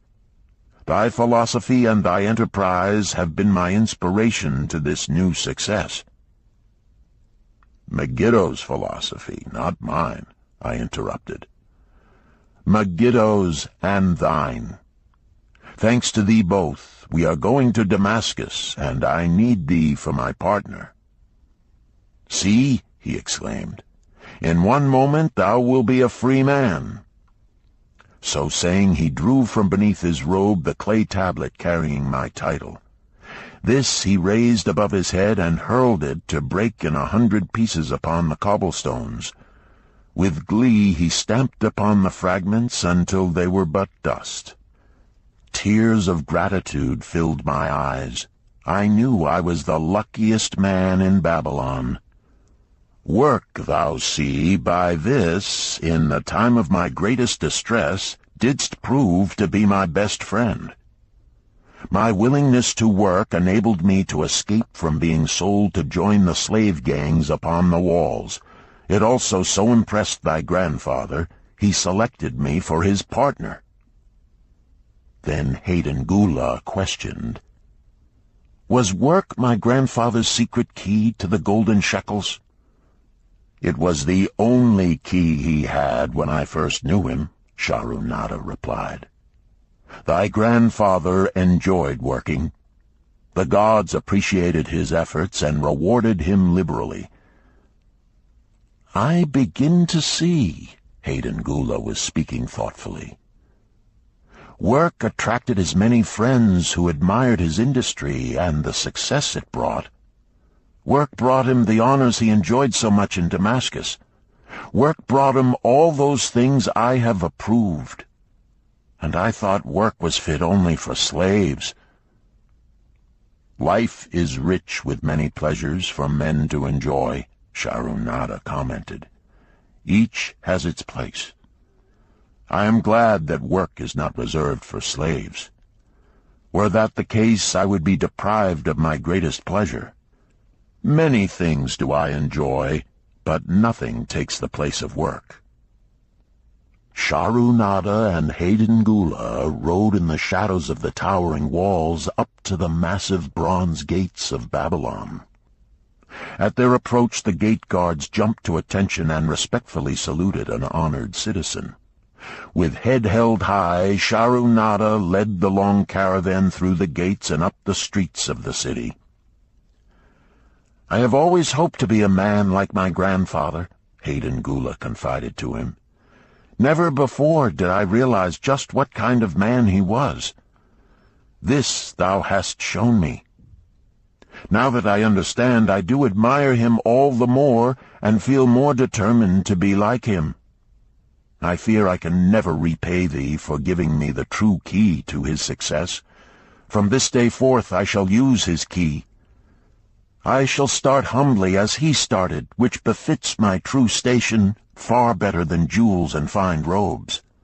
So saying, Hayden-Gula pulled the jeweled baubles from his ears and the rings from his fingers. Then, reining his horse, he dropped back and rode with deep respect behind the leader of the caravan. Chapter 11. An Historical Sketch of Babylon.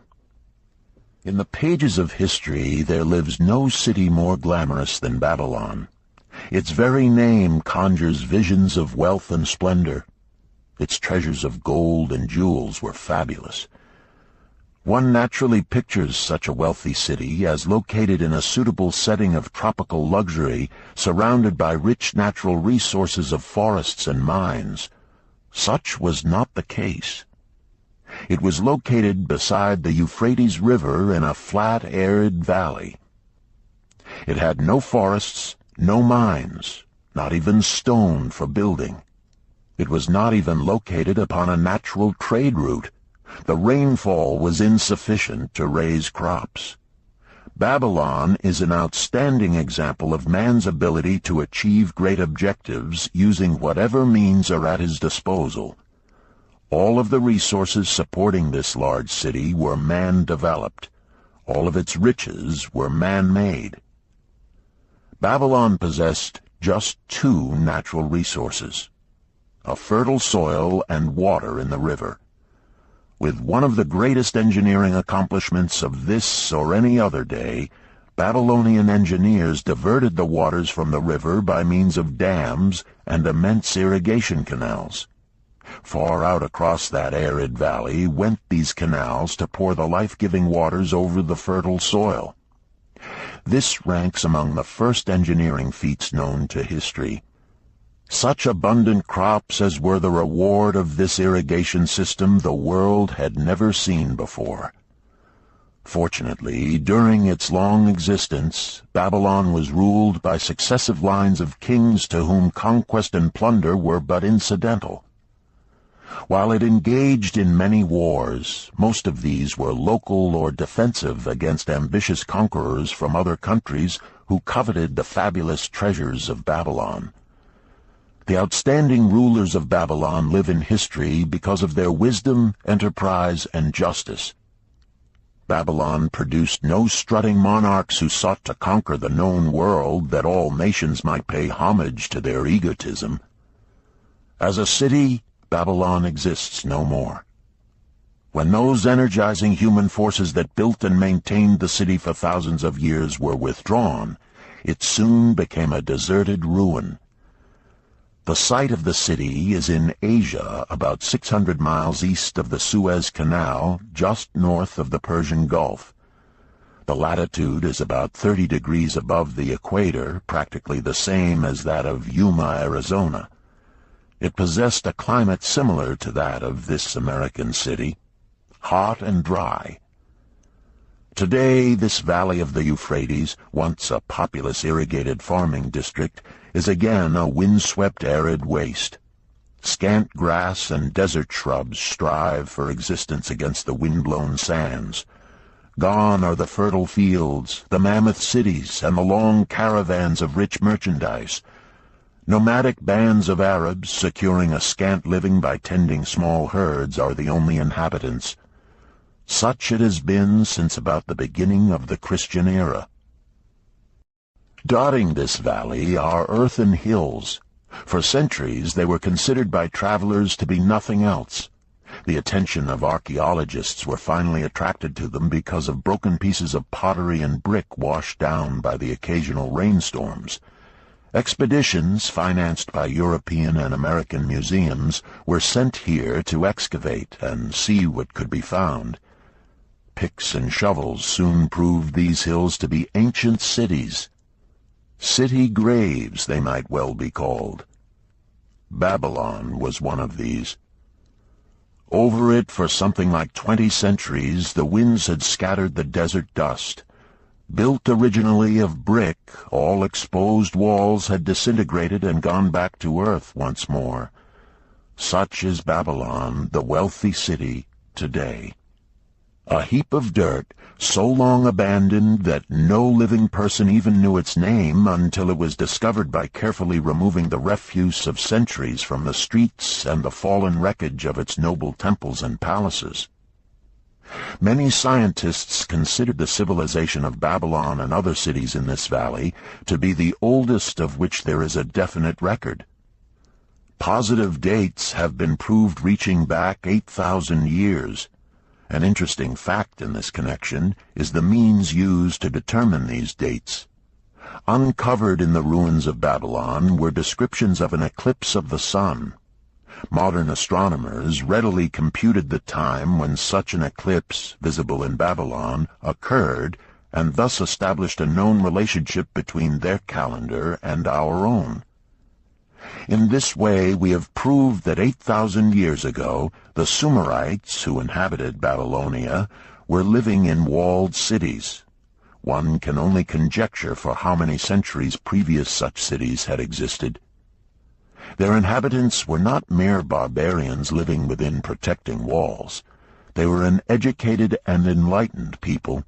So far as written history goes, they were the first engineers, the first astronomers, the first mathematicians, the first financiers, and the first people to have a written language. Mention has already been made of the irrigation systems which transformed the arid valley into an agricultural paradise. The remains of these canals can still be traced, although they are mostly filled with accumulated sand. Some of them were of such size that, when empty of water, a dozen horses could be ridden abreast along their bottoms. In size they compare favorably with the largest canals in Colorado and Utah. In addition to irrigating the valley lands, Babylonian engineers completed another project of similar magnitude.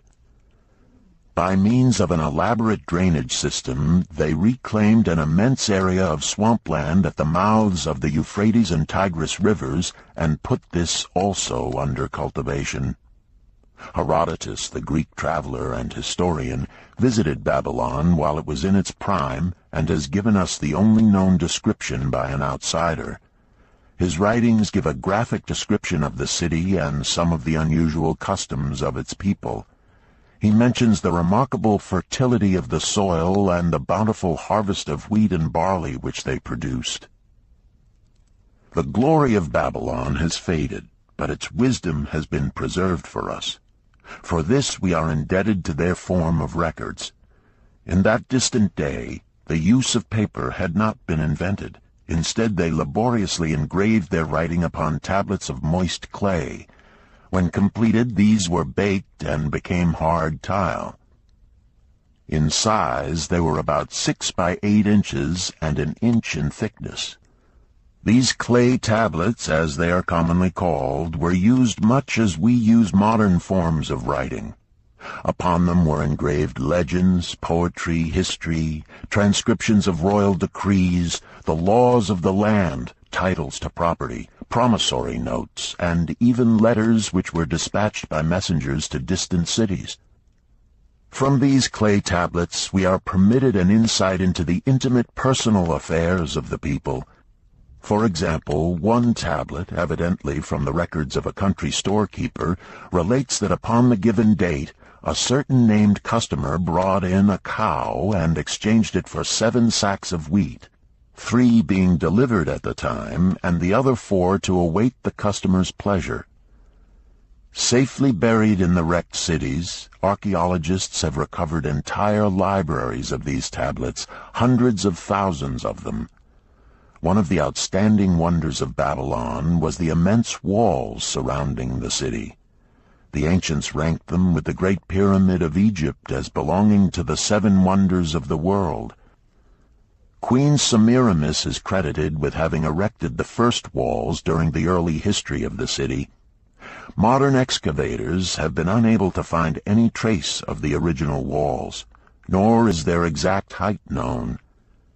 From mention made by early writers, it is estimated they were about 50 to 60 feet high, faced on the outer side with burnt brick, and further protected by a deep moat of water. The later and more famous walls were started about 600 years before the time of Christ by King Nabopolassar. Upon such a gigantic scale did he plan the rebuilding, he did not live to see the work finished. This was left to his son Nebuchadnezzar, whose name is familiar in biblical history. The height and length of these later walls staggers belief. They are reported upon reliable authority to have been about 160 feet high, the equivalent of the height of a modern 15-story office building. The total length is estimated as between 9 and 11 miles. So wide was the top that a 6-horse chariot could be driven around them. Of this tremendous structure, little now remains except portions of the foundations and the moat. In addition to the ravages of the elements, the Arabs completed the destruction by quarrying the brick for building purposes elsewhere. Against the walls of Babylon marched, in turn, the victorious armies of almost every conqueror of that age of wars of conquest. A host of kings laid siege to Babylon, but always in vain. Invading armies of that day were not to be considered lightly. Historians speak of such units as 10,000 horsemen, 25,000 chariots, 1,200 regiments of foot soldiers with 1,000 men to the regiment. Often 2 or 3 years of preparation would be required to assemble war materials and depots of food along the proposed line of march. The city of Babylon was organized much like a modern city. There were streets and shops. Peddlers offered their wares through residential districts. Priests officiated in magnificent temples. Within the city was an inner enclosure for the royal palaces. The walls about this were said to have been higher than those about the city. The Babylonians were skilled in the arts. These included sculpture, painting, weaving, gold working, and the manufacture of metal weapons and agricultural implements. Their jewelers created most artistic jewelry. Many samples have been recovered from the graves of its wealthy citizens and are now on exhibition in the leading museums of the world. At a very early period, when the rest of the world was still hacking at trees with stone-headed axes, or hunting and fighting with flint-pointed spears and arrows, the Babylonians were using axes, spears, and arrows with metal heads. The Babylonians were clever financiers and traders. So far as we know, they were the original inventors of money as a means of exchange, of promissory notes, and written titles to property. Babylon was never entered by hostile armies until about 540 years before the birth of Christ. Even then the walls were not captured. The story of the fall of Babylon is most unusual. Cyrus, one of the great conquerors of that period, intended to attack the city and hoped to take its impregnable walls. Advisors of Nabonidus, the king of Babylon, persuaded him to go forth to meet Cyrus and give him battle without waiting for the city to be besieged. In the succeeding defeat to the Babylonian army, it fled away from the city. Cyrus thereupon entered the open gates and took possession without resistance. Thereafter the power and prestige of the city gradually waned until, in the course of a few hundred years, it was eventually abandoned, deserted, left for the winds and storms to level once again to that desert earth from which its grandeur had originally been built. Babylon had fallen, never to rise again, but to it civilization owes much.